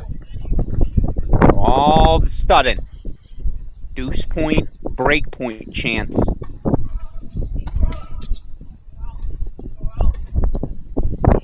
Meanwhile, 3 set points for Max Basing.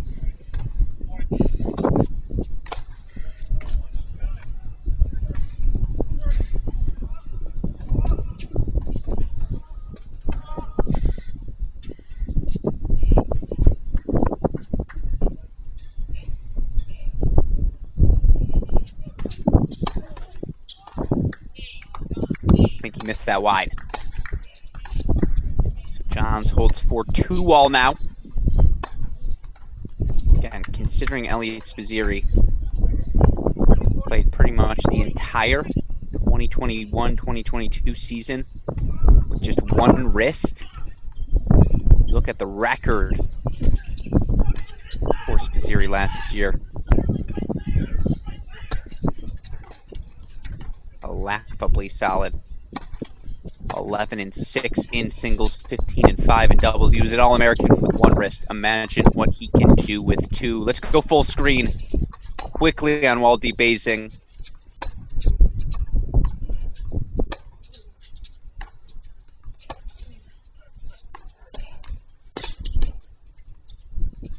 Clutch overhead from the sophomore. A couple big serves helped Waldy fight off a couple of set points, break points, but ultimately Max Basing.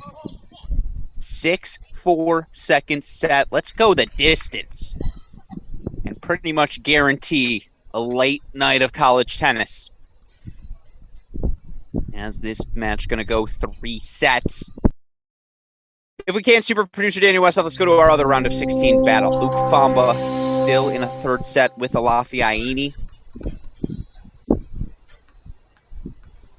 Fomba went up an early 2-love break here in the 3rd. and consolidates. 3-1 lead now for the senior out of France, and having had many conversations with TCU men's tennis coach David Roditi, said last year he planted himself on the Fomba court and was so impressed by the Frenchman's ability to just take command at the top of the singles lineup for TCU. And obviously last year, a season of firsts for the Horned Frogs as they captured their first national indoor title in program history. You want to go see what that title run looked like, you can go watch it, as it's still here on our Cracked Racquets YouTube channel. We had all the action from the men's and women's national indoors last season.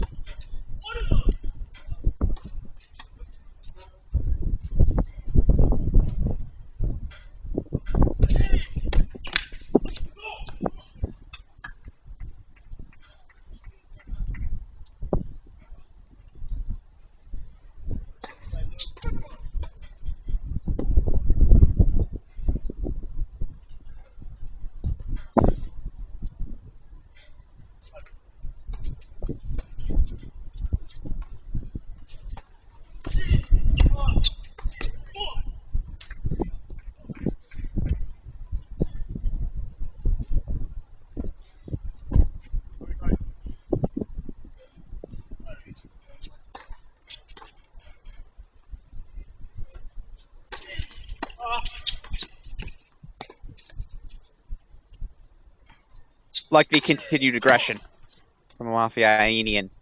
It's just worth remembering the best case version of the Kentucky Wildcats this season.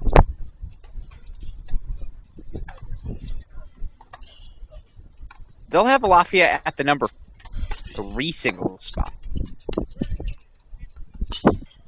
Sneaker up the line from Fomba sets up a break point for a double break lead, but if you're a Kentucky fan, you're really hoping you get back Liam Draxel. Oh no, Fomba went long there, so 3-2, Lafayette holds, but you hope you get back a former #1 player in the country in Draxel. You hope, you pray that Gabriel Diallo comes back to school. And given the pro summer Diallo has had, winning his first challenger title, getting to participate in Davis Cup, I know there are some around the Kentucky program that are bracing for him to just have to turn pro. Not because he doesn't want to come back to Big Blue Nation, but because the pro results simply dictate now's the time for Diallo to leave. So certainly that's a fall storyline for college tennis fans to monitor. 3-2 here. Fomba up a break. Third set. Can we introduce the split screen? Once again, super producer Daniel Westoff. I want to throw South Carolina, Arizona State over in Cary up on our screen now. It's 4-2, 30 all over at that matchup doubles quarterfinal in North Carolina.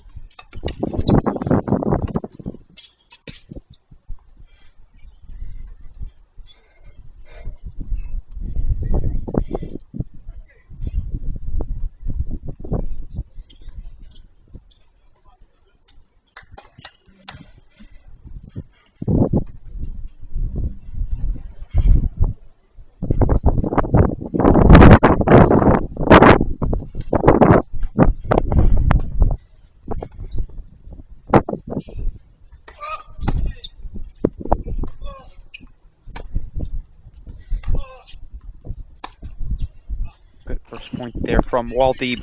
As we get it back on your screen now. Sarah Hamner in the red on the near side.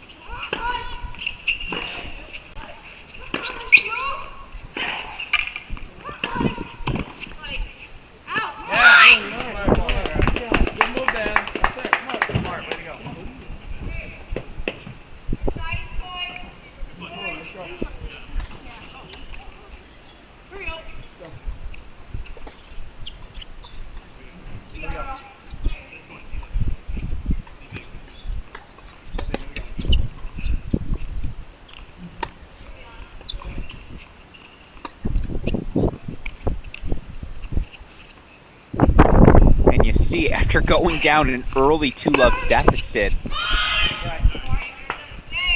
Ackley sprays there, but it is 4-3 South Carolina over in Cary. We're going to keep that on your screen. We're actually super producer Daniel Westhoff. If you'll just keep an eye on when that changeover ends. If you want to go full screen Fomba Aini for a second, you tell me what's easier. But we're going to keep that South Carolina-Arizona State match on your screen until at least the end of the first set moving forward. So expect a little split screen action as we try to cover everything happening at the ITA All-Americans here at CR. Meanwhile, Luke Fomba looking to keep his nose ahead. God, is that forehand special. Just drives through that ball. Absolute explodes through the court. If you've seen it in person, you know it's a nightmare to deal with. 4 game points for the TCU senior. Yep. Thank you very much. 4-2 TCU here on court number 3. And again, winner of Fomba Aini going to have another singles match later today. Go girls, come on. Here we go, Yana, here we go. Let's go, Sarah. Winner of that match going to take on the winner of Basing and Waldeep, still going on, of course, in Tulsa right now as well. So that's interesting. Neither player going to have a clear rest advantage, which I suppose structurally, got to give a shout out to the ITA. It's just damn good planning. The action heats up here across the board. We lock in on the ITA All-American Championships.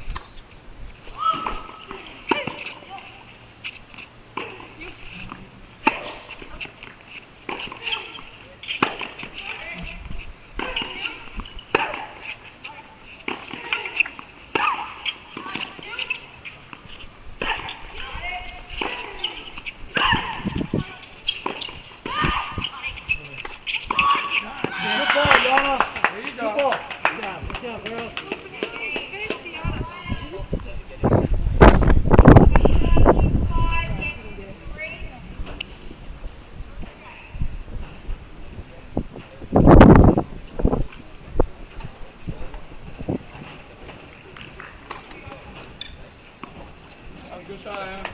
Good finish there.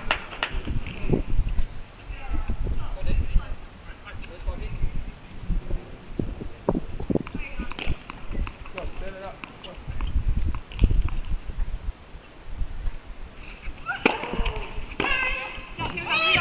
Try you good.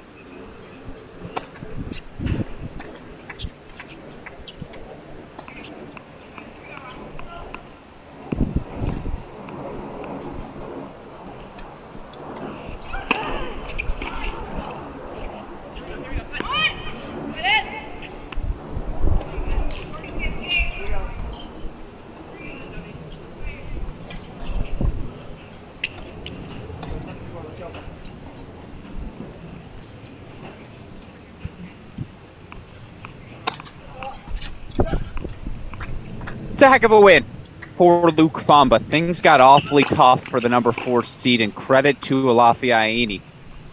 Not a bad performance in his first competition, really, for the University of Kentucky. Cedric Kaufman offering his congratulations. In the end, it's the senior from France. 4-6, 6-4, 6-2.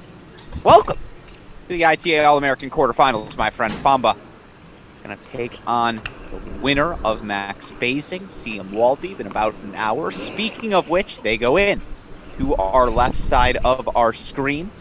Our final round of 16 singles match on the day. CM Waldeep took a first set, tightly contested. Saw for Max Basing responded. Basing lost just 2 matches during the 2022 dual match season. Here we go. Right here. One of those players you absolutely could see making that sophomore surge of the not only Stanford lineup, but perhaps even up the ITA singles rankings here this season. He's already up a break, 3-love now in the third set. Meanwhile, deuce point, set point over in Cary.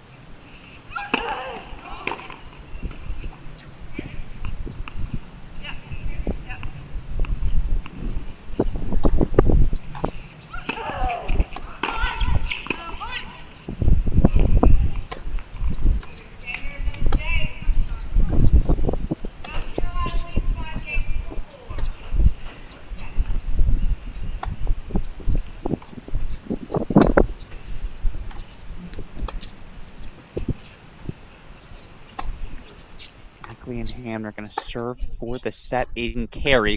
Full screen now. CM Waldeep looking to get on the board here in the deciding set. Again, just to reset where things stand, Alex Gruskin, I've taken over.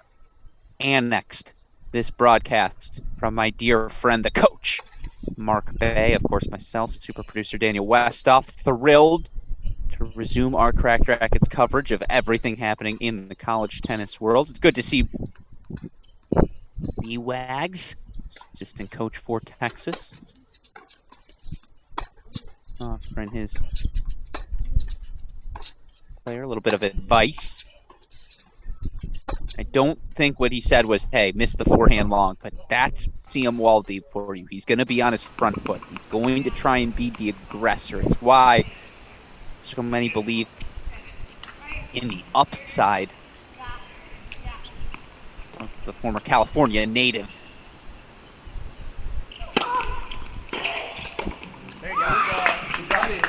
Meanwhile, I think at Cracked Racquets, one of our, I don't want to say misses from the 2022 season, but I think we were a year early on South Carolina, who of course brought in Ian Ackley from Maryland, brought in superstar freshman Sarah Hamner, each of them now a year under their belts in that South Carolina program.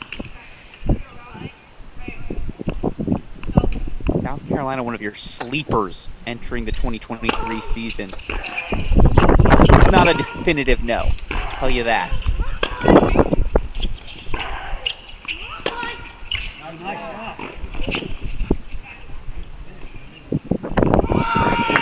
The amount of times I've talked with super producer Daniel Westoff, as you see Basing now, almost an inapproachable 4-love lead here in the deciding set. But how many times have I told super producer Daniel Westoff about one of my favorite teams of the 2010s? Wake Forest men's tennis 2019. They knew it was Gojo, Chrysokos, Botzer, and we'll find one more. And that Wake Forest team rode that duo all the way to National Indoor Finals, NCAA Championship Finals.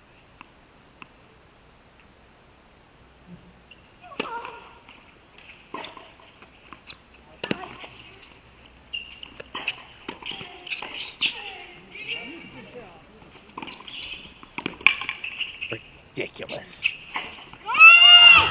What a ridiculous point. There's your point of the day, Westoff. Please clip that.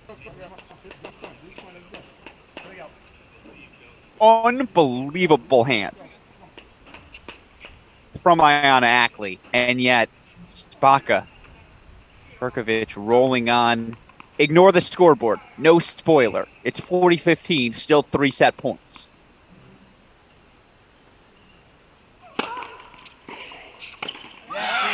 Easy does it for Iana Ackley. And to finish the thought, I don't know who the third wheel for the South Carolina Gamecocks are going to be this season. I don't know who the Botzer's going to be to Ackley's, Hamner's, Chrysokos, Gojo top duo pairing. But I'll tell you what, I'll take the South Carolina top two against any team in the country, and they're showing why. Ackley, Hamner, 6-4 first set in our Cary quarterfinals. We now hop back over to the Michael D. Case Tennis Center in Tulsa, and God, did I miss this.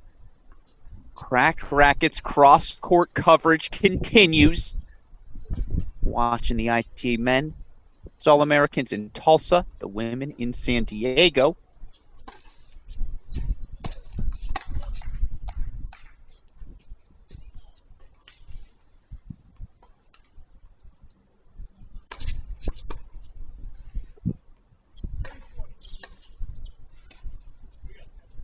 Women in nah.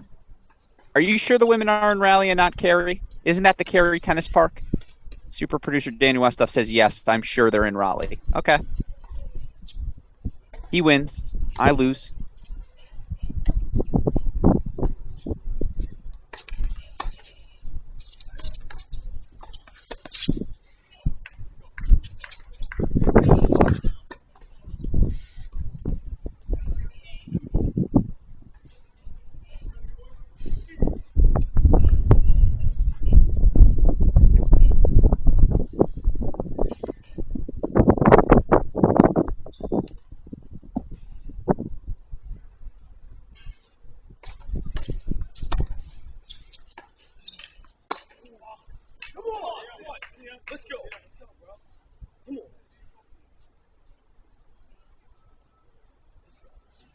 As we make the turn here in our final round of 16 match of the event.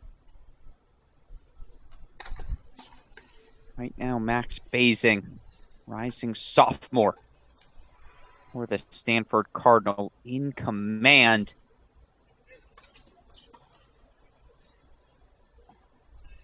And yet Waldeeb with the break back. 4-1-4. I may have misspoke. I see. It's a communication error between myself and super producer Daniel Westoff. They are in Cary, North Carolina. But my brain broken as I am currently hanging out in Southern California. I may have said San Diego. I apologize for that fact. So shout out to you, super producer Daniel Westoff. Waldeeb still down a break. 1-4 here in the third set, court number 2. Can we go back to Texas Vision? I kind of like that. Spazziri on one side, Waldeeb on the other. Feels like those two. But one of my favorite shows, The Last Kingdom. Feels like those two are bonded. Waldeeb, Spazziri. It's going to be an era of Texas men's tennis history we'll be talking about perhaps for years to come.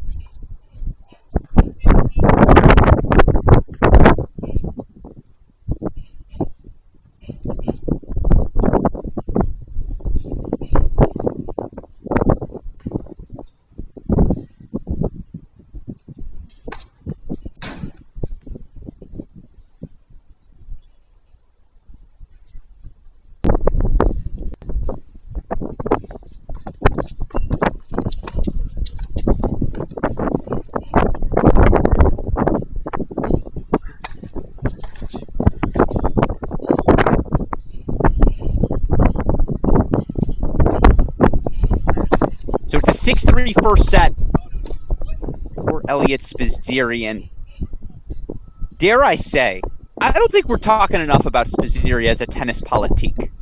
And I apologize using the fancy term. Not going to shock me if super producer Daniel Westoff kicks me off this Zoom now. But this kid is performing, this young man, performing at an All-American level.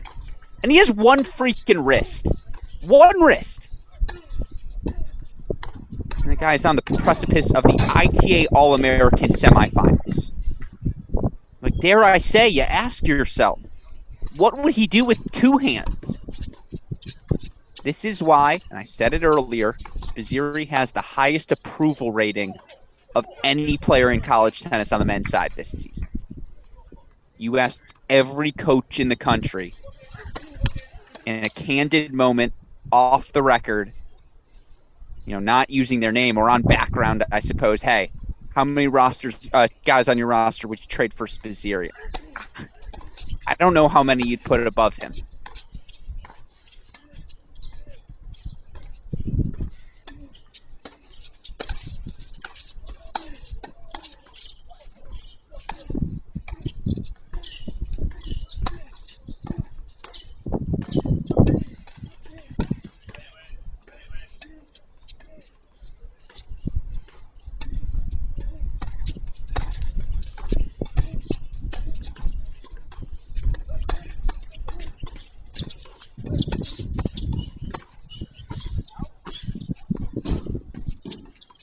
Just really good tennis across the board.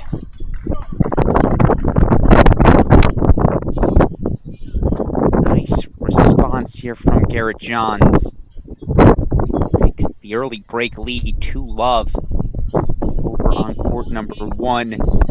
As fun as Double Texas Vision is, and we'll keep our eye on Spazziri Johns, is worth pointing out, if we can, super producer Daniel Westoff, can we show quarterfinal match number 2 on the men's side?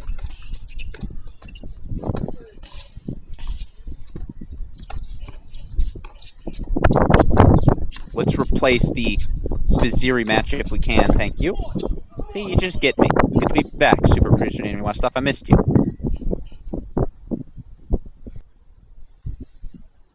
As we see, again, Waldeeb Basing, your final round of 16 match of the event.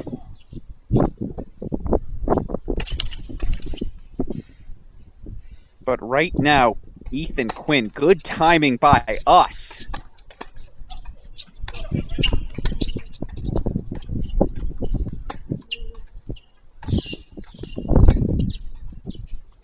Quinn takes the first set 6-2. And again, you think about some of the things that have caught on over time. You know, when Thomas Edison invented electricity, that was a big deal. You imagine whoever installed the first in-home bathroom, that was a big deal. Certainly color television, very big deal. Well, now we have Ethan Quinn, who is also, again, a very big deal. Quinn on fire across levels in the tennis world. Already has a win this college season over Stefan Dostanik. Won a couple futures titles throughout the course of the summer. And look at your national preseason newcomer rankings. This was unequivocal. Ethan Quinn should be the number one guy. And there are a lot of good players on that board. Again, Michael Zhang, Junior Wimbledon finalist this year. Banerjee, Junior Wimbledon champion last year. Gorsny, Junior Wimbledon doubles champion this season. A lot of Wimbledon success. I'm starting to notice a couple of Baylor Bears on the list. They're going to need those freshmen to contribute right away. But the top dog is Ethan Quinn. And the Quinn family had a plan. The Georgia family had a plan. But one ultimately asks themselves, man, if Ethan Quinn would have played last season instead of redshirting, how good might that Georgia team have been? Well, we'll find out this season. As again, death, taxes, and hyping up Ethan Quinn.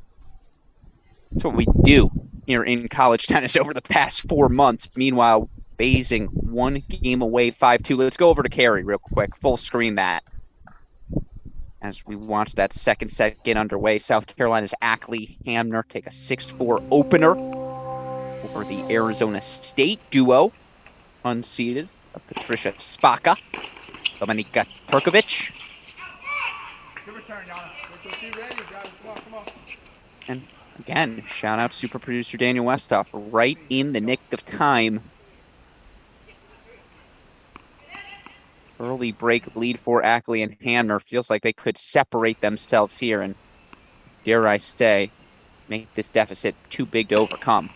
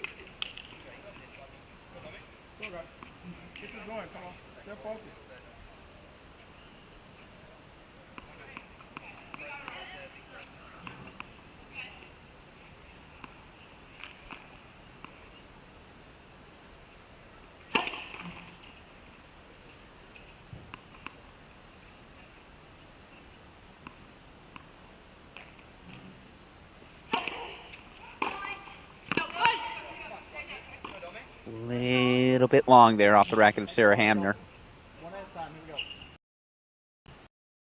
Every all coming up now. Of course, again, you know I mentioned this earlier, this Arizona State team brings all sorts of momentum into the 2023 college tennis season.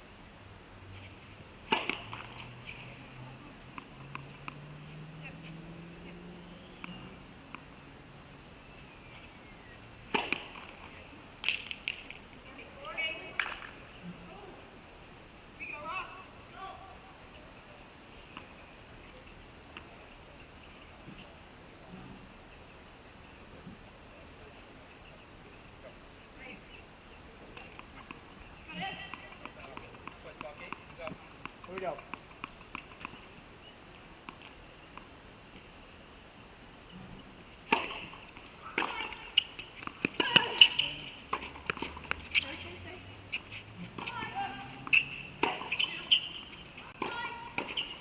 I think we've got another highlight reel, so you might want to make another mark on that, super producer Daniel Westhoff. Deuce point coming up. Yeah, if we can quickly, can we go split screen? See him wall deep. Max Basing doing battle as we've monitored here on our broadcast. Basing's closing it on the finish line. Don't want to miss that ending. I know a deuce point's coming up here, so we'll try to get that split screen to all of you as quickly as possible. Shout out to super producer Daniel Westoff, makes all of this happen behind the scenes.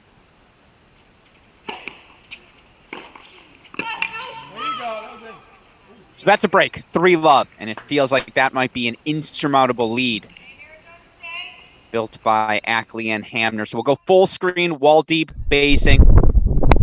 We make it in time. Yes, Max Basing, 2 points away. And I think that double fault was for us. He was like, I got to make sure Cracked Racquets team has the opportunity to broadcast this bad boy. In fact, I think that's what that signal from Goldstein was. It was, hey, wait for the broadcast.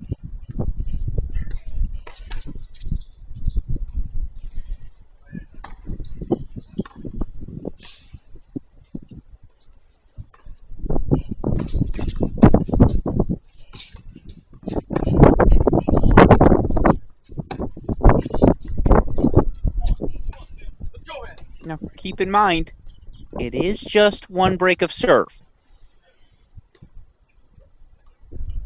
All of the sudden, 30 loves becomes 30 all.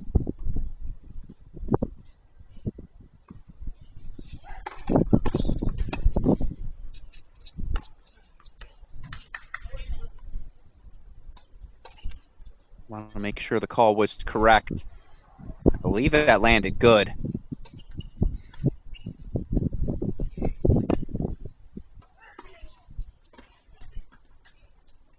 Indeed it did, so it's 2 match points.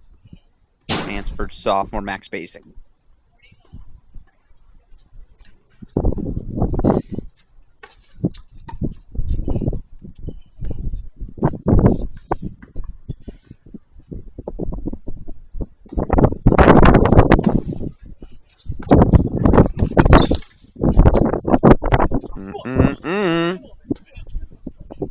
I get to say it for the first time in 2022, 2023. It's a quadruple threat. It's a game point.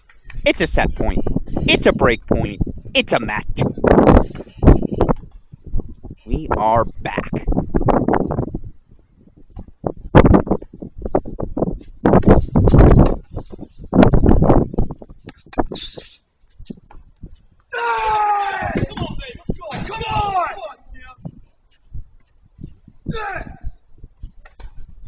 Guess what, folks? We play on. See him wall deep with the break. 4-5 now. The Texas fourth year trails, but stays alive in set number 3. Alex Gruskin here, steering the ship now for our Cracked Racquets coverage. Have to continue to sing the praises of the coach, Mark Bey, who steer the ship here on our first 2 days. Now I ask you, super producer Daniel Westoff, let's work the split screen. Waldy Basing, we're going to stick here through the end. I apologize. I know we haven't shown a bunch of our quarterfinals. Ethan Quinn, Elliot Spazziri, both upsets respectively in those men's singles quarterfinal matches. We'll get there next, but I go split screen here in Cary, North Carolina, please. Sarah Hamner, Ayanna Ackley, up a set and 3-love. Double break lead for them over Arizona State. Of course, super producer Daniel Westoff on the 1s and 2s here, ensuring it's possible for us to cover all of the action. Don't want to miss this. Don't want to miss that action in Cary either, so we are going to stick with our split screen format. But of course, to any of you tuning in here today, throw your comments in the YouTube section. You have any questions for me here in the booth? Happy to talk about some of the big early season college tennis storylines. You have any production thoughts? Don't be mean to Westoff. I'll kill you if you are, but throw them in the comments as well. Love to hear. I know many parents, teammates, family members, friends tuning in. So privileged to have that fact here at CR. By the way,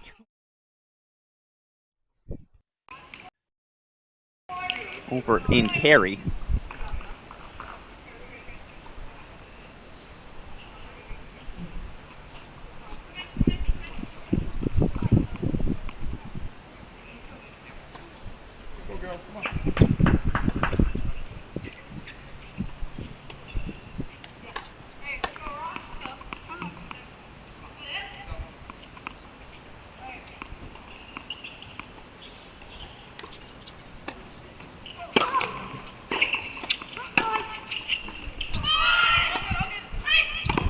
no, so not 3-love. 6-4, 2-all, not an insurmountable lead. Here comes Spaka and Turkovic.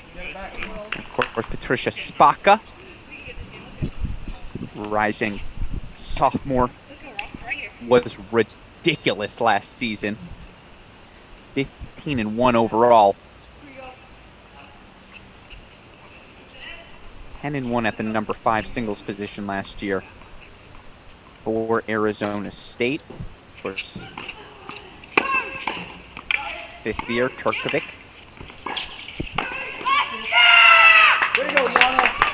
10 overall in singles at that number 2 spot. But again, the heavy lifting she did up top allowed players like Spaka, like Callie Jankowski, Sedona Gallagher to do some heavy lifting in the middle and bottom of the lineup. And it's all about balance. It's not about having one good point. It's about finding pathways to 4. And again, last year, Arizona State saw a lot of pathways open up towards the end of the season. Meanwhile, can we go full screen? Court number 2, match points once again for Basing.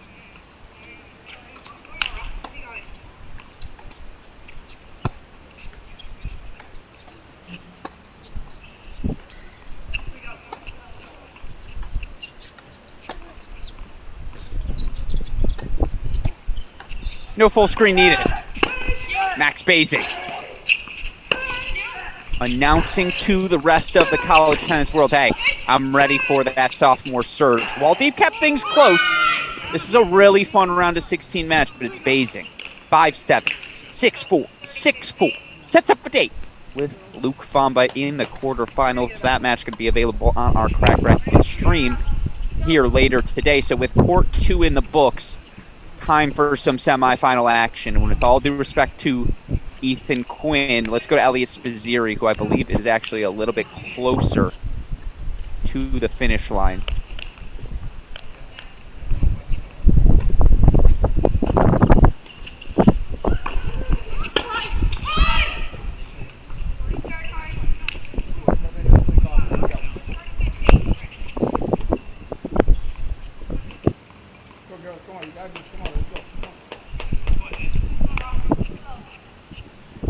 See Spaka pick up points here.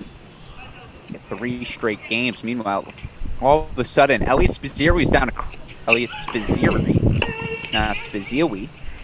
It's all right. I'll learn how to speak eventually. Elliot Spazziri, 6-3, 3-2 lead. From 2-love down, 3 straight games for the rising 4th year, whose praises I cannot sing enough. And Abi Ramireddy asks me predictions for Texas this season. I apologize to anyone who's been on our feed since I alluded to those predictions earlier. If this is poker, I'm all in on Texas. This is a year, a national championship caliber roster in Austin right now. And I don't say that lightly. Spazziri, Waldeep, Bailey, Harper,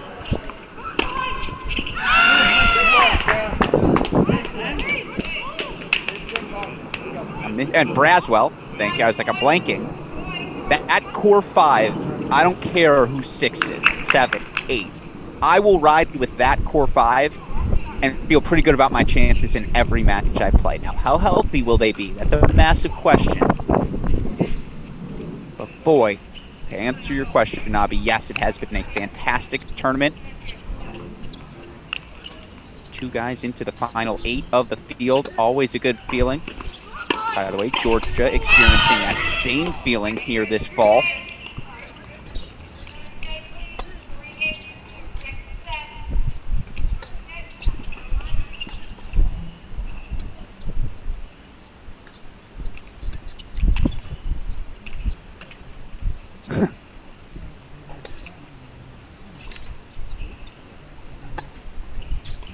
Yeah, John's a little cute there, going for the tweener. Spazziri's saying, no, I'm going to put this overhead away.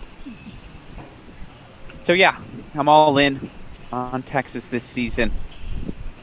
They could have very well beaten Michigan in last year's NCAA round of 16. And if they beat Michigan, could have very well beaten Ohio State in the quarterfinals. Could have very well have been the team to end Kentucky's run, end Virginia's run. They were that talented last season, of course, ended the year on a national championship winning note with Cleve Harper, Richard Ciamara winning that NCAA doubles title. So to answer your question, Abby, and I really hope I have here, Texas, very, very good.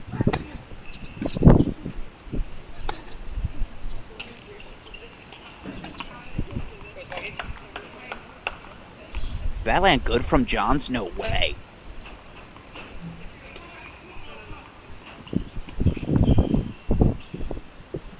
Nope, it didn't. Okay. So it is going to be 3 game point chances for Spazziri to consolidate. Meanwhile, might we get a little third set action over in Cary? Bit of a run here from Spaka Turkovic.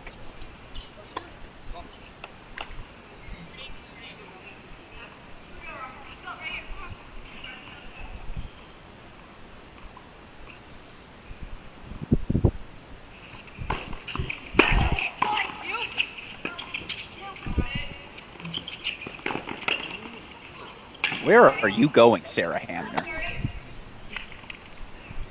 That was a weird cross. I don't understand that one. Smart. Where the Sun Devils kind of makes them be aggressive in the face of that chaos. And they've just stayed rock solid, has this sophomore super senior duo.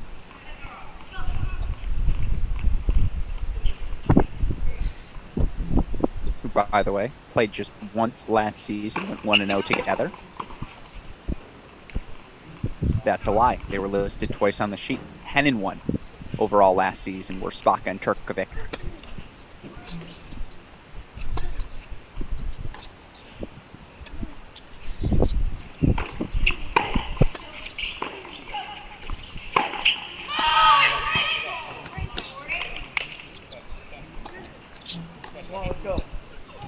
Oh, Garrett Johns, behave. Westhoff, you know what I'm going to say. Cut the clip. Johns with an electric on the run backhand pass, gets the break back for 3-all.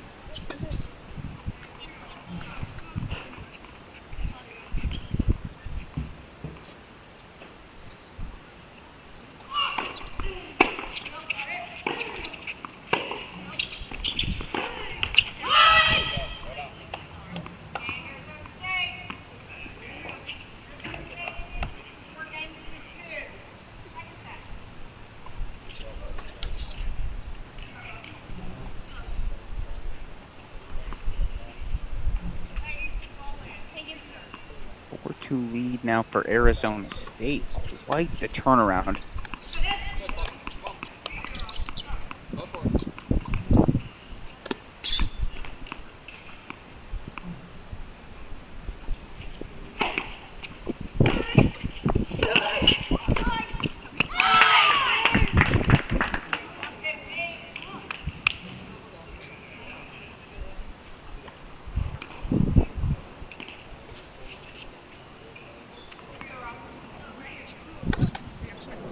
For the record, Jacob Lehman. Jacob, last name pronunciation unclear. I want to answer your question about Ethan Quinn. In fact, I want to get to Ethan Quinn's quarterfinal match momentarily. Just want to see here, can Johns consolidate, and then we're going to switch over to Quinn on that left side of our screen.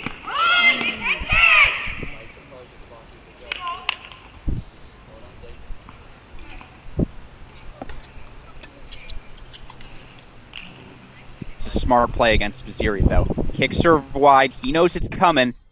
He does a really good job of dipping that backhand one-handed return low. But the volley was there for Garrett Johns. He just missed it. return from Iana Ackley.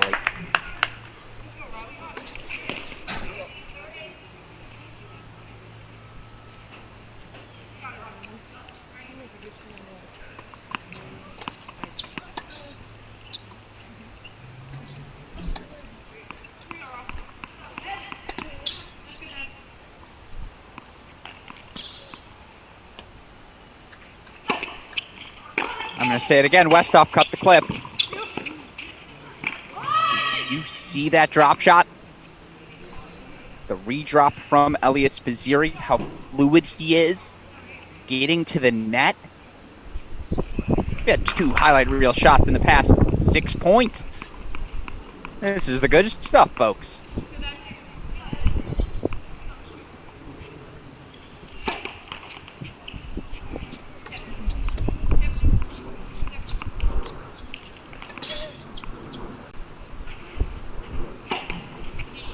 Very nice approach shot from Garrett Johns. So he does consolidate. With that, he's back out in front. 4-3 on serve in set number 2. Let's go over to Ethan Quinn, who took his opening set. Over now UNC's Ryan Segerman. Segerman reaching his first ITF Pro Circuit semifinal as part of the USTA SoCal Pro Circuit.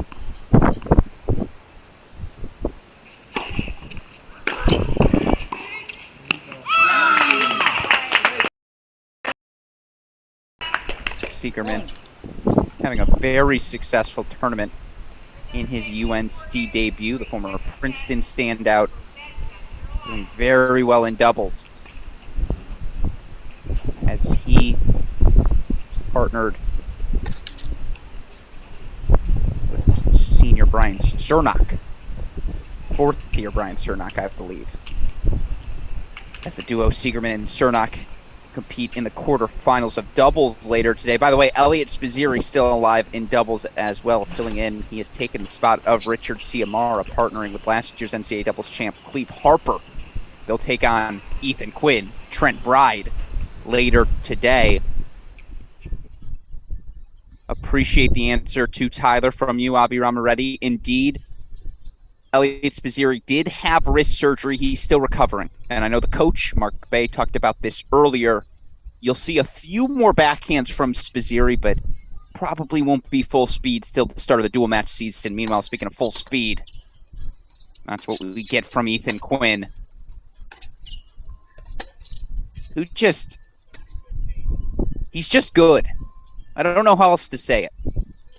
I compared it to the game style of a Jack Sock in the way he goes after his forehand, goes after his serve. Just seems to be one of those special athletes blessed with one of those tennis shoulders. So now, actually, super producer Daniel Westhoff, can we go back full screen, court 4? Match point Quinn. Let's see if we can get over the finish line. Yeah, it was a big serve down the tee. Ultimately gets the job done. Ethan Quinn, first off the court in Tulsa. I don't know how else to say it. This kid's just got it. Whatever that it factor is, Ethan Quinn has had it on full display. And again, Ethan Quinn has yet to lose a match here at the ITA All-American. Handshake between he and Tripp Phillips as Quinn into the semifinals. Straight set victories today in impressive fashion. And by the way, again, Ethan Quinn not done. He's going to partner with Trent Bride, the super senior, and Quinn going to take on that duo of Spazziri and Harper coming up later today. With that said, let's go back over to Cary. Women's doubles action, final quarterfinal of the day. South Carolina taking on Arizona State.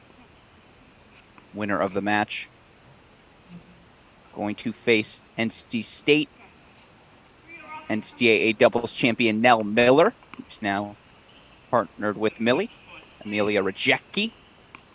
Miller and Millie, that's a fun team. And I guarantee you somewhere in the back of his head, when Simon Earnshaw was playing around, what duo should I play this early in the year? He was like, you know what? I'm going to play Miller and Millie. And I'm going to feel pretty good about that.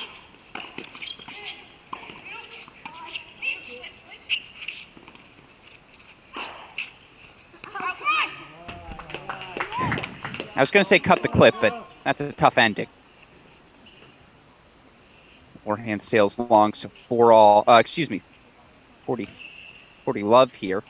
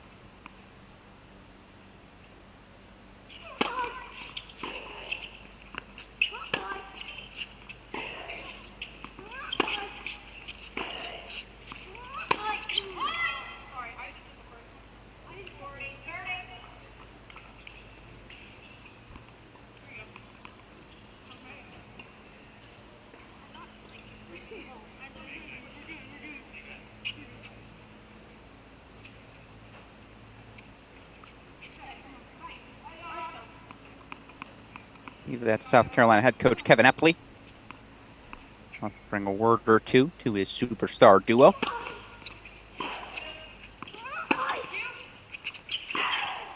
That's a great ball. Caught Iana Ackley, dare I say, with their hand in the cookie jar. And so from 40 love to deuce. Feels like an inflection point in this match.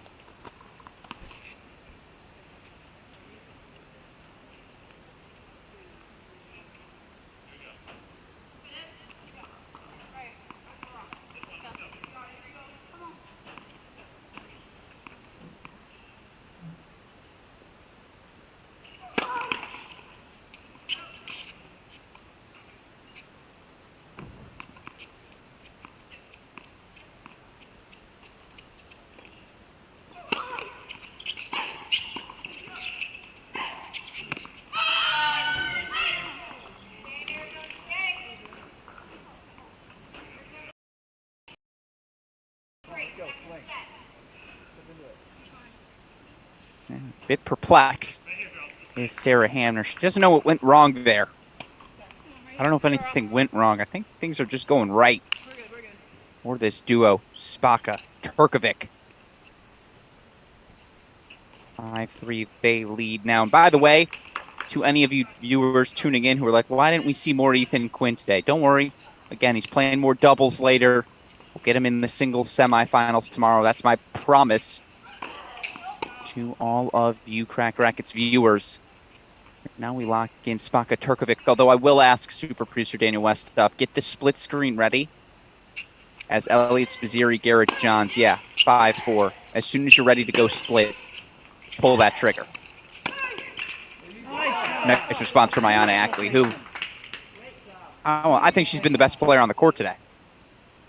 Now she's gotten passed a few times, but it's been inconsistent Sarah Hamner, much more inconsistent than I'm accustomed to seeing, and it just feels like Ackley has been the rock of this duo today, making ball after ball, return after return.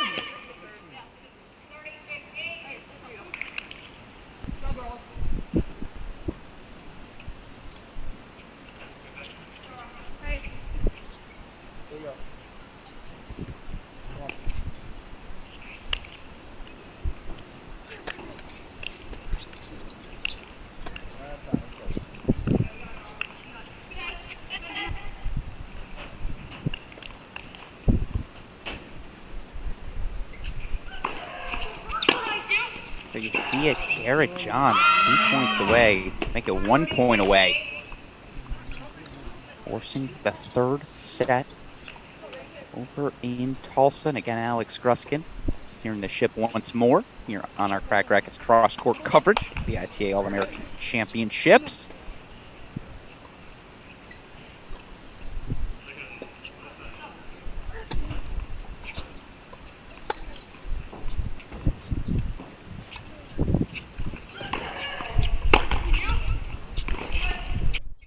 It's a really nice adjustment from Garrett Johns. Was down a break in set number 2, 3-2. Takes 4 of the next 5 games. Let's go the distance. Over at the Michael D. Case Tennis Center. What else are we doing here at Cracked Rackets? With that said, let's go full on the Cary Tennis Park. And right now, 2 semifinals in action, of course, coming up in a little bit. Quarterfinals, excuse me. We've still got 2 men's singles quarterfinals, as well as all 4 of our doubles matchups. Fomba, the reset win over Lafayette. Fomba now going to take on Max Basing, as Basing, super sophomore, earned a 3-set victory over CM Waldeeb. Meanwhile, Henning, Braswell, coming up later today as well. Also coming, 3rd set here in Cary. Spaka, Turkovic take the second 6-3 to force the decider. And as we wait for our 2 3-set matches to begin, now's the perfect time. Take a little break, tell you about the sponsors, the people who support college tennis, make events like these happen. Westoff, roll the clips. Universal Tennis lives everywhere. Whether you're jumping back into the sport you love, Great, man. Thanks. finding an opponent who can keep you at peak performance, or pushing beyond your mental and physical limits to excel under pressure.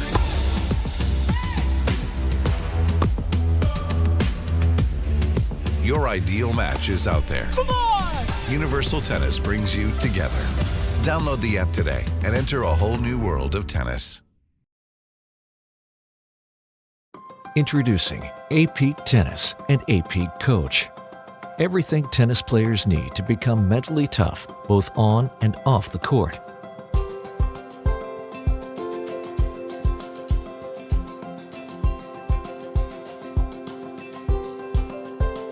And everything coaches need. Apologies, cut that one a little bit short. And thank you to all of our sponsors. But we've got a 3rd set breaker on our hands. Let's get rolling. Ackley serving first.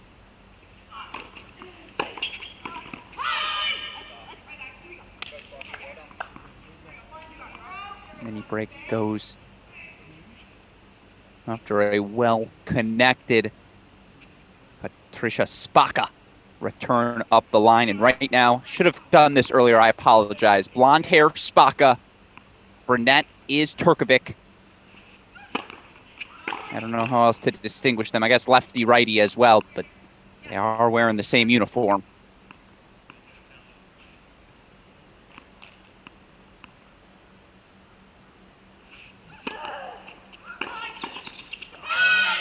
I still think one of my 3 favorite moments of the 2022 college tennis season, I was asking Oklahoma women's tennis head coach Audra Cohen about some of the success her team has had. And she goes, yeah, you know, it's been a really good run for the Blondes, referring to Emma Staker, Lane Sleeth, who, of course, both had exceptional 2022 season. I was just like, oh, okay. Not the worst name for them.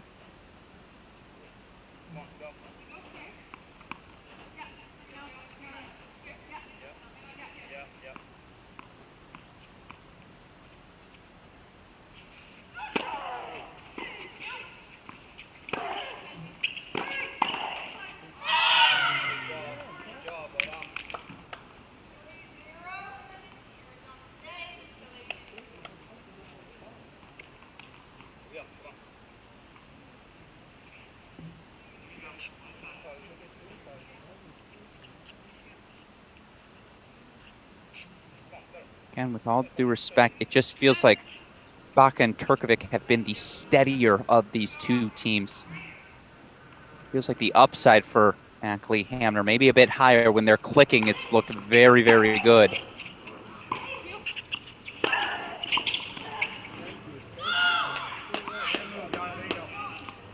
Arizona State just asking all the right questions. Still Ackley, at times, a dominant presence at the net today. That's just a little footnote to put in the back of your head as we prepare for an interesting season for South Carolina.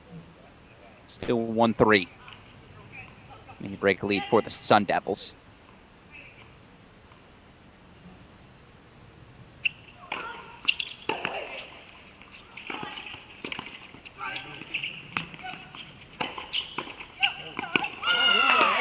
I say it again. There have been times when Ion Ackley's just the best player on the court. And you see the cross there from Ackley, sticks the volley deep as well. If I'm Arizona State, I know Sarah Hamner's the higher-ranked singles player, maybe the bigger name in the figurative sense. But I'm hitting every ball to Hamner at the net. Ackley's just been too good today.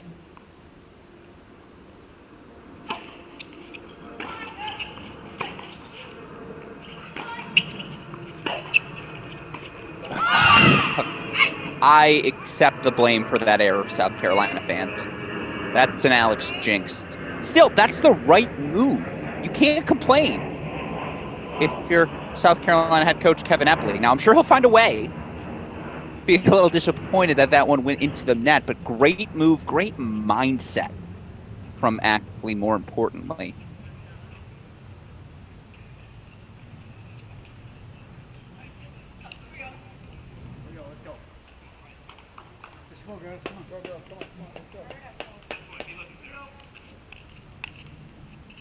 So 4-2 mini break lead still for the Sun Devils. And I believe that is Spaka serve. No. Let's see, left hand. Yep, it is Spaka serving on the far side.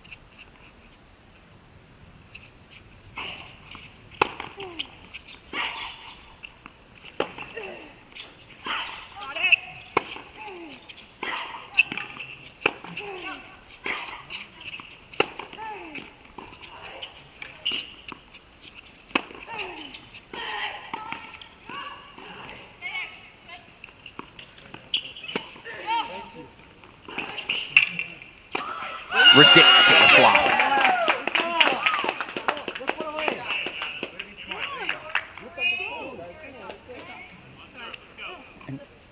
That's excellent stuff from Iona Ackley. And great setup as well from Hamner, who could have gotten tentative after massaging that first high ball at the net, but authoritative on that second overhead. So we're back on serve, 3-4. In our third set breaker. And just a reminder, these third set breakers played to 10, win by 2. Awaiting this matchup. A date with Nell Miller, Amelia Rajecki of NC State.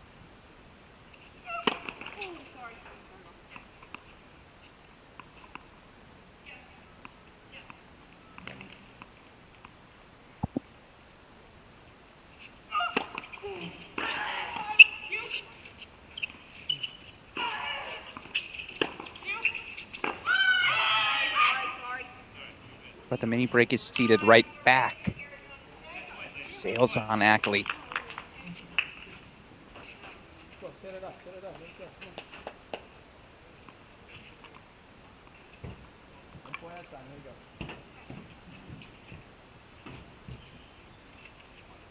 See what the call is here. We see a poach from Hamner. We see a little I formation action maybe.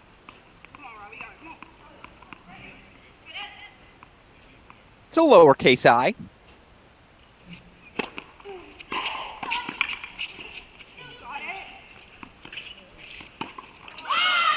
Great move.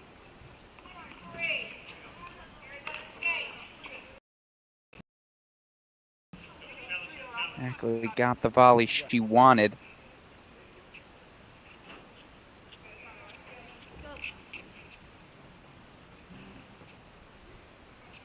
Excuse me, Hamner got the volley she wanted.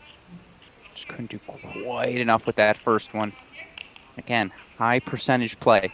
What has Arizona State up a double mini break now, 6-3.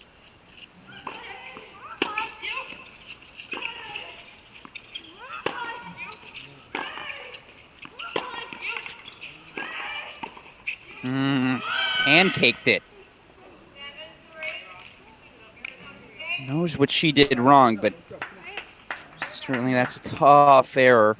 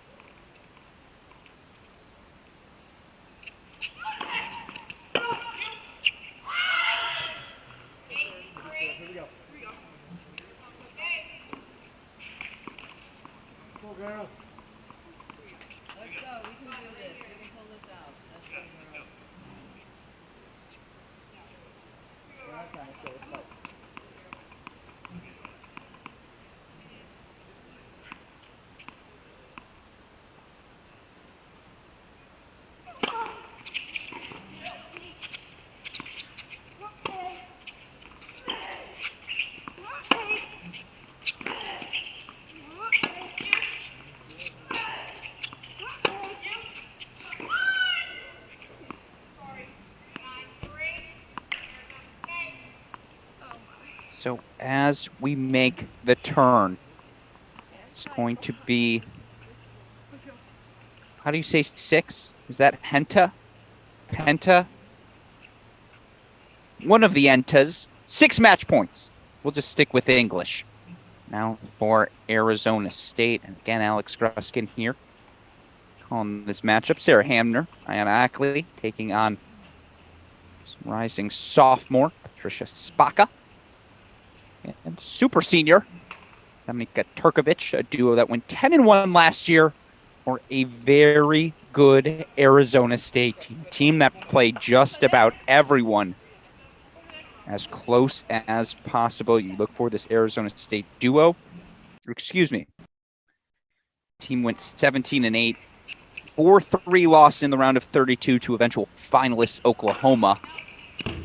It feels like had the draw broken slightly differently, the Sun Devils may have been our darling run throughout the course of last year.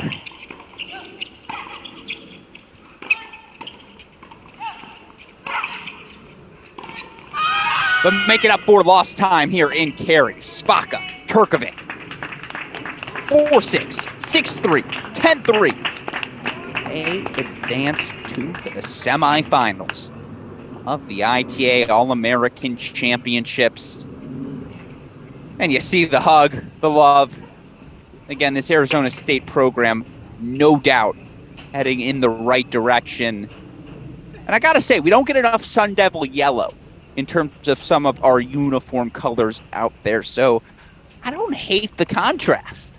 I certainly enjoyed the level from the lefty-righty duo, who advanced to take on Miller and Rajecki of NC State. And by the way, our semifinals now set at the 2022 ITA Women's All-American Championships. Just quick note, I suppose, as we wrap our coverage of all of the action happening in Cary today, your semifinals in doubles. All unseeded teams. It's going to be Spaka, Turkovic, taking on Miller and Rajecki. Top half of the draw. Bottom half, it's going to be Subash Chervinsky taking on the Michigan duo of Miller and Brown. Subash Chervinsky, I should say, from the University of Virginia. I may take that piece of knowledge for granted. Shouldn't just assume all of you viewers know that as well. So again, women's doubles, Arizona State going to take on NC State. Virginia going to take on Michigan. Ryan Lee, welcome into our coverage, where earlier today Max Basing knocked off Siam Waldeep. Just so you know, Ryan, Waldeep eliminated by Basing. Was a 5-7, 6-4, 6-4 win for the Stanford rising sophomore. Just to put a final bow on that last thought. I mentioned the women's doubles semifinals, singles semifinals for the first time in ITA All-American history, at least to my knowledge, and credit to the man, the myth, the legend, John Parsons, aka @JTweetsTennis on Twitter, for pointing this out. North Carolina, the first team in ITA All-American history with 3 singles semifinalists in the main draw. Of course, it's going to be Carson Tangilic, another one of those super sophomores. She's taken on teammate Fiona Crowley. Anyone who listened to a Crack Rackets podcast over the past 2 years, I think you know my thoughts on the game of Crowley. That's a hell of a matchup. Annika Yaglada, shout out West Bloomfield, Michigan, my hometown. Yaglada from there as well. Let me tell you, Alex Gruskin, a lot of victories over a 9-10-year-old Annika Yaglada back in the day. But she's going to take on LSU's Kylie Collins. Collins, of course, a part of those 2 national championship winning teams at Texas. She follows her former assistant, Taylor Fogelman, takes over the LSU women's tennis program this year. So it's Crowley, Tangilic, an all North Carolina matchup up top. Collins, Yaglada, LSU versus North Carolina on the bottom. Those women's singles semifinals, 10 a.m. Eastern tomorrow morning. We'll have them for you here on our Crack Rackets YouTube channel.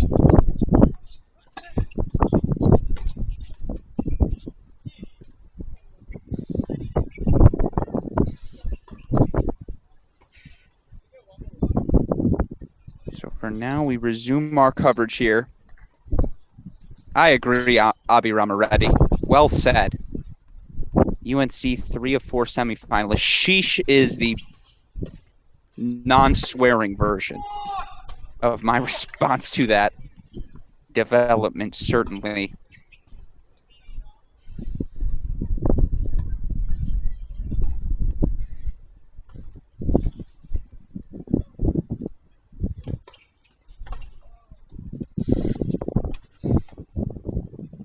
How about this? 2-all, third set. Singles quarterfinal action in the men's draw. Elliot Spazziri taking on Garrett Johns.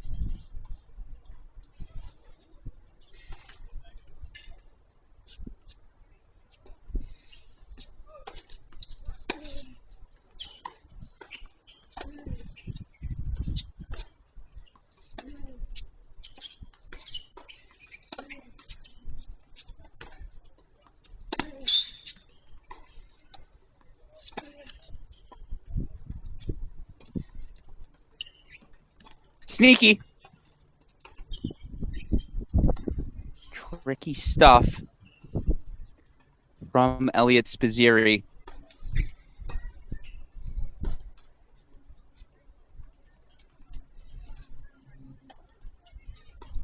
Excuse me, from Garrett Johns.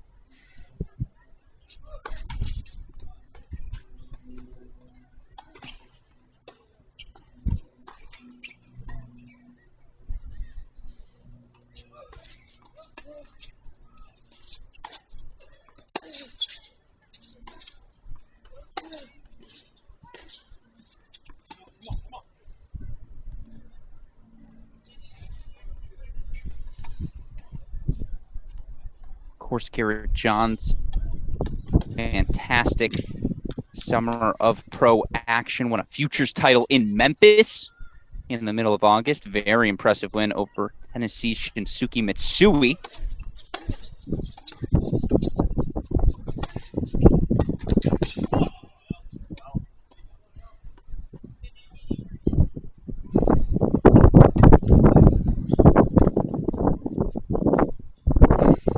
By the way, shout out to Abi Ramareddy for answering Ryan Lee's question. Why are they doing 2 matches in one day? Couldn't have said it better myself.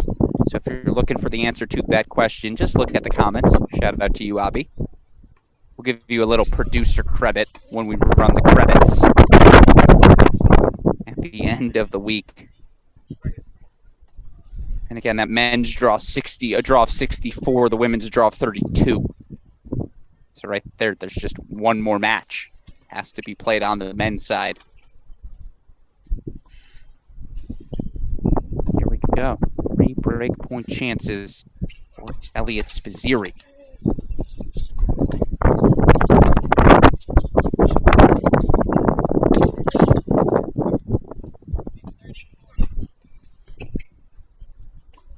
You just have to ask yourself, how many times has Elliot Spazziri hit that ball over the past 18 months? 9 months, excuse me. Just so predictable. You know opponents are going to attack that backhand wing. Spazziri's ready for it. He's responded fairly well so far.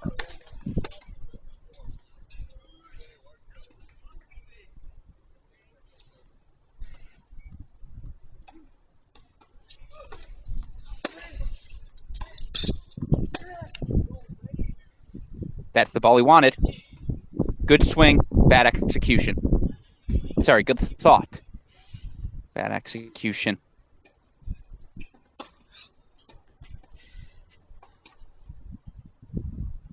So it's a critical deuce point here early in the third. Who can stick their nose out in front, give themselves some margin to work with? No shock to see Spazziri back on that deuce side.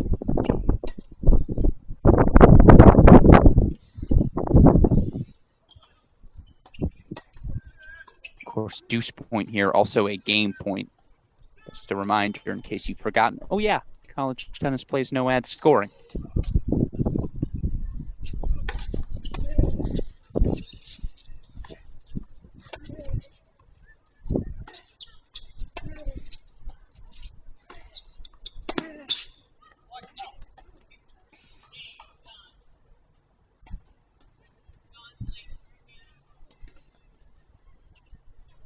All right, Elliot Spazziri looking to become first Texas Longhorn into the semifinals here at the All-American. Had some shots, but credit to Duke's Garrett Johns.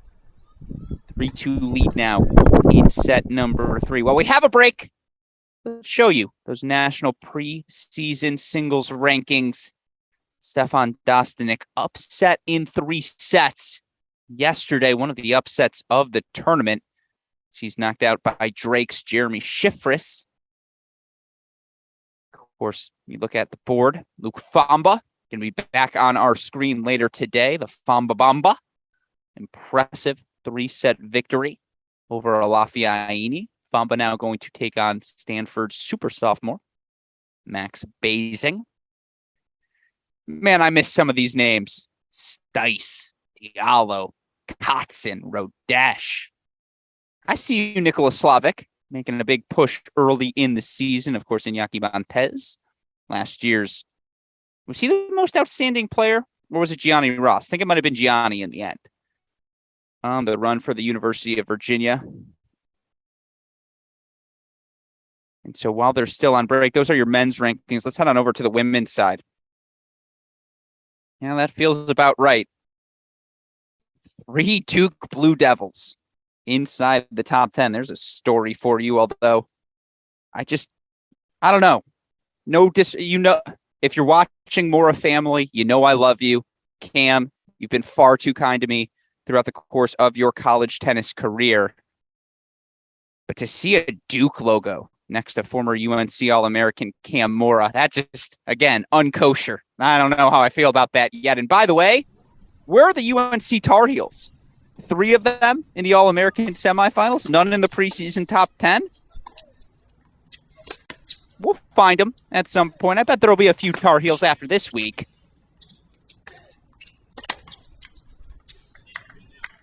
That's Elliot Spazziri, the 4th year Texas Longhorn, serving down 2-3. And again, Alex Gruskin, happy to be back where, dare I say, I belong.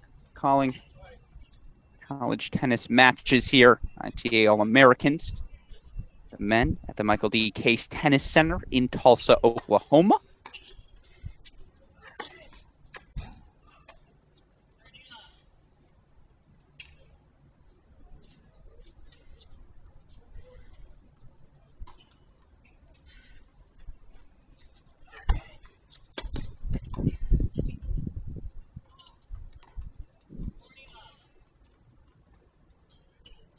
Good response here from Spazziri, particularly after having breakpoint chances.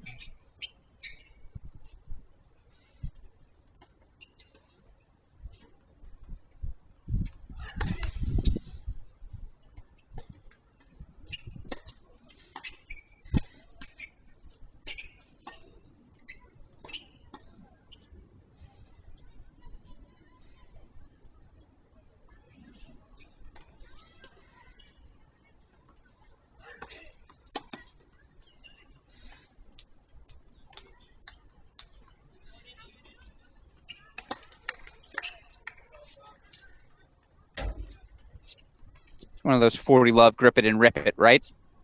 Here, Garrett Johns. Again, a career year on the pro circuit these past few months.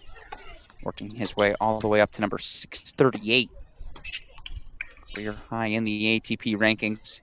If my research is correct, I believe he's one of the 10 highest ranked active college tennis players in the pro rankings.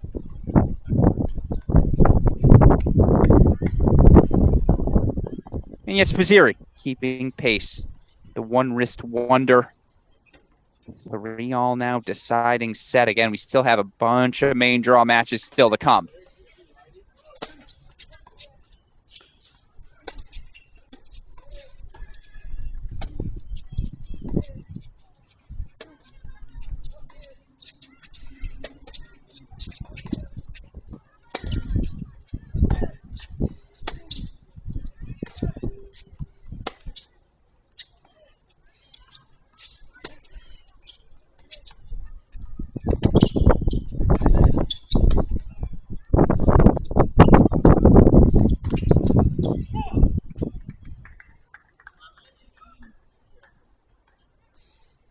So again, to reset how we got to this point.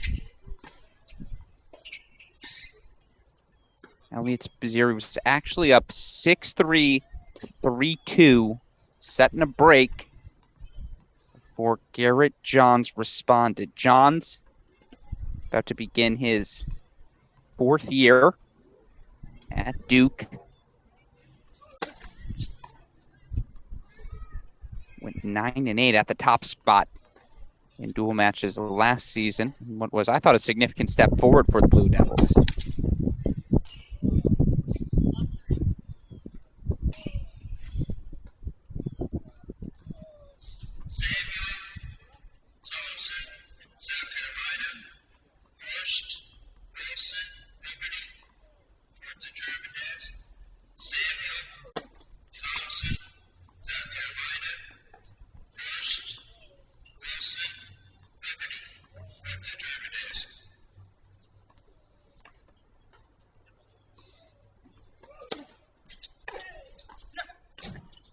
Yeah, that's what Elliot Spazziri does best. His footwork has gotten just exceptional. How diligent he is running around that backhand corner. I mean, God knows, again, he's had to do it repeatedly, playing with one wrist over the past 9 months. But that's a heck of a return. Sets up 4 more breakpoint chances.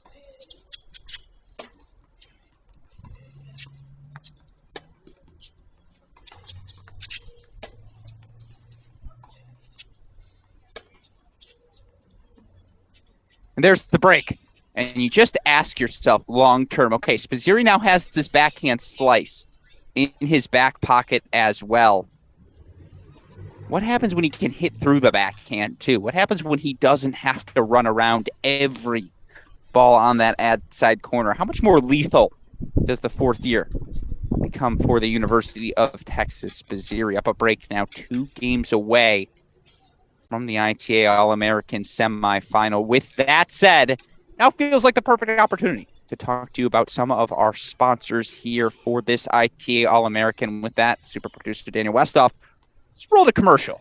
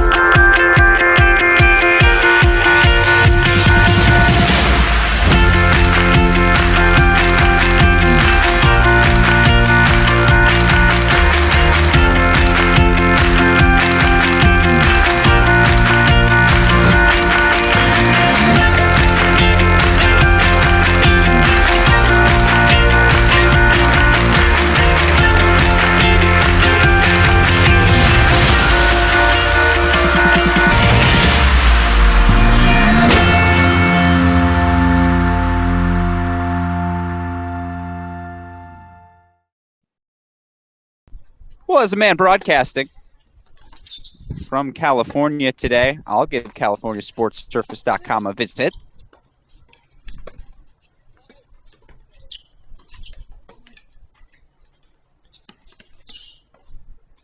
Oh, it went in? Oh, Elliott. You know what I'm going to say, Westhoff? Cut the clip. Garrett Johns going for the body blow. Spazziri ready. So instead of love 30.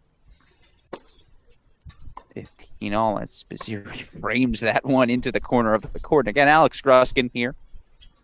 Back on our Crack Rackets YouTube channel.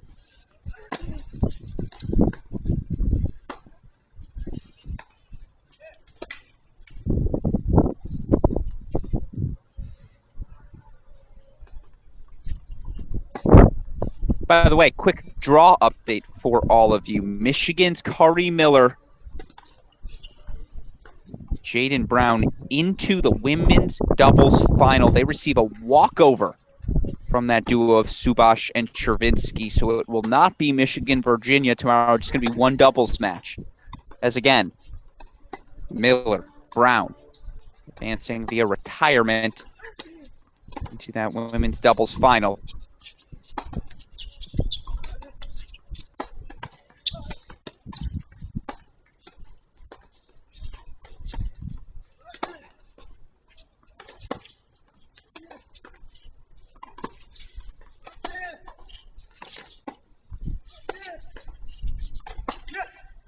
I don't think Elliott Spazziri's ever missed a bump lob. That backhand touch now, just exceptional as it sets up a couple game points to consolidate. Meanwhile, you see it on the left side of your screen. I'd recognize that Micah Braswell forehand anywhere. The Texas Longhorn Jr. ready to start his quarterfinal as he takes on Georgia's Phil Henning. Of course, Georgia already one semifinalist as Ethan Quinn, dominant straight set victory over North Carolina's Ryan Segerman.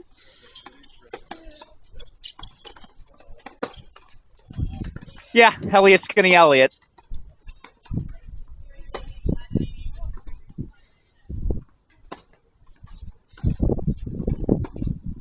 Five-3 lead now for Spazziri. Longhorn one game away from a semifinal berth.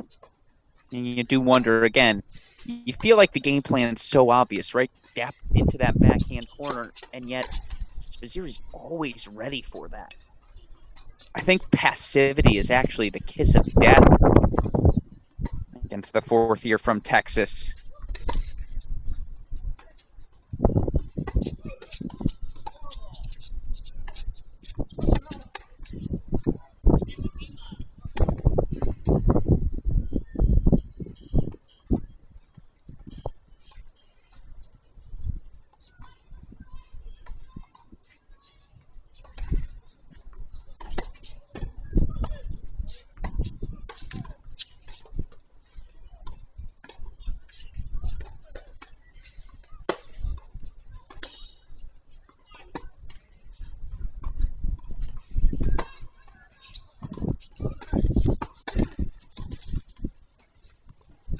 That's what I'm saying. Elliott knows that the kick serve is coming. Yes, he hit that ball from court number 2. That's just an electric forehand and great anticipation from the fourth year.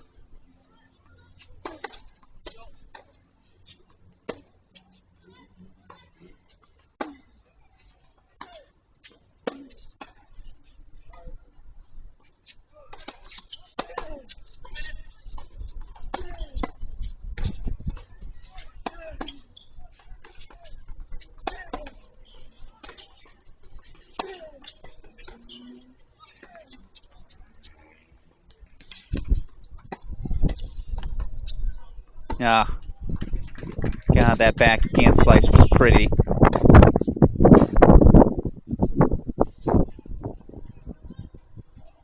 Great response from Johns, though, and even more importantly, better read at the net. Good anticipation. And if you're Duke head coach Ramsey Smith, who I will be spoiled in saying was So kind in sending me a birthday text yesterday. Thank you to you, Ramsey. You're just asking Garrett Johns to ask the question of Elliot Spazziri, force Spazziri to have to serve it out.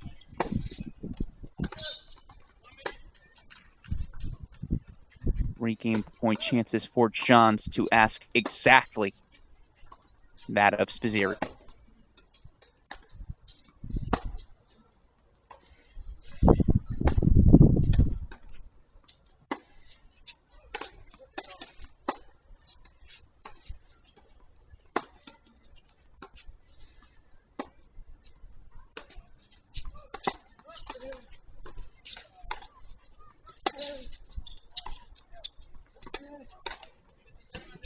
All right, Garrett Johns holds. So Elliot Spazziri going to serve for a spot in the semifinals. Let's pop over to his teammate, Micah Braswell, currently in the midst of warm-ups. He takes on Phil Henning. And Braswell, a rising junior, was elevated to the #1 spot last season. Watched him play just a sensational match in February at the National Indoors, where he knocked out then defending NCAA singles champion Sam Riffis. Of course, for Braswell, dealt with so many different injuries throughout the course of the season. I actually had the chance to speak at length with Mr. Braswell, Micah's father. Quinn, the Longhorns, traveled to Michigan for the NCAA round of 16.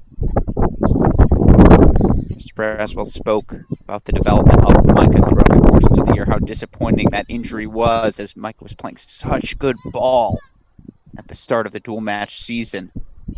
Obviously healthy once again. We see that level he's capable of. Reaching the quarterfinals here. You look for Braswell. How did he get to this point of the tournament? Well, impressive victories for him.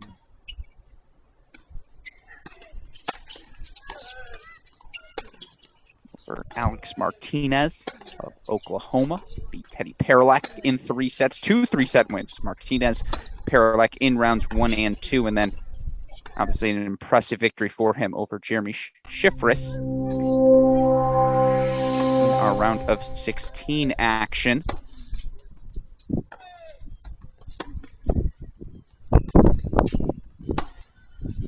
But we resume our coverage now of Elliot Spazziri. Apologies, we missed that first point. Pick it up 15-love, 3 points away is Spazziri.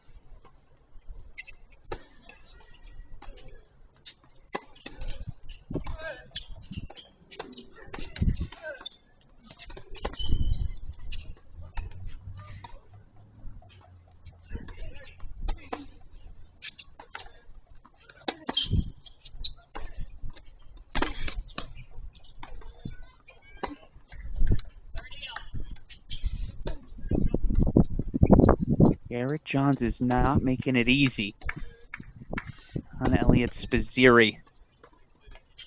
Again, Johns, a massive summer. I think he's one of those players you circle as one of the sneaky, maybe breakout stars. We knew he was good last year. Could he take that leap into that elite top 15, top 10 sort of ranking?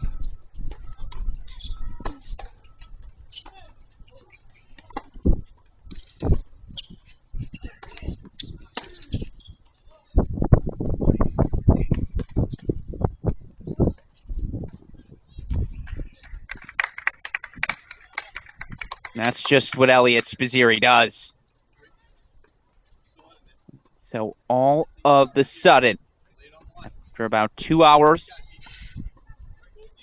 tense play, 2 match points for Elliot Spazziri.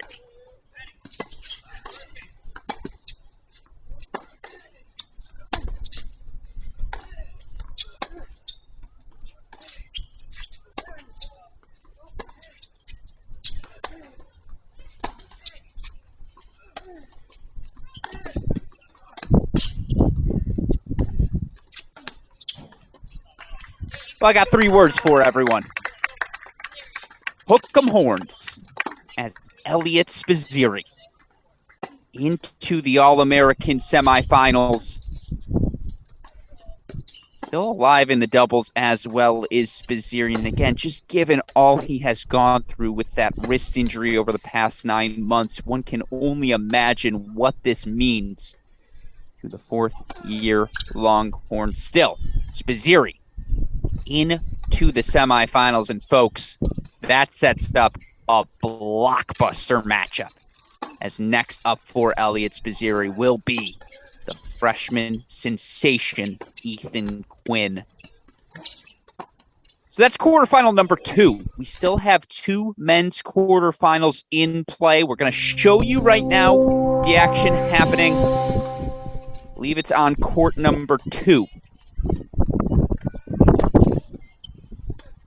Micah Braswell, 3rd-year Texas Longhorn, taking on Phil Henning.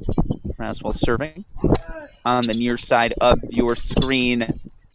That said, we're going to keep this match on your screen. We're going to step away from a moment for a moment from the commentary booth.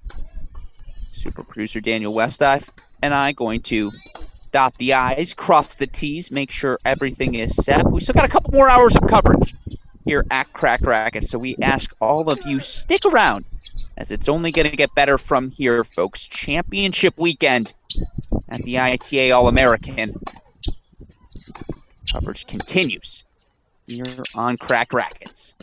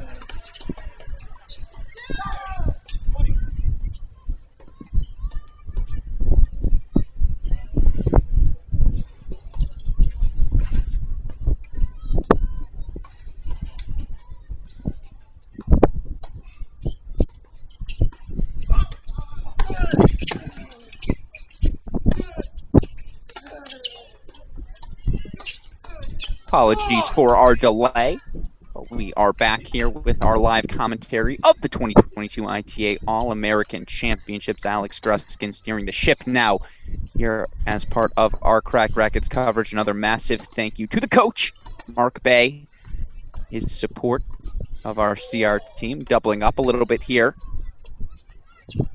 I broadcast from Los Angeles in Tennis Channel's beautiful Santa Monica studio.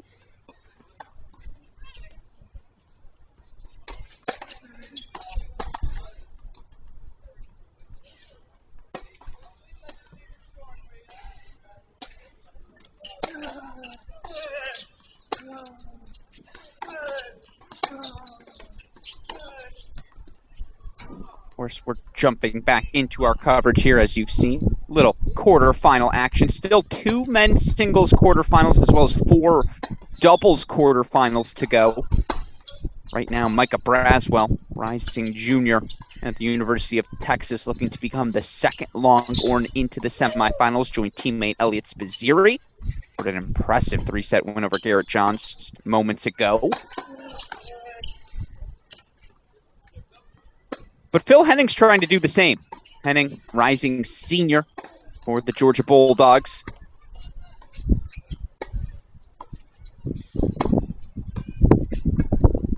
Henning, an impressive victory himself to reach these quarterfinals. Knocked off Virginia junior Chris Rodash. Straight set win about 2 hours ago.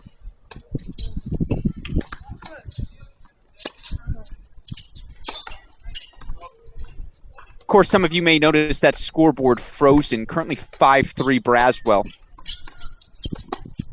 Little technology, I suppose, peek behind the curtain. Every about 4 hours, 3 hours, we have to update these scoreboards. What does that mean? Well, they'll freeze momentarily, but rest assured we'll get back on track here.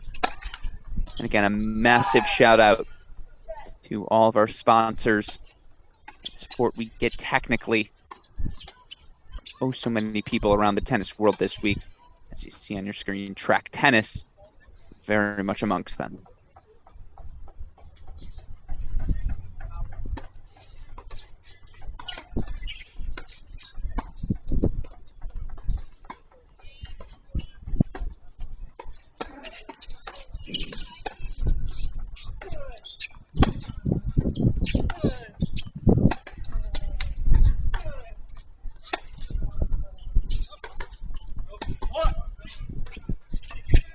All right, Henning asks the question. Holds 4-4-5. Still, Micah Braswell going to serve for the set. And again, just to sort of reset where things stand, what do the draws look like here at the 2022 ITA All-Americans? Well, our bottom half semifinal is set, and folks, clear your schedule. 11 a.m. Eastern Time, 10 a.m. Central. Elliot Spazziri, Ethan Quinn, you're going to want to watch that men's singles semifinal. Of course, 10 a.m. Eastern Time, even better. 3 North Carolina Tar Heels reach the women's singles semifinals in Cary. It's the first time in known college tennis history. And, of course, I offer any of you listeners who know otherwise, throw it in the YouTube chat. Feel free to reach out to us on Twitter at Cracked Racquets, at AL Gruskin, at ITA Tennis. 3 Tar Heels in the singles semifinal. It's going to be Tangilic versus Crowley. That's semifinal number 1. Monica Yaglada, your other Tar Heel, into the semifinals.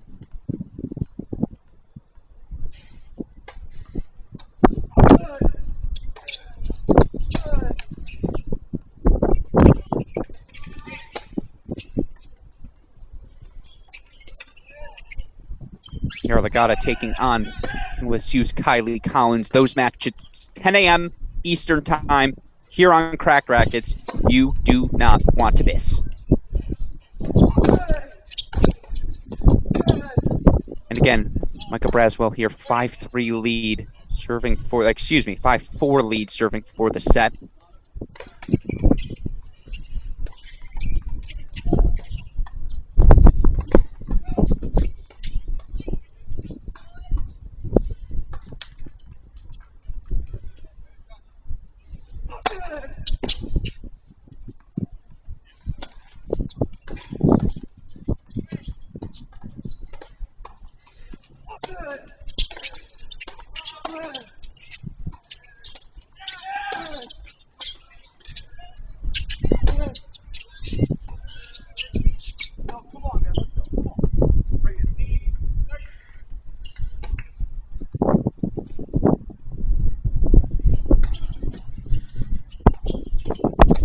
Again, scoreboard a bit behind right now. We do apologize for that fact. Just getting things up to speed, resetting across the board here in Tulsa.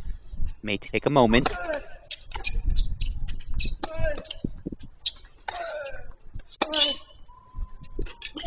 Boy, is it fun watching this junior. Of course, Braswell, first team all Big 12.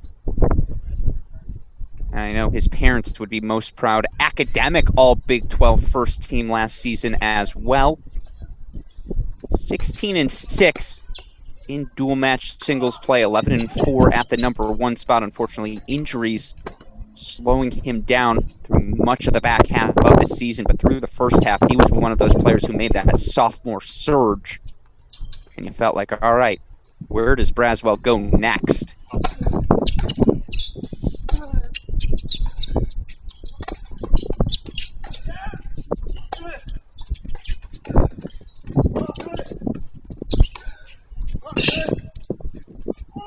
Because again, with all due respect to Henning, who's just grinding today, and I want to get into Philip Henning in a moment, and this Georgia men's tennis program.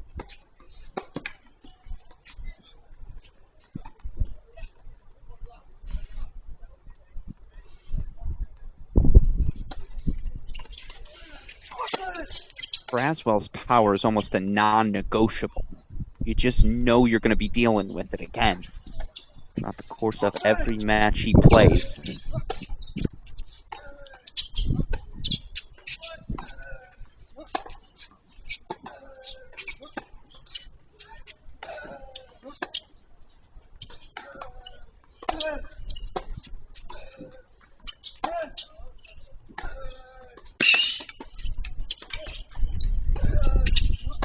Misses it wide. Good pressure from Henning. Uses his athleticism so well. And how about that? Okay, you know what that tells me? I think it's a 6-4 first set to Phil Henning.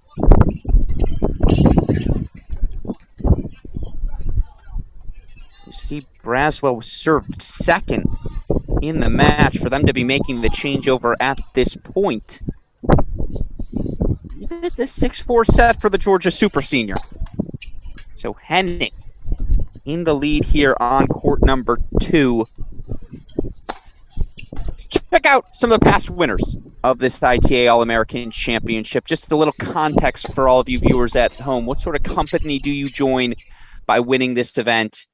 Who should you be on the lookout for? Well, I am spoiled because the Damajan Frank run you see on your screen, that's a formative moment in my college tennis fandom. I remember exactly where I was watching freshman Alex Damajan win the ITA All-American Championship in 2010.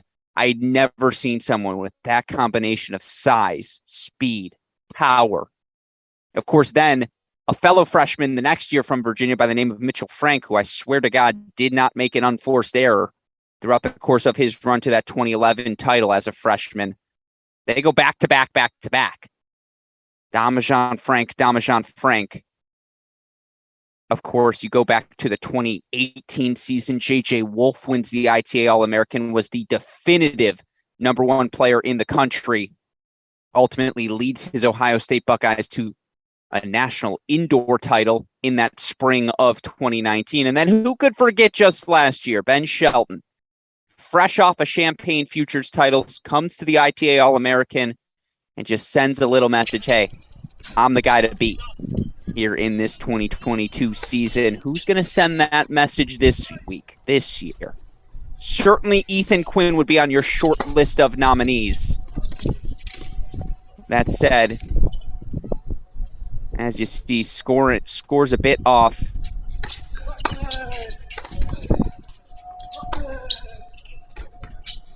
It's doubles action on your screen. And have an update. Technically, scoreboards need to be completely reset. It's been a long day of action in Tulsa. So what we're going to do, we're going to take those scoreboards off. Can we get them off both courts? Because it's not Quinn versus Segerman over on court number 4. Obviously some doubles action. Thank you, super producer Daniel Westoff. I will do my best to try and keep all of you updated via the eye test here. But apologies, we're flying a bit blind right now.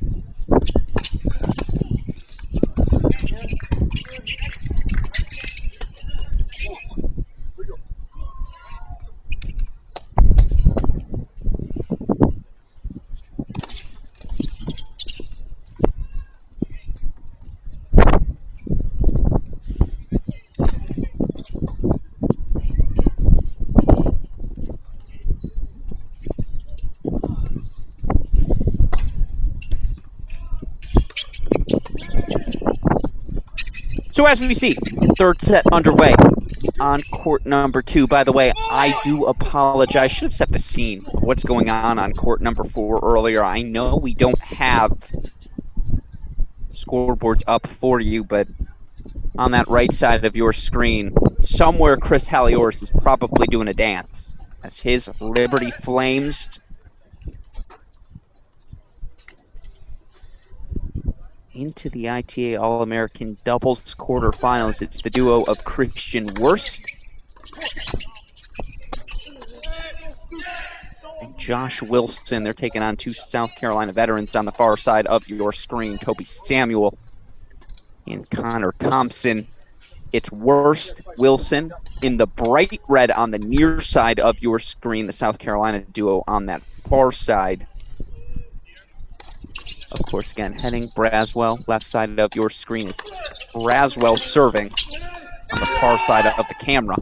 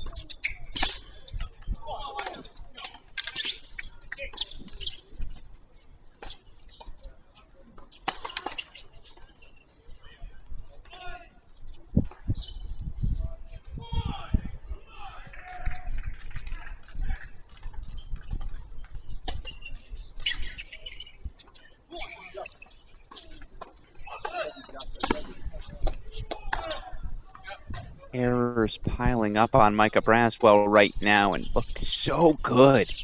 The first half of set number 1. It's just been a bit of a blink, and that's a credit to Phil Henning. Asking all the right questions.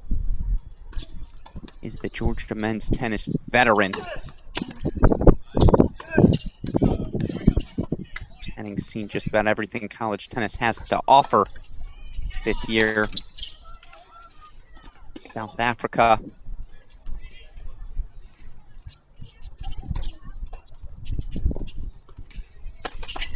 Rocking the ponytail as always. Of course, first team All-SEC honors last year.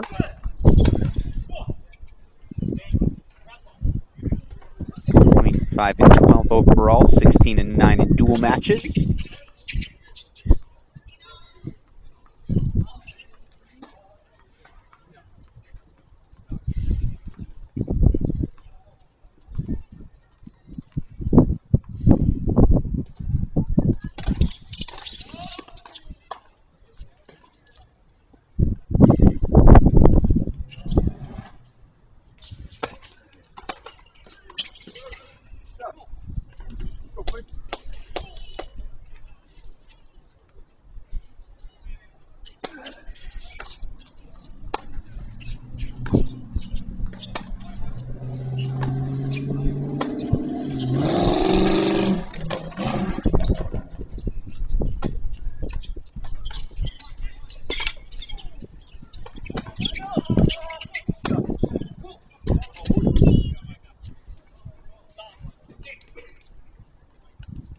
And right now, I know we don't have scoreboards. Braswell and South Carolina on the far side of your screen. Henning and Liberty on the near side.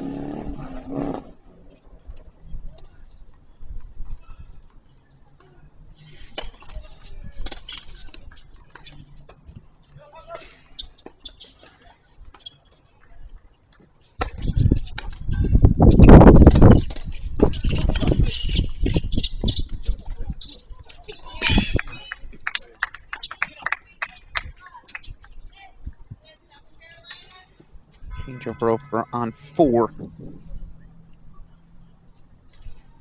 Set number 2 in that doubles quarterfinal action.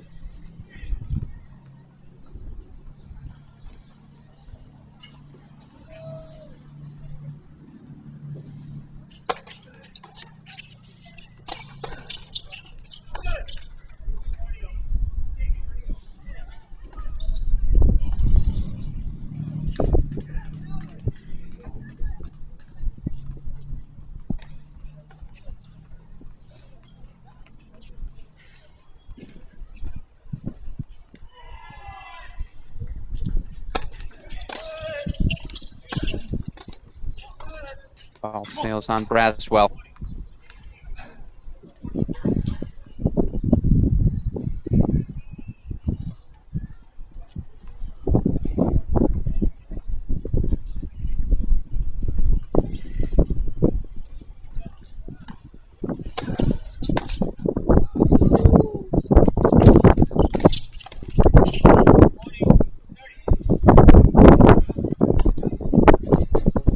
Looking at this Georgia men's tennis team again, as we watch Phil Henning take on Micah Braswell, we promise we're trying to do everything to get those scoreboards up, folks.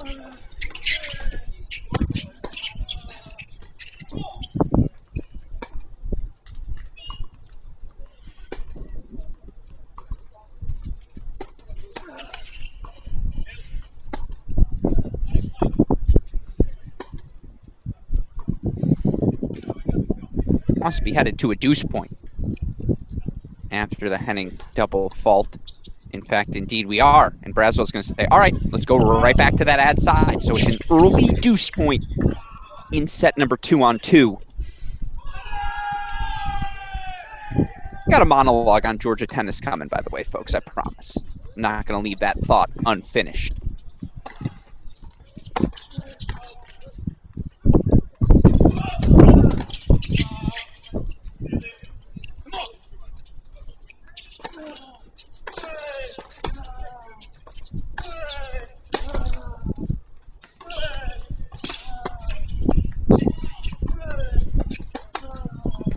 Henning's the grinder.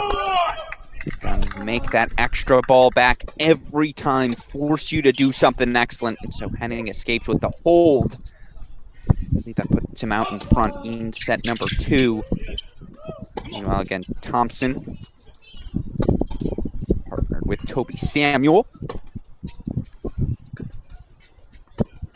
They take on Christian Wurst, Wilson. South Carolina Liberty action. Liberty at the top of your screen. South Carolina on the near side.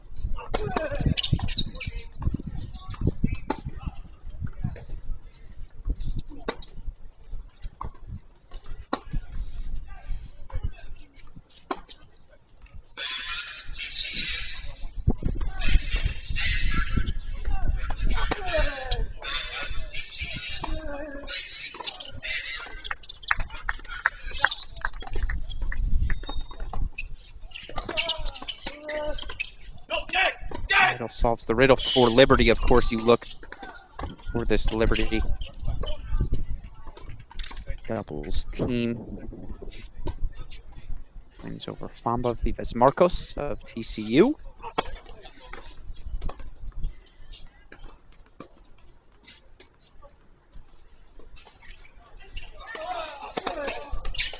Also earned a very impressive victory over the 5-8 seeds of Portland on Cosa Nios in round number 1.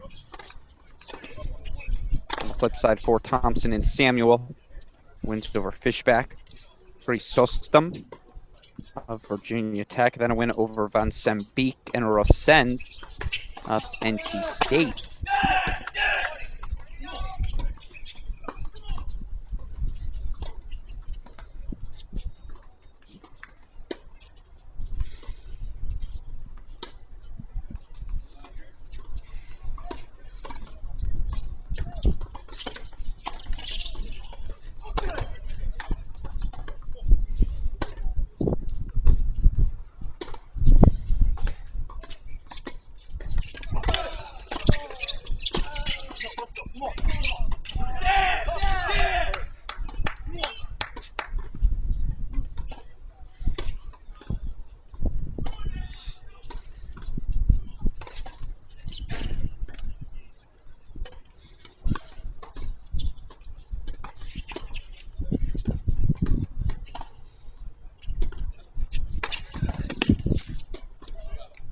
Good serving from Phil Henning. Again, on 4-3, a breakdown.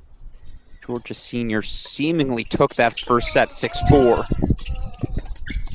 We believe we'll have scoreboards for all of you coming up in the next 5 minutes.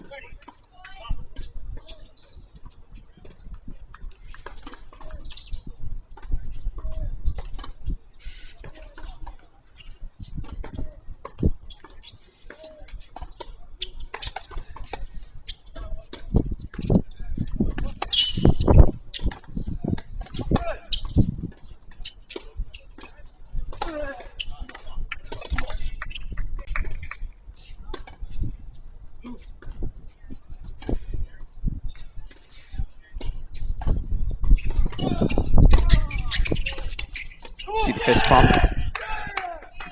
Would indicate a break of serve for Thompson and Samuel. South Carolina duo in to make moves, and there we go, folks. As anticipated, it was indeed 4-3 Braswell. Turns out we still know what we're watching here at Cracked Racquets, as Phil Henning did ultimately take the final 3 games of the set for 6-4. Now has gained points here. Keep his nose out in front in set number 2.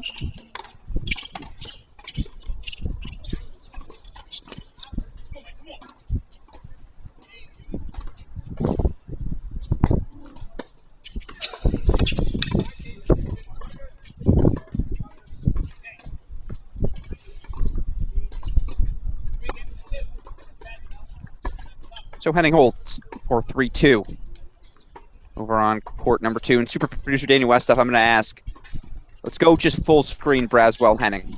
Yes, that South Carolina Liberty match might be close. But if we don't have a scoreboard, it just makes life a little bit more challenging. So we'll keep an eye on that. Let's just, again, let's go with what we know so far. And what we know is Phil Henning has turned things around. 6-4, 3-2 lead here on court number 2. And now I can get into my monologue on Georgia men's tennis. There's no denying it. And I think head coach Manny Diaz, associate head coach Jamie Hunt, they'd be the first to acknowledge last year was a massive disappointment. Lost in the round of 32 to an up-and-coming Florida State team. That is not to disrespect the Seminoles, but simply put, Georgia doesn't lose before the round of 16 very frequently, particularly throughout the course of the Manny Diaz era. So there's going to be a little bit of a chip on the shoulder of these Bulldogs this season. They want to remind everyone in college tennis, no. Georgia men's tennis is still an elite program. And certainly they've recruited like it. Ethan Quinn committed.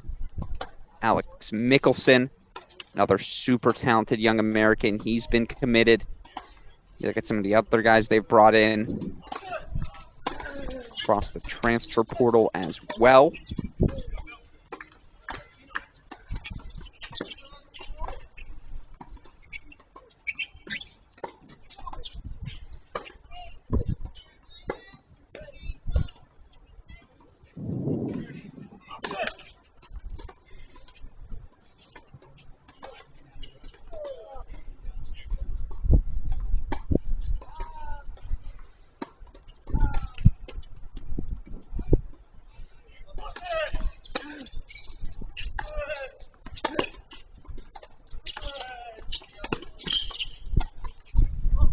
Oh no, Braswell in the net, and again, that's what Henning does, scratch, claw.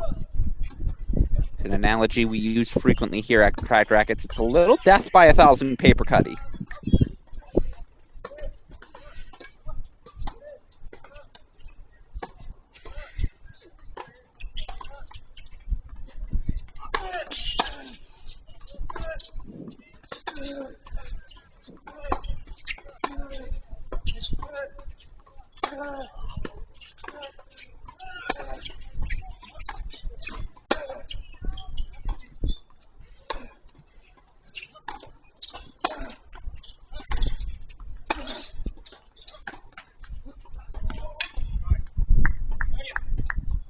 Rare error for Phil Henning. This feels like an inflection point in this match. Braswell really cannot afford to go behind a set and a break here, particularly with just, again, how relentless Henning can be from the baseline.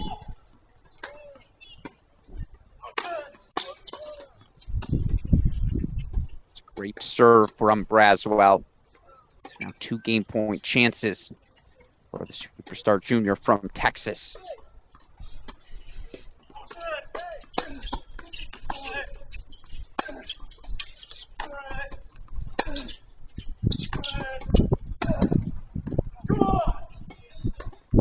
Ooh.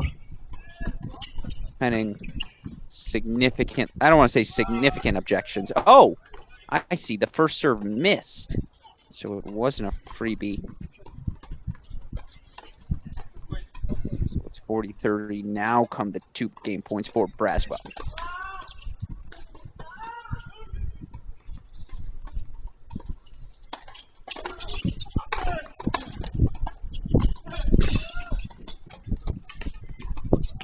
I think that was a little rope-a-dope. I think Henning could have gotten there probably half a second sooner. I think that was a purposeful stutter step there. Smart one, too.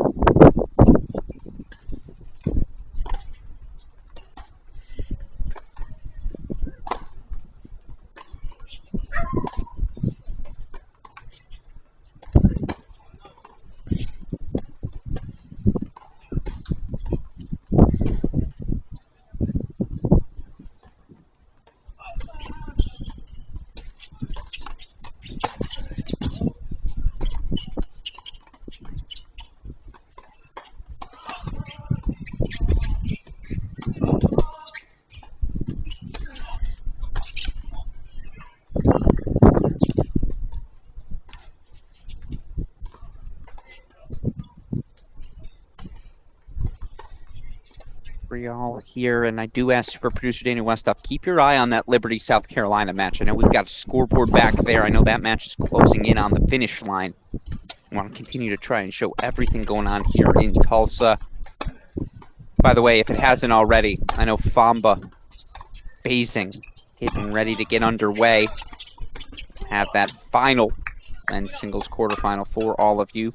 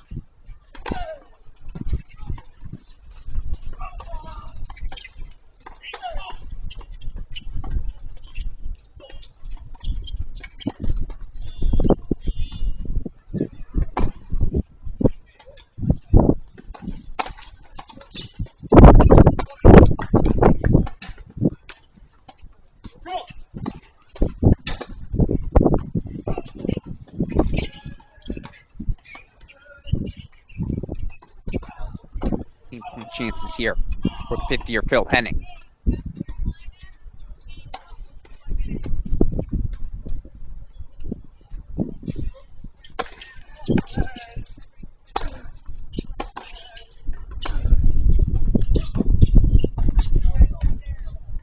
First one fought off. Excuse me, didn't see the out call. So Phil Henning stays out in front, 6-4, 4-3 lead. Here in our third men's singles quarterfinal of the day. Of course, Micah Braswell, Texas Longhorn, Phil Henning, Georgia Bulldog. Each team already has a teammate. Into the men's singles semifinals, it'll be Elliot Spazziri, a 3-set winner over Garrett Johns. Earlier today, taking on freshman sensation. I should say redshirt freshman sensation, Ethan Quinn, EQ. So impressive. In a victory, straight sets in the quarterfinal round. Meanwhile, little split screen action. We drop that scoreboard back on the screen for all of you. South Carolina's Toby Samuel, Connor Thompson. To establish themselves as one of the premier duos in college tennis. Classic serve and volley technique. South Carolina head coach Josh Goffey, widely regarded as one of, if not the premier head coach. Again, there's a debate. Who are the 5 best head coaches in men's college tennis right now? I'll tell you this, Josh Goffey's name continuously comes up in those conversations. And we can take that scoreboard down, super producer Daniel Westoff, as Segerman, Quinn, sadly, no longer on court. There we go. All right, names are wrong. Score is correct. So it's South Carolina 6-3, 4-all, love 30. Georgia right now representative of the Liberty duo. And again, competing for Liberty here. Massive run for Christian Wurst, Josh Wilson.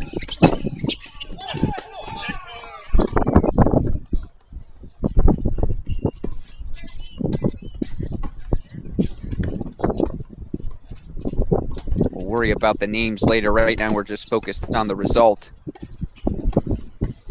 Right now, by the way, South Carolina creeping towards the finish line. Georgia creeping towards the finish line. It's Phil Henning, 6-4, 4-3, love 30. A little bit of an opening in the Braswell service game. Nice 1-2 combo from the Liberty Flames to force 30-all.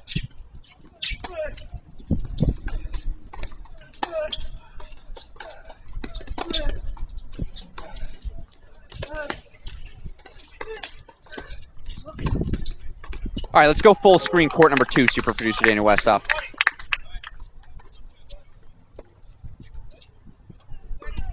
Full screen on court 2 as Phil Henning. Break point chances. He's got 4 of them.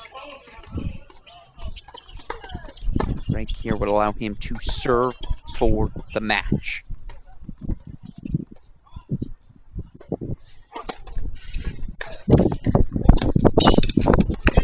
Phil Henning. Inside in return winner, and that ball just got up on Micah Braswell. He didn't expect the jump. And it ended up taking through the court, and so now Phil Henning will serve for the match. And again, in what can only be described as a massively disappointing ending to the 2022 season for Georgia, for them to kick off the fall in this fashion, Ethan Quinn doing his thing. Phil Henning now 4 points away from the All-American semifinal. This is the shot in the arm this Georgia program needed. And boy, if you're a Bulldog fan, and there are a lot of Bulldog fans, you're feeling better and better every passing point. I know, Hamish Stewart not walking through that door. Tristan McCormick not walking through that door. Quinn, Henning, Grevilius, Bride, it's a fun roster they got down in Athens. Nice close at the net from Henning. 3 words, folks.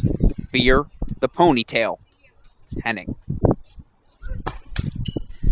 2 points away. And by the way, I know we got a question about the wind. Our microphone's picking up a ton of the action, according to our dear friend from the ITA, Joe Gentry, as you see in the comments. 12-mile-per-hour winds.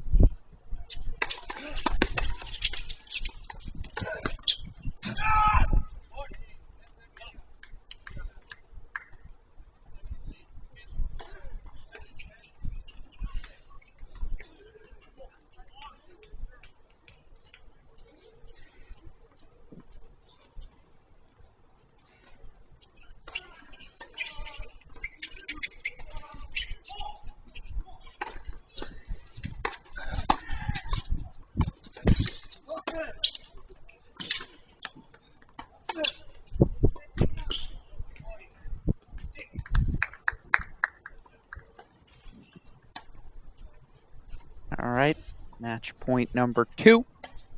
Still 3 more to go.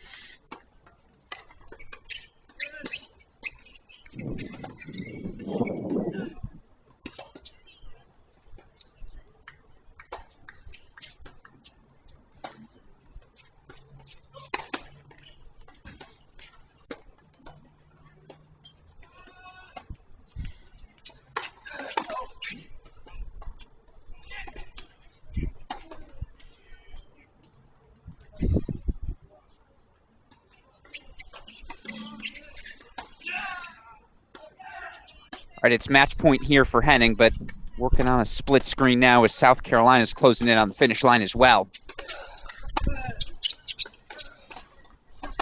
In fact, it is Obi Samuel, Connor Thompson.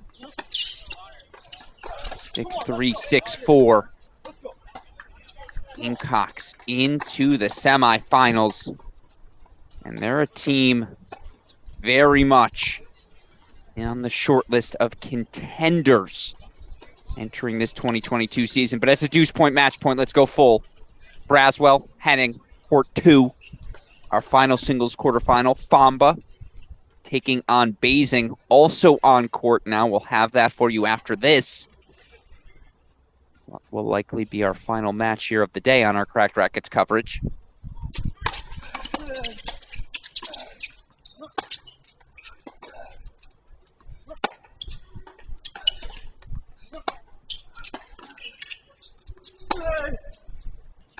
Micah Braswell. Let out a roar. You've earned it. Braswell breaks to stay alive. Will now serve 4-5 here in set number 2. And again, just to reset, Alex Gruskin here, steering the ship of our Cracked Racquets coverage of the 2022 ITA All-American Championships. I'm going to ask that we go. Let's go right to it. You beat me to it, super producer Daniel Westoff. You know what I'm going to say before I say it. That's why it's good to have you back. Our other quarterfinal in action right now. Can ignore that scoreboard. Play just getting underway. TCU's Luke Fomba, serving on the far side of your screen, takes on Stanford's Max Basing. Basing, 3-set victory over Siam Waldeep. Fomba 3 sets over Kentucky's Lafayette earlier today.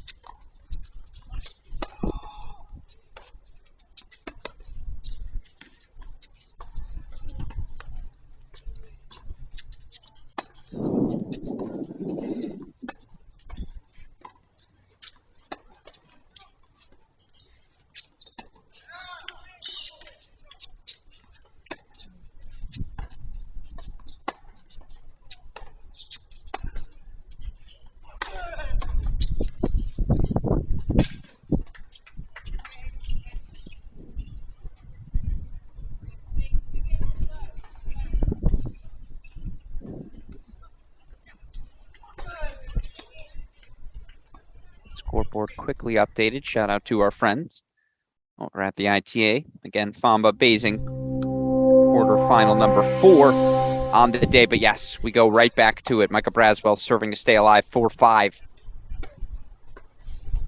He takes on 5th-year Phil Henning.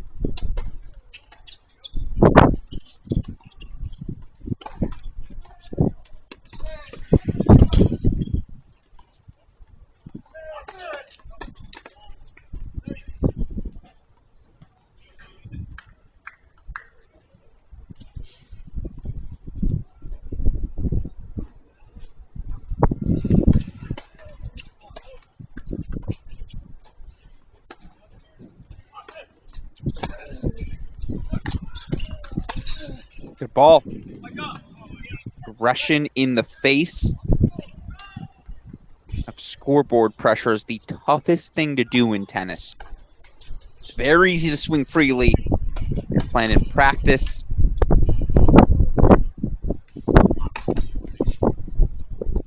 Pressure on the line.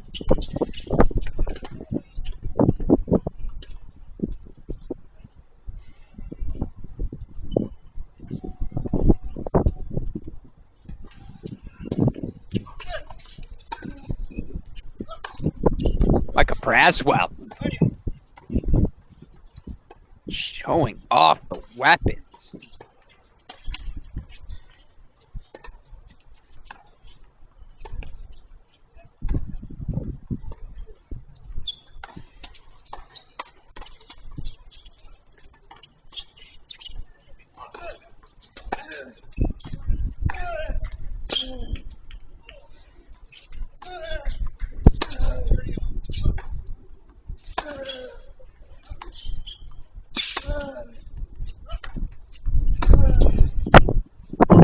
Miss that? Yes, I'm going to assume anyone who swings a one-handed backhand like that following a point must have missed the ball, so it's going to be game points for Braswell. Love 30 down. Very impressive.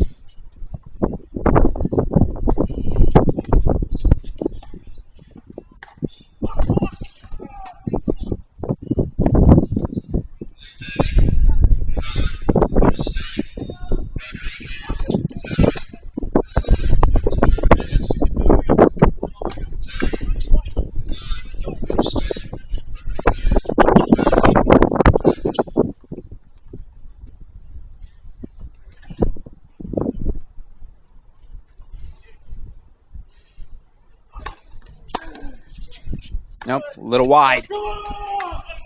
So on the deuce point, it's Phil Henning. 2 Georgia Bulldogs into the ITA All-American semifinals. Henning, 4-4 win. Very impressive over Micah Braswell. And yep, folks, little Paul Revere moment here. I don't know if the British are coming, but the Bulldogs certainly are. Great day for Georgia men's tennis, and a day they needed after their ending to the 2022 season. Henning through to the semifinals.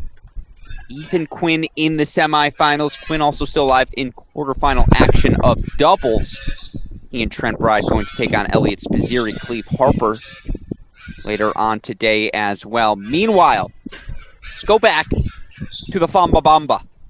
Luke Fomba, dear friend of us here at Cracked Racquets, has meant so much to the college tennis universe throughout the course of his career. Fomba taking on super sophomore Max Basing of Stanford. That's your final singles main draw match of the day. Of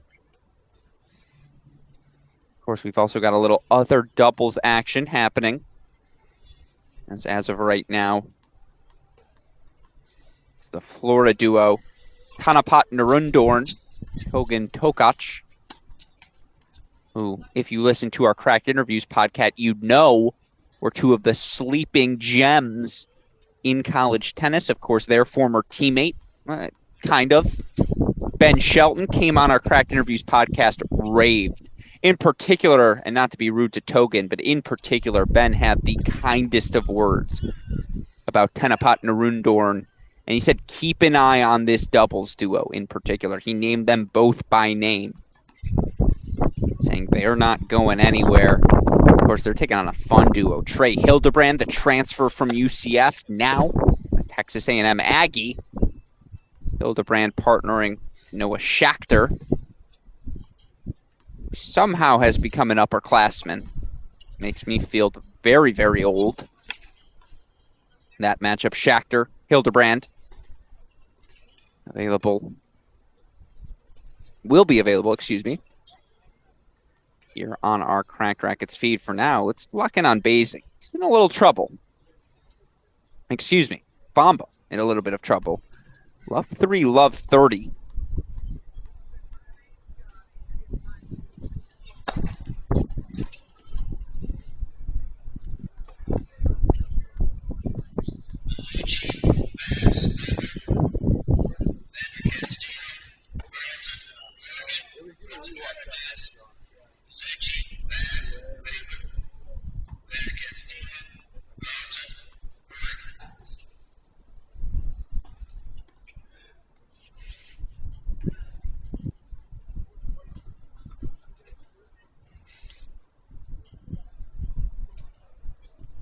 Another very fun doubles match on the board right now. Adam Neff, Pranav Kumar, who transfers to SMU, have found a home there on Grant Chen's roster. Taking on Cernak and Segerman of North Carolina. Why is that relevant? Well, Adam Neff, once upon a time, was a UNC Tar Heel. And now he's got to face one of his former teammates in Brian Cernak. Tennis gods have a cruel sense of humor, don't they? So Cernak, Segerman, taking on Neff and Kumar. Again, that's North Carolina versus SMU. That's on court number 3.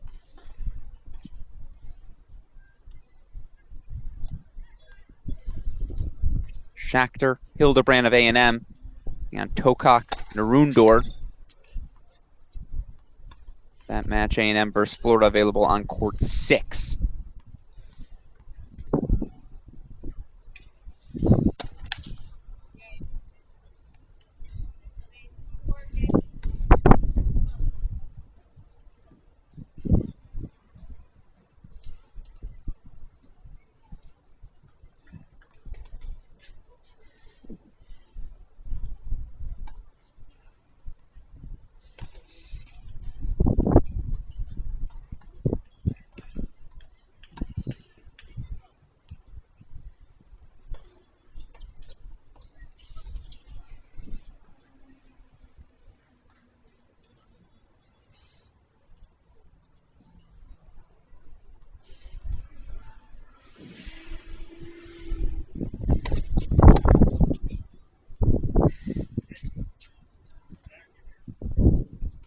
So it's all Max Basing, the super sophomore, who again was just exceptional during his freshman campaign last season. You look for Basing, remarkable, truly remarkable 23-4 record in singles, including team leading 18-2 in doubles.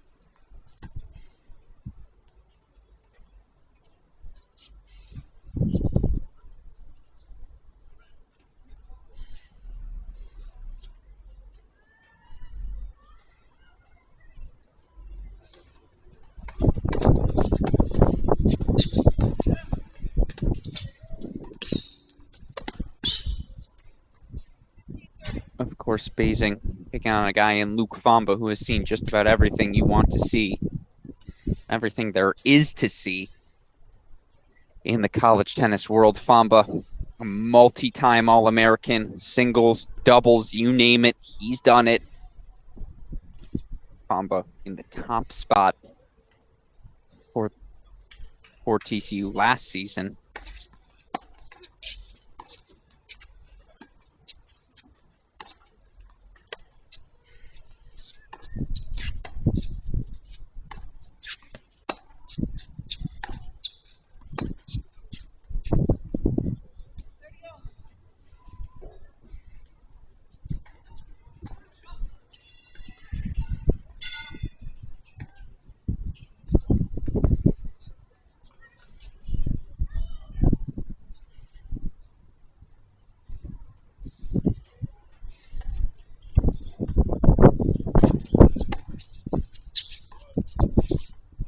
Yeah, that's an issue for Fomba. Can get a little flat on the forehand wing,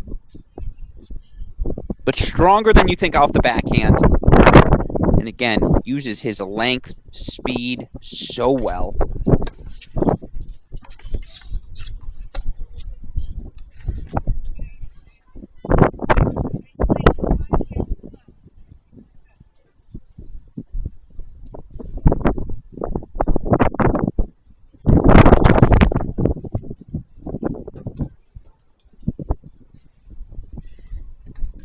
So Basing, one game away from a little early bagel, 5-love. Is this an incognito David Roditi? I don't see the distinguishable cowboy hat. So perhaps that might be Devin Bowen. Meanwhile, walking out on court now. More doubles action still to come.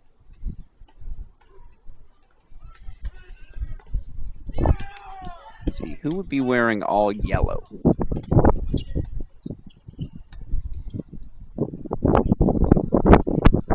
Tough to answer, I don't know, but always fun to see how many players there are here out on court. Again, Basing, 5-love lead. Let's go split screen if we can. Can we split this with court number 3? Don't want to miss the ending of the first set, but definitely want to check in on that SMU-UNC court 3 doubles battle. Adam Neff now at SMU, an opportunity to play against a former teammate in Brian Cernock.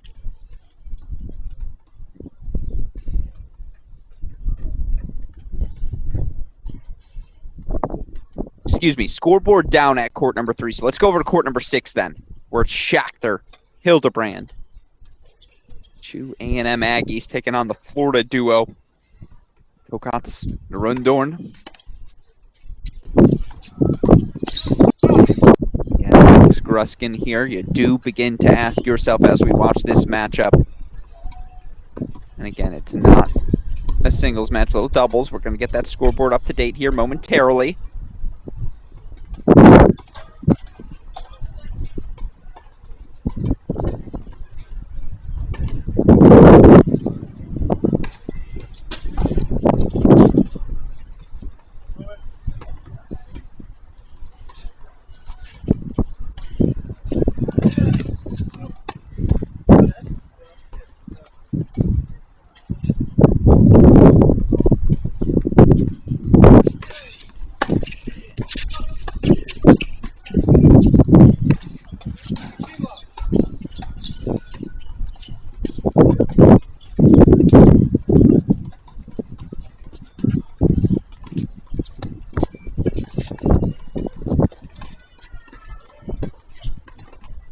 Scoreboard update, by the way, courtesy of our dear friend Joe Gentry.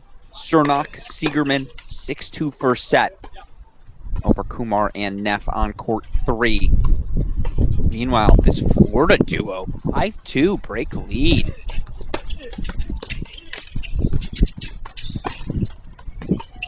I'll tell you what, some scholars of college tennis are debating, will the Gators, after really 3, dare I say 4 consecutive seasons of being who can clearly delineate the start and finishes of this Florida run. When Oliver Crawford walks on campus, right away, that 2018-2019 team,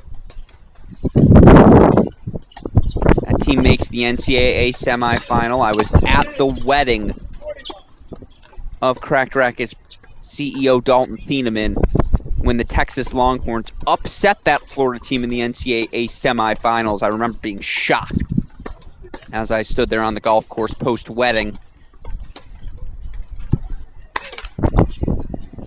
From that Florida run through last year's quarterfinal bid, obviously a couple NCAA singles titles, the NCAA team title.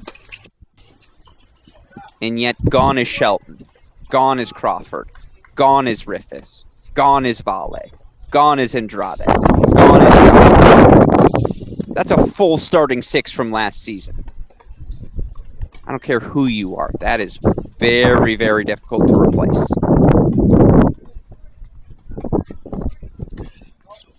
Matthias Seymour, by the way, from last year's team, also gone. This is Lucas Greif's time to shine, folks.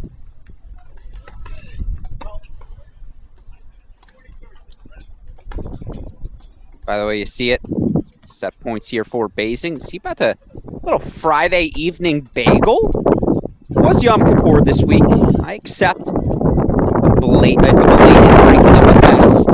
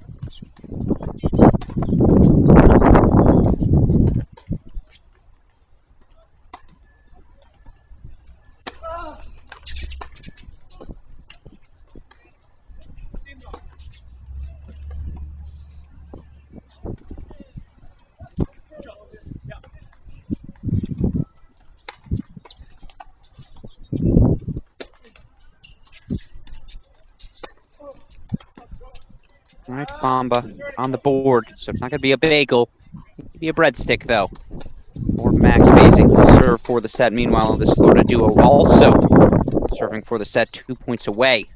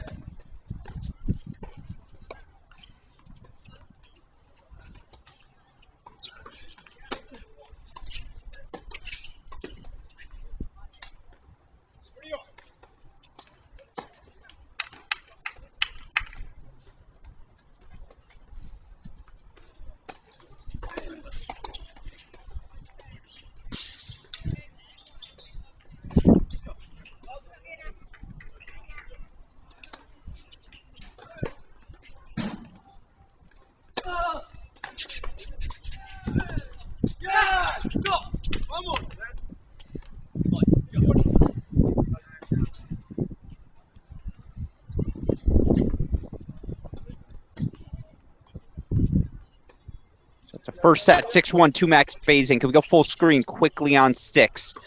2 set points for the Florida Gators as well.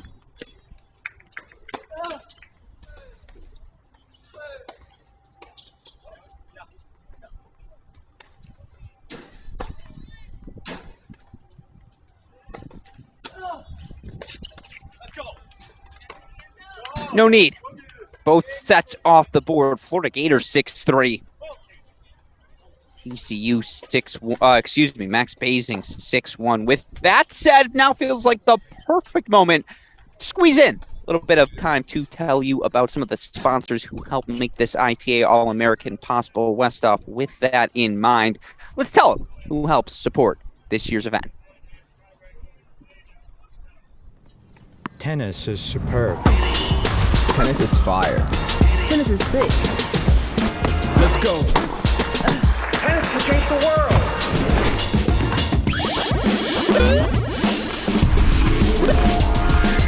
Come on. This is tennis too. Good morning. It's my first time. Not mine.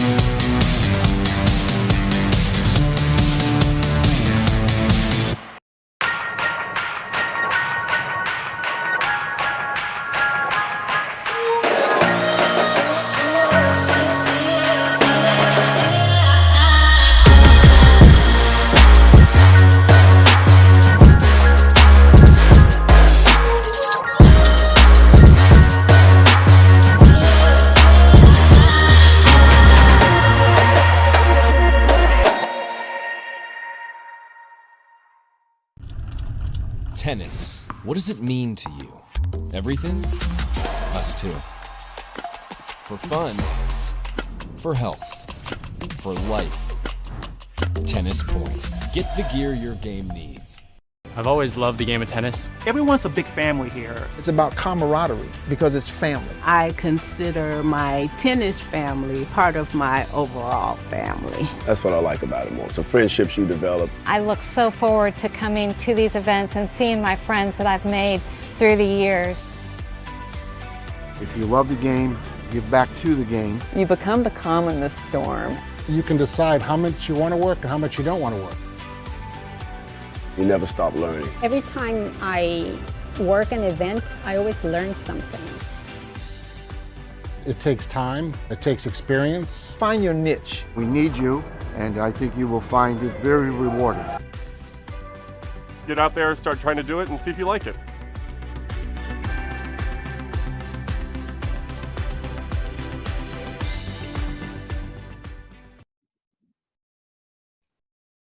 Well, if that didn't convince you to join the USTA officiating family, I just don't know what will.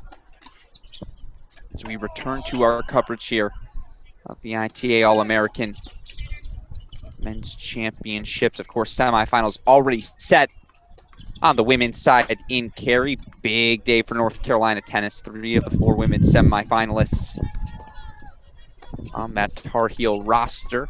Shout out to Fiona Crowley, Carson Tangilic, Annika Yaglada. Of course, the last person filling out that group,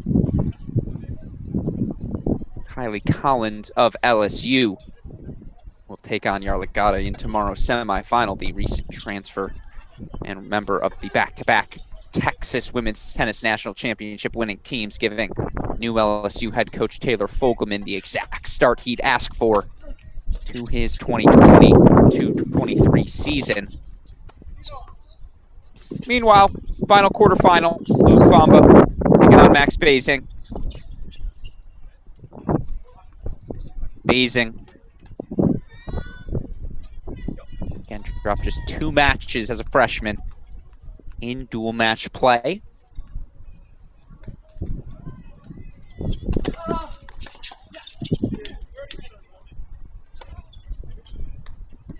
player many have circled as one to look to make that sophomore surge up the rankings.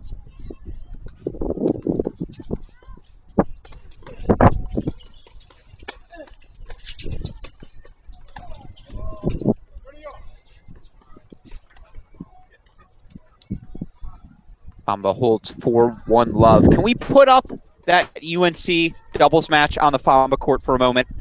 I know the scoreboard's not working perfectly over on court number 3, but I can say UNC took a 6-2 first set over the SMU duo, Kumar and Neff.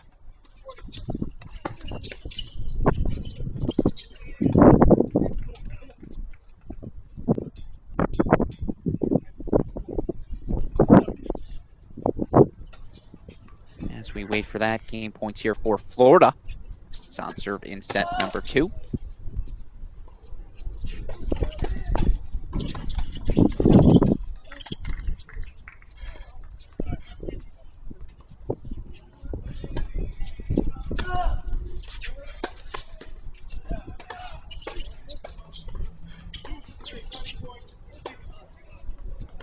Are they walking off court?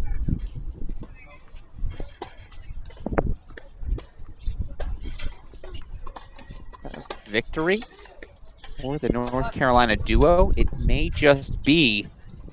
I don't see anyone at that other bench. So perhaps it was Cernak Segerman continuing to cruise. Keep an eye on that, I suppose. We hear otherwise, I'll let you know. If not, in the meantime, super producer Daniel Westhoff, let's make that Fomba again. Tell you for certain, and at Gray Hamilton 52, and don't think I don't recognize that name, my friend, that it was a 6-2 first set for the Heels.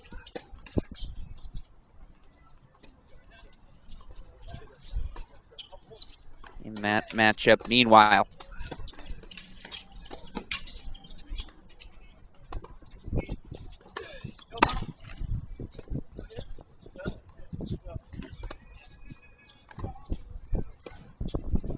by the way, I got an answer to my question. Who is the team in the bright yellow next to Luke Fomba and Max Basing? It's Oregon. Competing in some consolation draw action. They take on the Baylor Bears. Finn Bass Mizuchi for that Baylor team.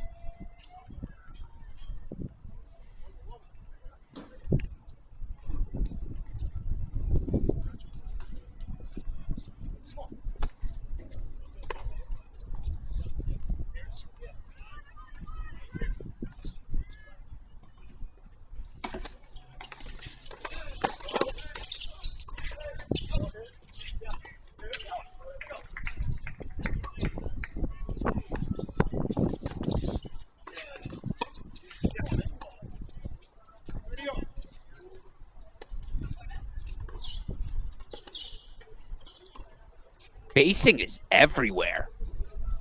And I'll tell you what, I think I've got my pro comp for you.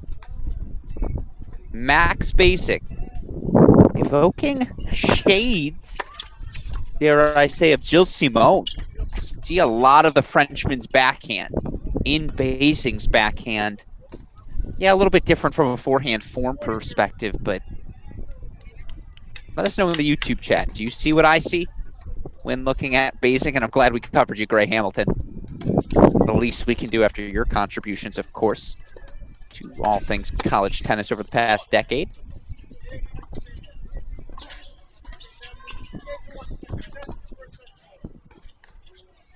A&M holding 4-2-1 over on court number 6. Meanwhile, let's see. Deuce point, break point chance. What side's Fomba going to go with?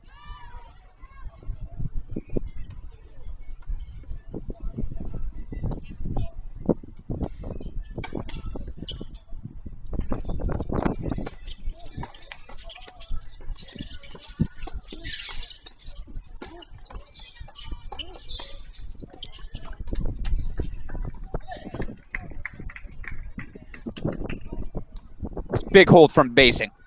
Just keeps him on pace. Not extend, doesn't extend that lifeline. That's certainly Fomba's got to be looking for. And of course, both of these guys played 3-set battles under 3 hours ago. Fomba, 3-set physical win over Lafayette. Basing, same over Texas. Sina Waldeeb. Who wants it more?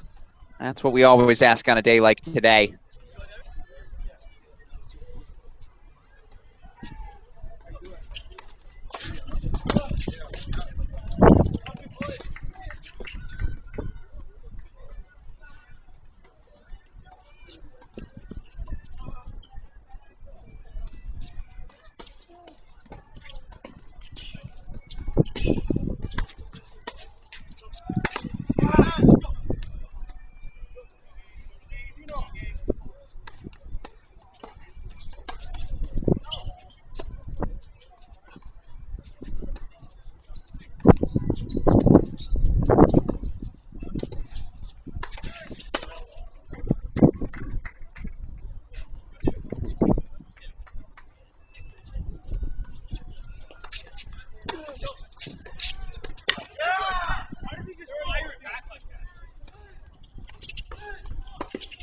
This is one of those moments where if you're Luke Fomba, how often do we see a guy earns breakpoint chances, fails to convert, and lets that linger over into the next service game? Too often is the answer to that hypothetical. Would love to see Fomba continue to just land first serves, make this game simple for himself.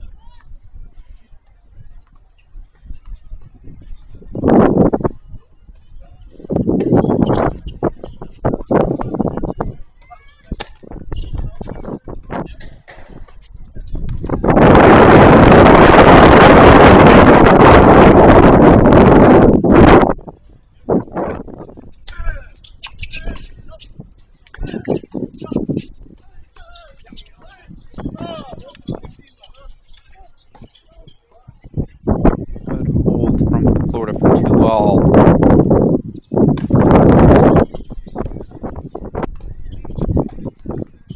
That land good. That flowed a little wide. Let's see. That landed good. That was an excellent hold from Luke Fomba. Steadies the ship. 2-1 on serve set number 2. How about a little full screen dubs action? Let's go full screen court 6. Not enough dubs in my life, day in, day out.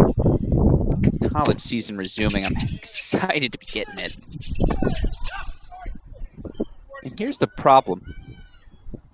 When I knew Noah Schachter, he was this little 5 foot, maybe 5 foot tall, squeaky voiced little kid. Problem is now he's so tall, he and Trey Hildebrand almost indistinguishable from one another out there on court, but I'd recognize the service motion. That's Hildebrand.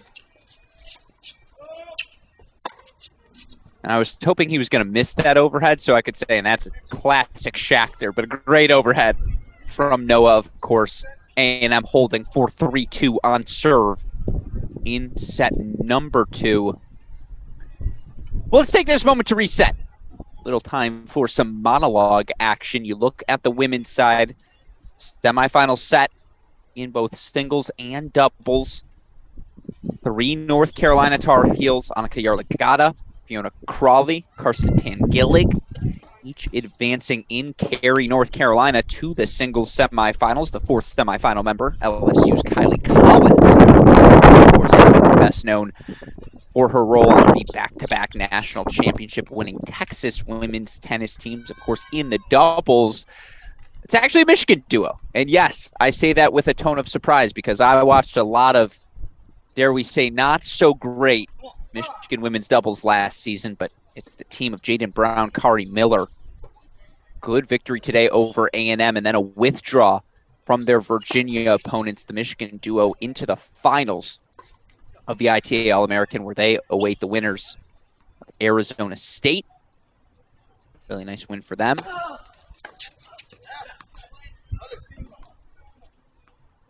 Very nice win for Arizona State over South Carolina earlier today. They're going to take on the duo from NC State, Miller and Rajecki. Of course, Miller, one half of the NCAA doubles championship winning team last year for the Wolfpack. 3-2 right now. Texas A&M leads. Apologies, scoreboard frozen there. 15-love right now for the Gators in their 2-3 service game. Because I know the exact score, let's not flip away quite yet. And honestly, Westhoff, cut the clip there. You're going to have to mute me. It's a heck of a volley from Schachter. Hildebrand, good hands. So 15-all here now. Of course, A&M's one of those teams to watch this season. So much talent. How much did they develop in the offseason? It's a really young roster last year that still tested all the big schools. Was extraordinarily frisky down the home stretch of the season. Speaking of frisky, how about that cross-court backhand volley?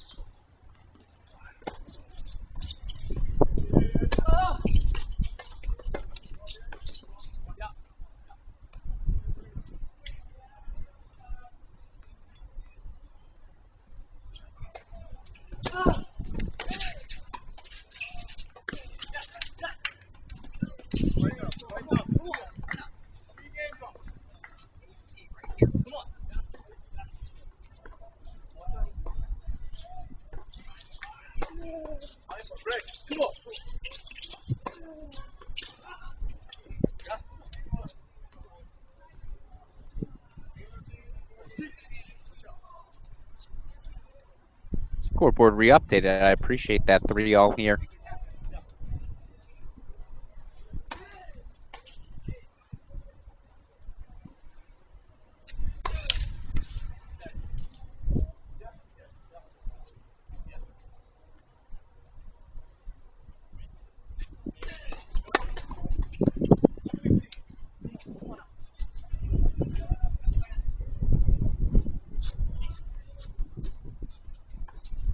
If we can, super producer Daniel Westhoff, let's go back to the split screen format. Florida Gators love 15 here. As such, we can let this sit on its own now that that scoreboard is working. For the record, at least they're in orange as well. Mitsui, Tennessee, representative of this Florida doubles team on the scoreboard. A&M up top there. Griziani and UPenn. Just missed a deuce point over on court number 1.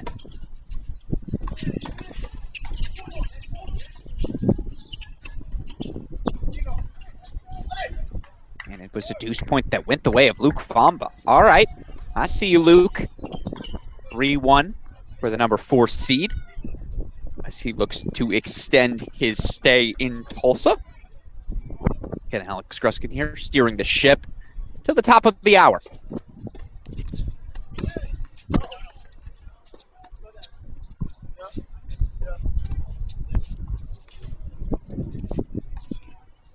Got 30 more minutes of coverage for all of you here on our Cracked Racquets YouTube channel today. Of course, we'll be back for the start of tomorrow's action, 10 a.m. Eastern Time. You won't want to miss it.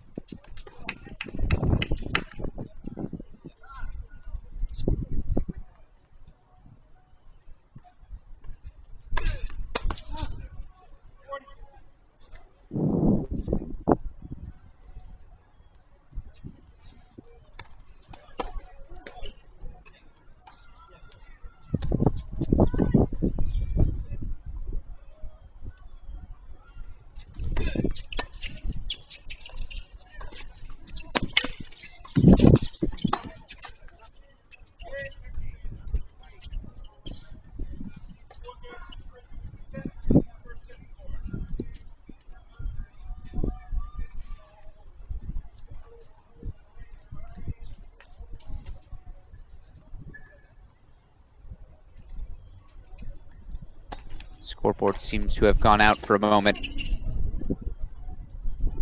Nope, there we go. I appreciate the delayed update. Good hold for Hildebrand and Schachter. And again, Hildebrand, Schachter representing UPenn on that scoreboard. Now, they're not part of the Penn team. But where it says Graziani and Penn, I don't know why I said UPenn. It's been a long day, folks. I'll wake up, I promise here. But Penn, representative of A&M on that scoreboard. Just think of it like this. Shinsuke Mitsui, Tennessee. What color do they wear? Orange. Who else has orange on this court right now? Why, it's the Florida Gators who are wearing their classic orange shirts. Okay, Tennessee orange, Florida Gator orange. That's what they are on the scoreboard. Penn, honestly, not too dissimilar from the maroon color of Texas A&M. So color coordination-wise, not saying the scoreboard makes sense, but it should be easy to follow. Florida serving 3-4 in the second.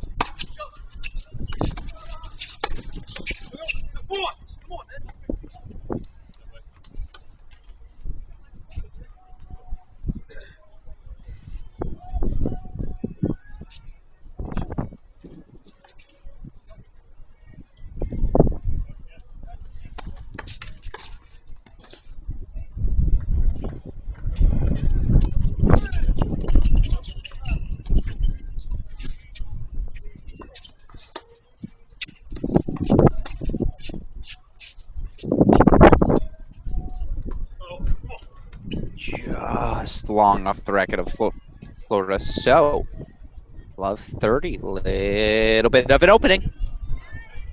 Meanwhile, 4-1 Fomba. So we go full screen now to the Dubs. And let's stick around here for a while. Again, it's Schachter playing with the UCF transfer Trey Hildebrand.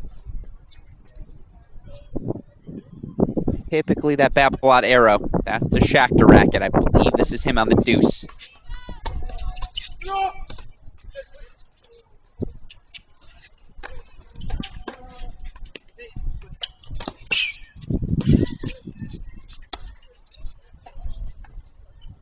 shanked forehand lob. Good effort from Schachter. Track down those extra balls. Steady aggression of this Florida team.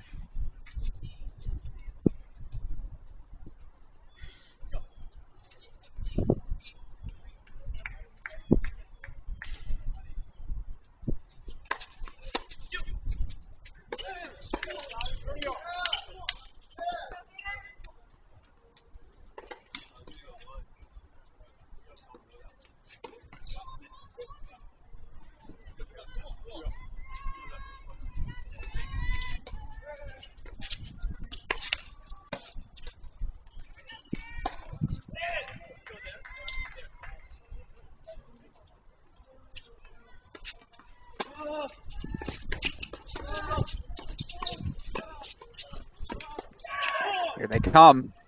This is the opportunity. Schachter, Hildebrand, 2 break point chances. See how this new Florida Gator duo responds. And so much more experience is this duo of Hildebrand and Schachter. That's Narundorn, Tokac. Freshman here for the Gators. Oh, Trey Hildebrand gets aggressive. Best possible time.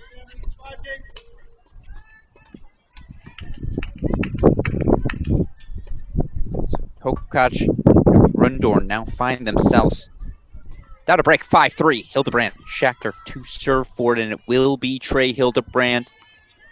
Hildebrand, standout career during his time at UCF.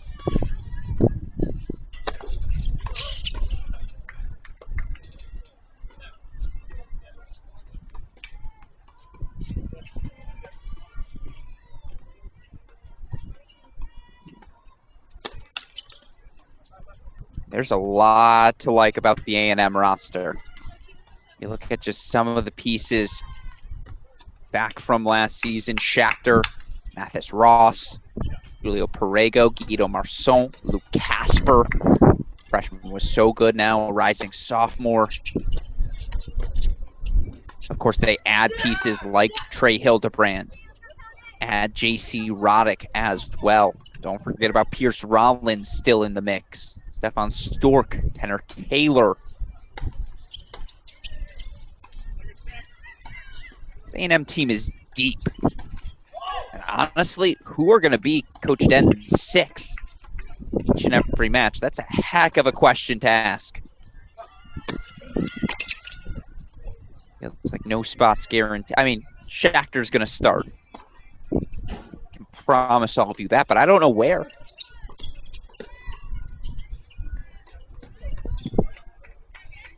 A lot of talent on this A&M roster.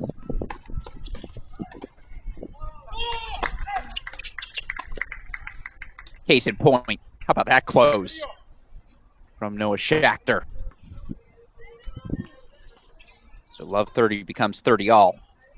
Always helps to have that Trey Hildebrand serve. 6'4" is the senior, who of course was an ITA Fall National Champion back in 2020, back in the fall of 2020. Ooh, little neck cord lock. Sure.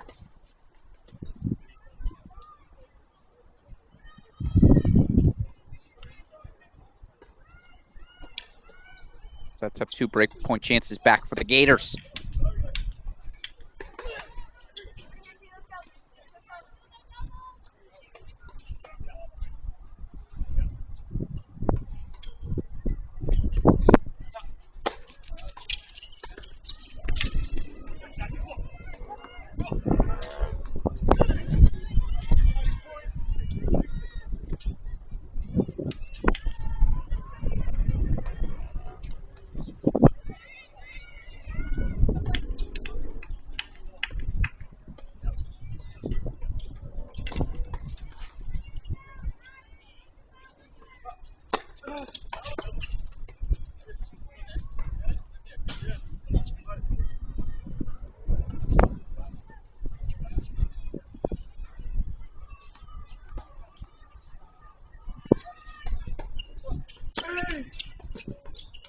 that a double? No.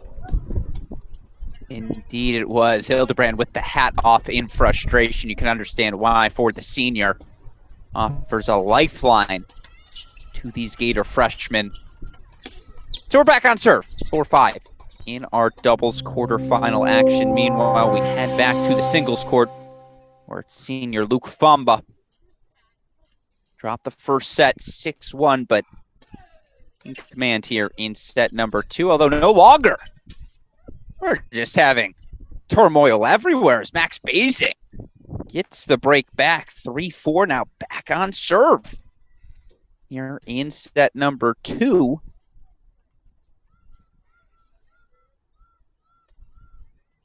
And again, Alex Gruskin here.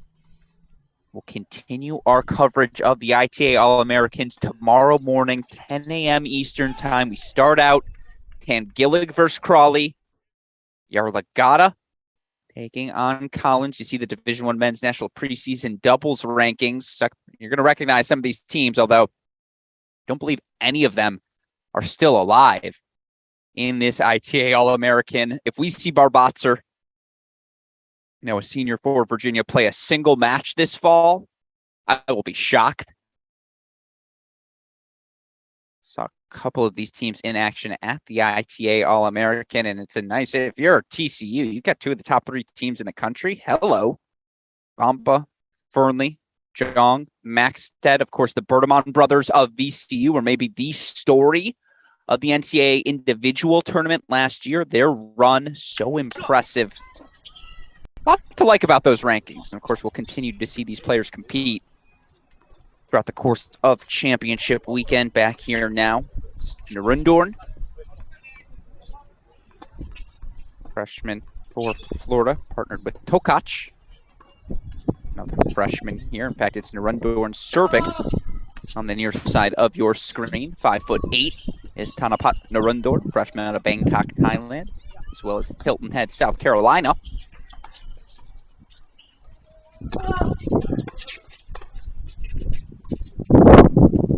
And again, I'd encourage everyone, go to our Cracked Interviews podcast feed, listen to our recent conversation with former NCAA singles champion, now departed Florida Gator Ben Shelton. He raves about these 2 freshmen.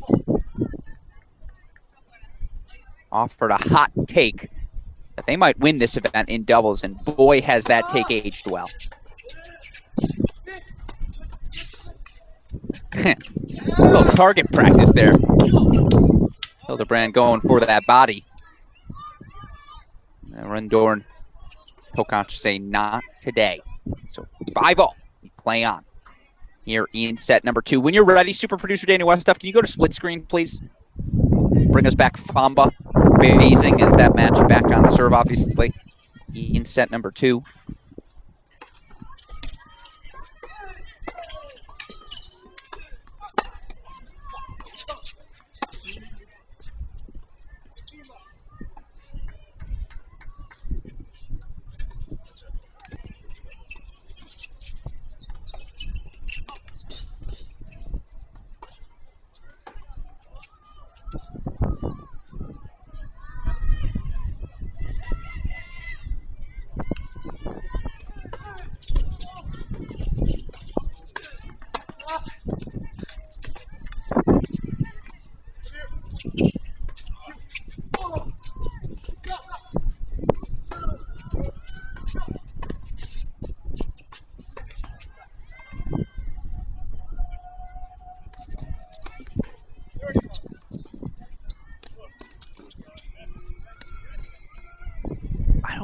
It was a very nice dip from Luke Fomba just to get that ball low, force a really tough volley out of Max Basing. I really liked the game of the sophomore Basing, who, I won't lie, living on the East Coast, it's hard to watch a ton of Stanford tennis throughout the course of the year.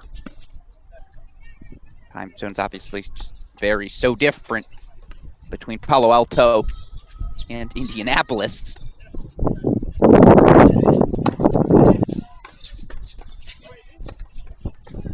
Man, I love the sophomores game. This is very, dare I say, sophomoric of a description here, but Basing's just good. I don't know if he's great at any single thing, but he's very good at everything. And especially in the college tennis world, that's going to take you places. Deuce point here to take him to 4-all in set number 2. Meanwhile, some double faults adding up for A&M. 30-all opportunity here for the 2 Gator freshmen.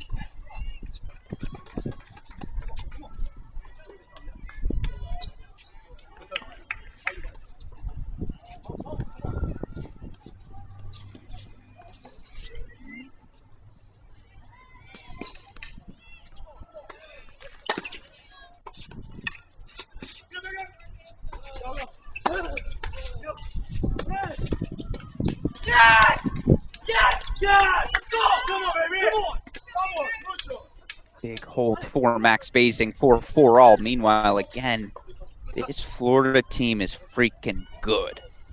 They close well. They communicate well. Now they've got breakpoint chances here to potentially serve for the match. Great response. Good serve, Noah Schachter. Good first volley, Trey Hildebrand. Give us the deuce point we deserve. Come on now. In fact, can we go full quickly on court 6? If you think you can make it, do it. If not, I trust you, super producer Daniel Westhoff.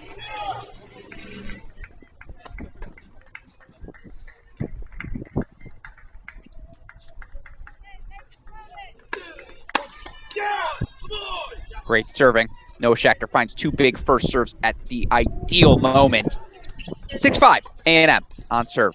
Set number 2. Meanwhile, let's go full screen. Fomba Basing. Our final quarterfinal of the men's singles draw. Winner of this one. Gonna have a fun battle on their hands as they'll take on super senior Phil Henning of the University of Georgia.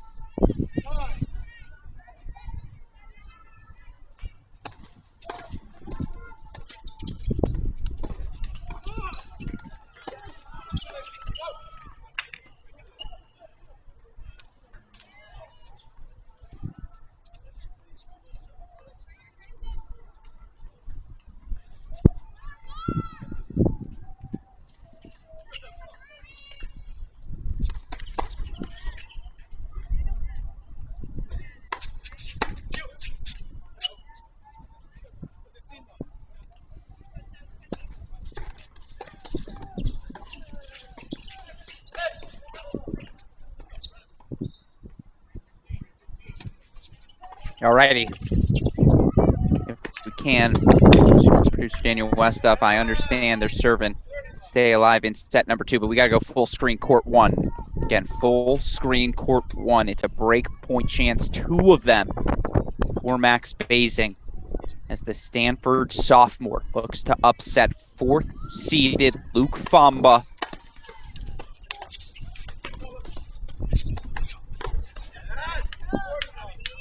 Second serve coming up here. Trying to go full screen for the deuce point.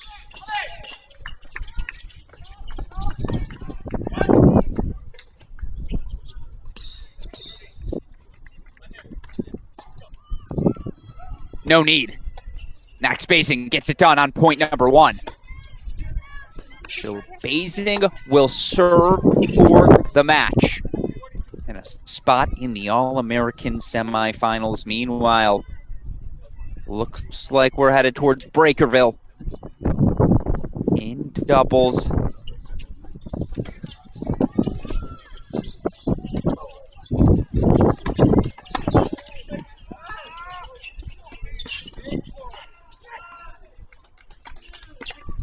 Yeah, let's go to a breaker. Florida holds 6-all. Again, Alex Gruskin here. Our Cracked Racquets coverage of the ITA All-American ends at the top of the hour, but picks up tomorrow morning 10 a.m. Eastern time.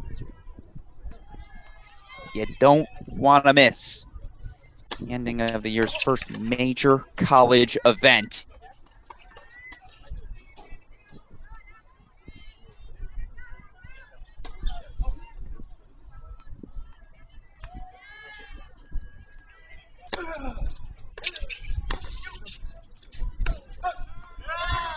So again, it's sophomore Max Basing serving for the match. On the left side of your screen, on the right, it's the freshman duo Narundorn, Tokac, looking for a straight set victory as they take on the veterans, Hildebrand, Schachter for Texas A&M. Apologies for the scoreboard mislabeling. Try to guide you through everything. It is not 15-love, it is 1-love Florida. Early mini break lead. And actually, if that scoreboard stays that way, super producer Daniel Westhoff, I apologize for saying this out loud. Probably could have been a typed message to him. Just keep a split screen. If we lose the Florida scoreboard, we just won't know what the score is. Meanwhile, that Basing Fomba scoreboard working just fine. So we are going to stay split screen for now. As much as we'd love to show you one of the match points on a full, just again, to make sure we keep track with that scoreboard, we're going to stay split.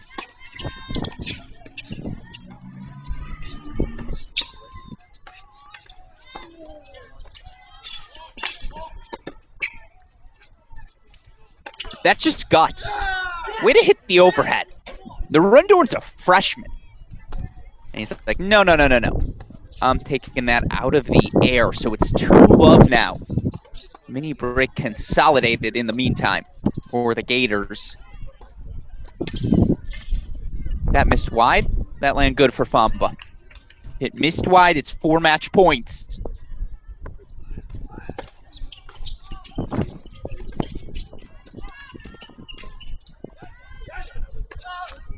It did not. So 30-15 there. Meanwhile, 3-love Gators 4 points away from an All-American semifinal berth. And again, if you're a Florida Gator fan, have to be excited by the progress, immediate results as well of these freshmen. All right, shout out to you, super producer Daniel Westhoff. You keep an eye on that 3-love doubles score line. Again, it's 3-love, Florida leading. We're going to go full screen now as sophomore Max Basing. 3 match points for the Stanford Cardinal.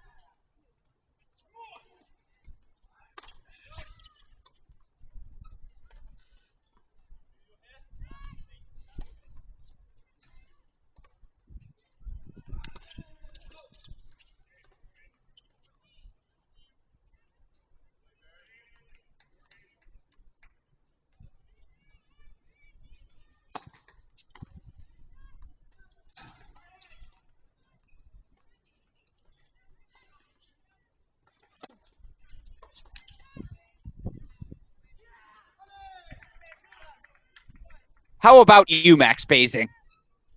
The Stanford super sophomore sending a message to the rest of the college tennis universe. That 18-2 dual match record as a freshman, that ain't no fluke.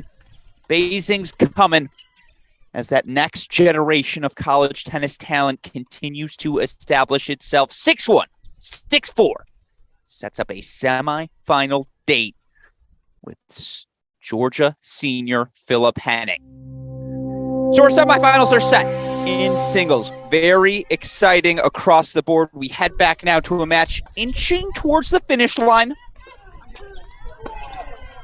I believe it's 5-1 here for the Florida Gators. Indeed it is. 2 points away from the match.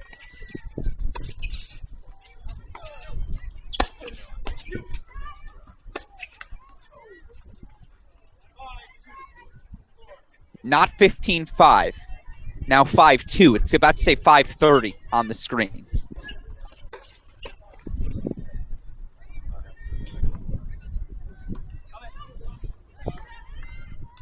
A&M here again trailing 2-5. So mini breakdown. Schachter, Hildebrand.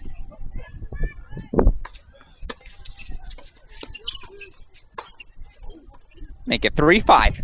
And just ask the questions. No doubt these Florida freshmen are talented, but talent only gets you so far. How do you hold your nerves in the biggest moment? This is an early litmus test. One data point for this young Florida team.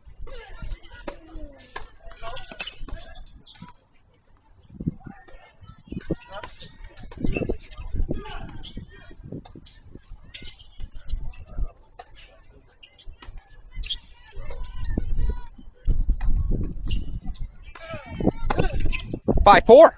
All right. That's doing the job. 2 good serves. Puts the pressure on.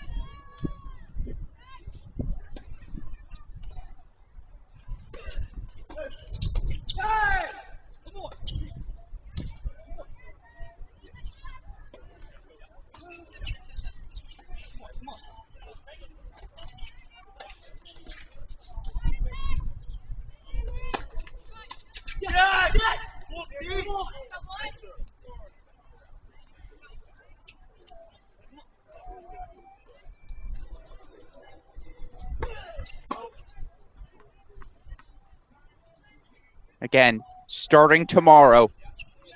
Hopefully we may have the slow clap ready, but it's double match point, and it's down the racket of Nurundorn.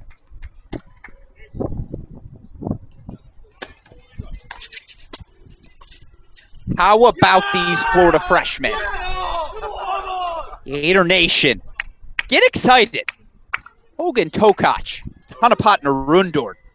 Straight set wins over the A&M duo of Schachter and Hildebrand.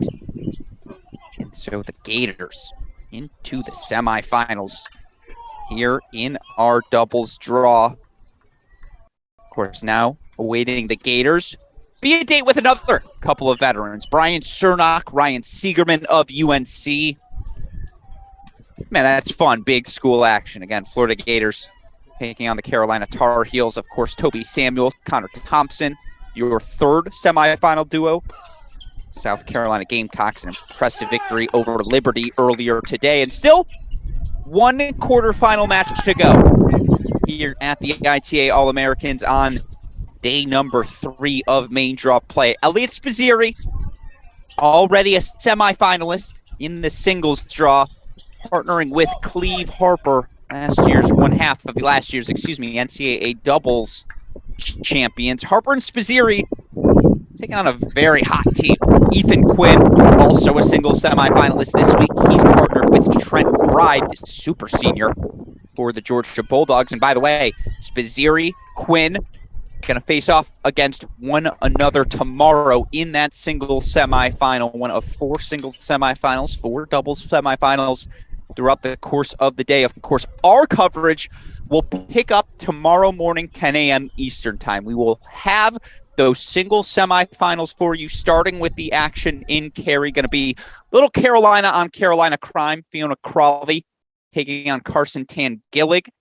And the top half of the draw, bottom half, it'll be UNC's Annika Yaglada taking on Kylie Collins of LSU. Of course, double semifinal, I should say 3 of them tomorrow. The Michigan Wolverines women's team advancing via a walkover to the final. You will, however, have some women's doubles action at the top of the draw. NC State's Nell Miller, one half of last year's NCAA championship winning duo for the Wolfpack. She's partnered with Amelia Rajecki. They'll take on the Arizona State duo, who I apologize, having a bit of a brain fart, escaping my memory right now. The Arizona state duo. Come on, Alex, you can do this on the fly here. I believe it's the Arizona State duo. Here we go, of Spaka and Turkovic.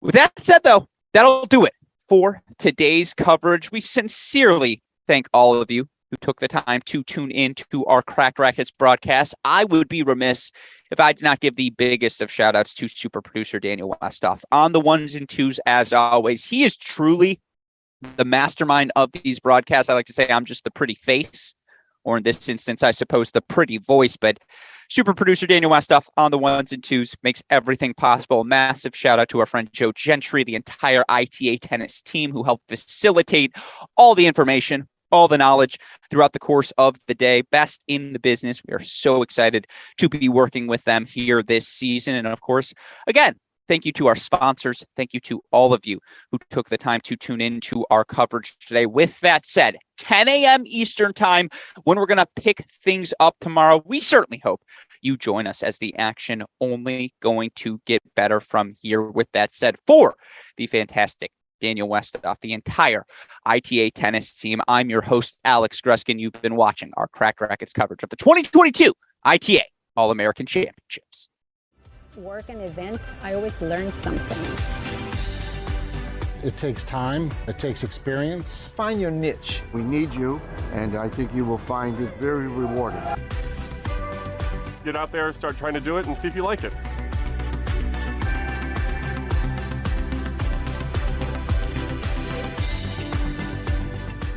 Universal Tennis lives everywhere. Whether you're jumping back into the sport you love, finding an opponent who can keep you at peak performance, or pushing beyond your mental and physical limits to excel under pressure.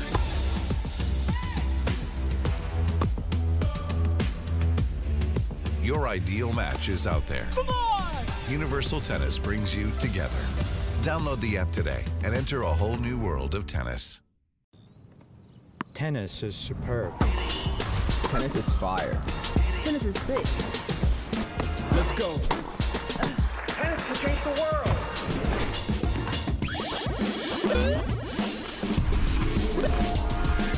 Come on. This is tennis too. Good morning. It's my first time. Not mine.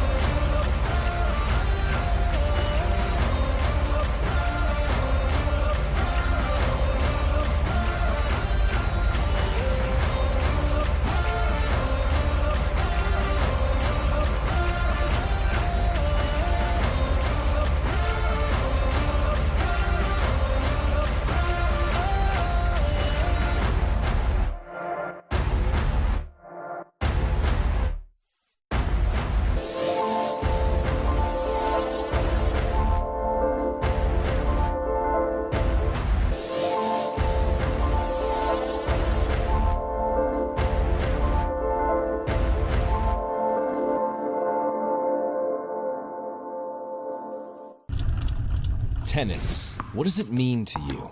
Everything? Us too. For fun, for health, for life. Tennis Point. Get the gear your game needs.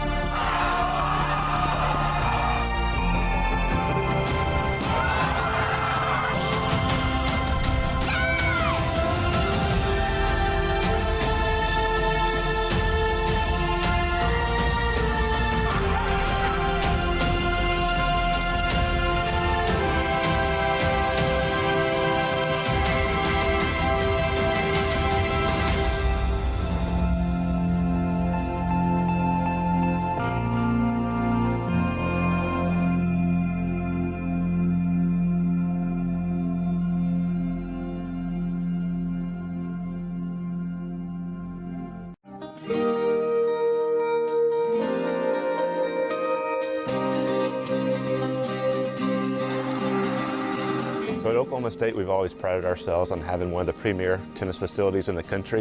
One of the aspects that wasn't living up to that was our indoor lighting, and so we partnered with Sports Interiors, who had the reputation of being the best in the business, and they were the easiest for us to work with. Dan and his group came in from day one and gave us a plan that would allow us to have the best lighting. The LED lights have given us so many advantages, just being able to turn the lights on instantaneously, not waiting for them to have to warm up, just being economic friendly and allowing us to run the facility at a less cost. And then the liner made such a big difference. We didn't have a liner before, and so being able to have that reflectivity and be able to just have a clean look around the facility.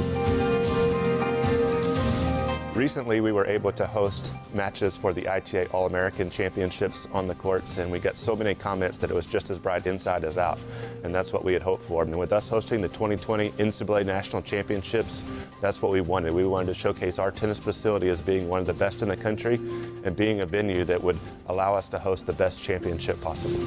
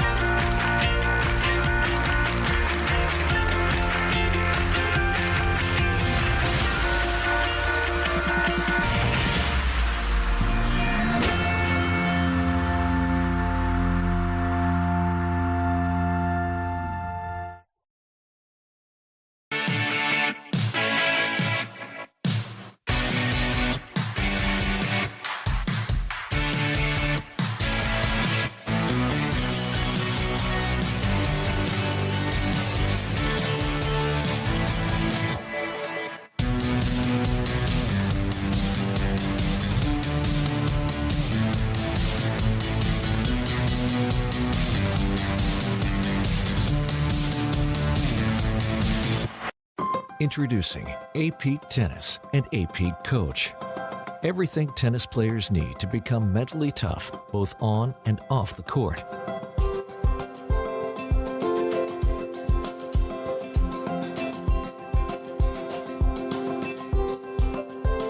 And everything coaches need to help players reach their full potential.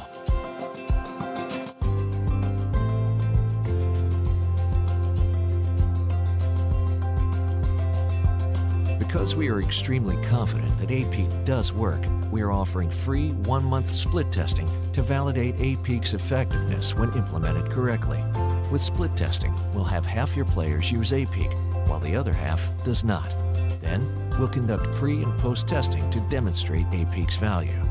To take advantage of this offer, email us at apeak@apeak.com.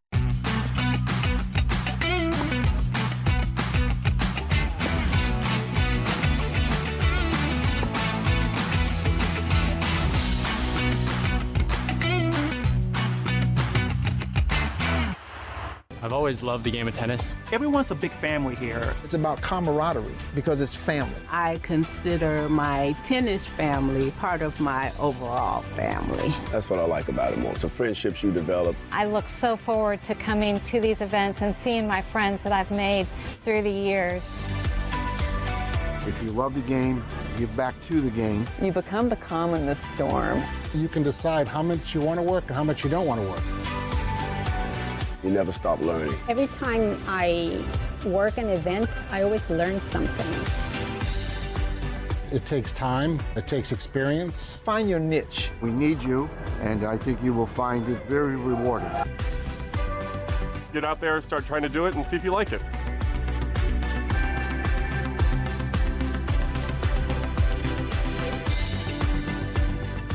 Universal tennis lives everywhere.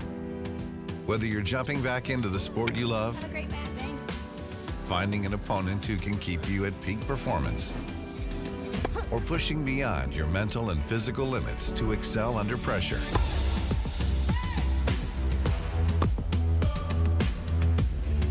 Your ideal match is out there. Come on! Universal Tennis brings you together.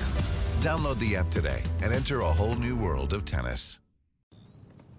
Tennis is superb. Tennis is fire. Tennis is sick. Let's go. Tennis can change the world.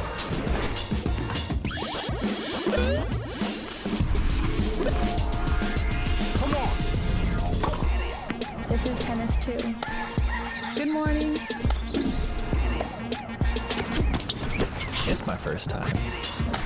Not mine.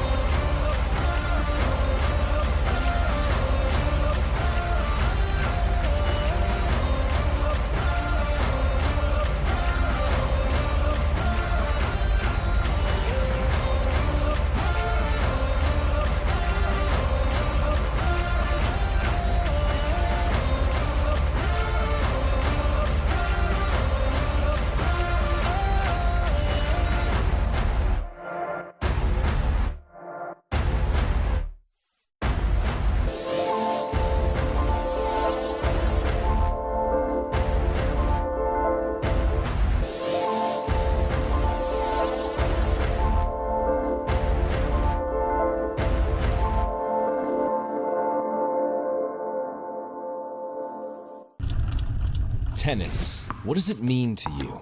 Everything? Us too. For fun, for health, for life. Tennis Point. Get the gear your game needs.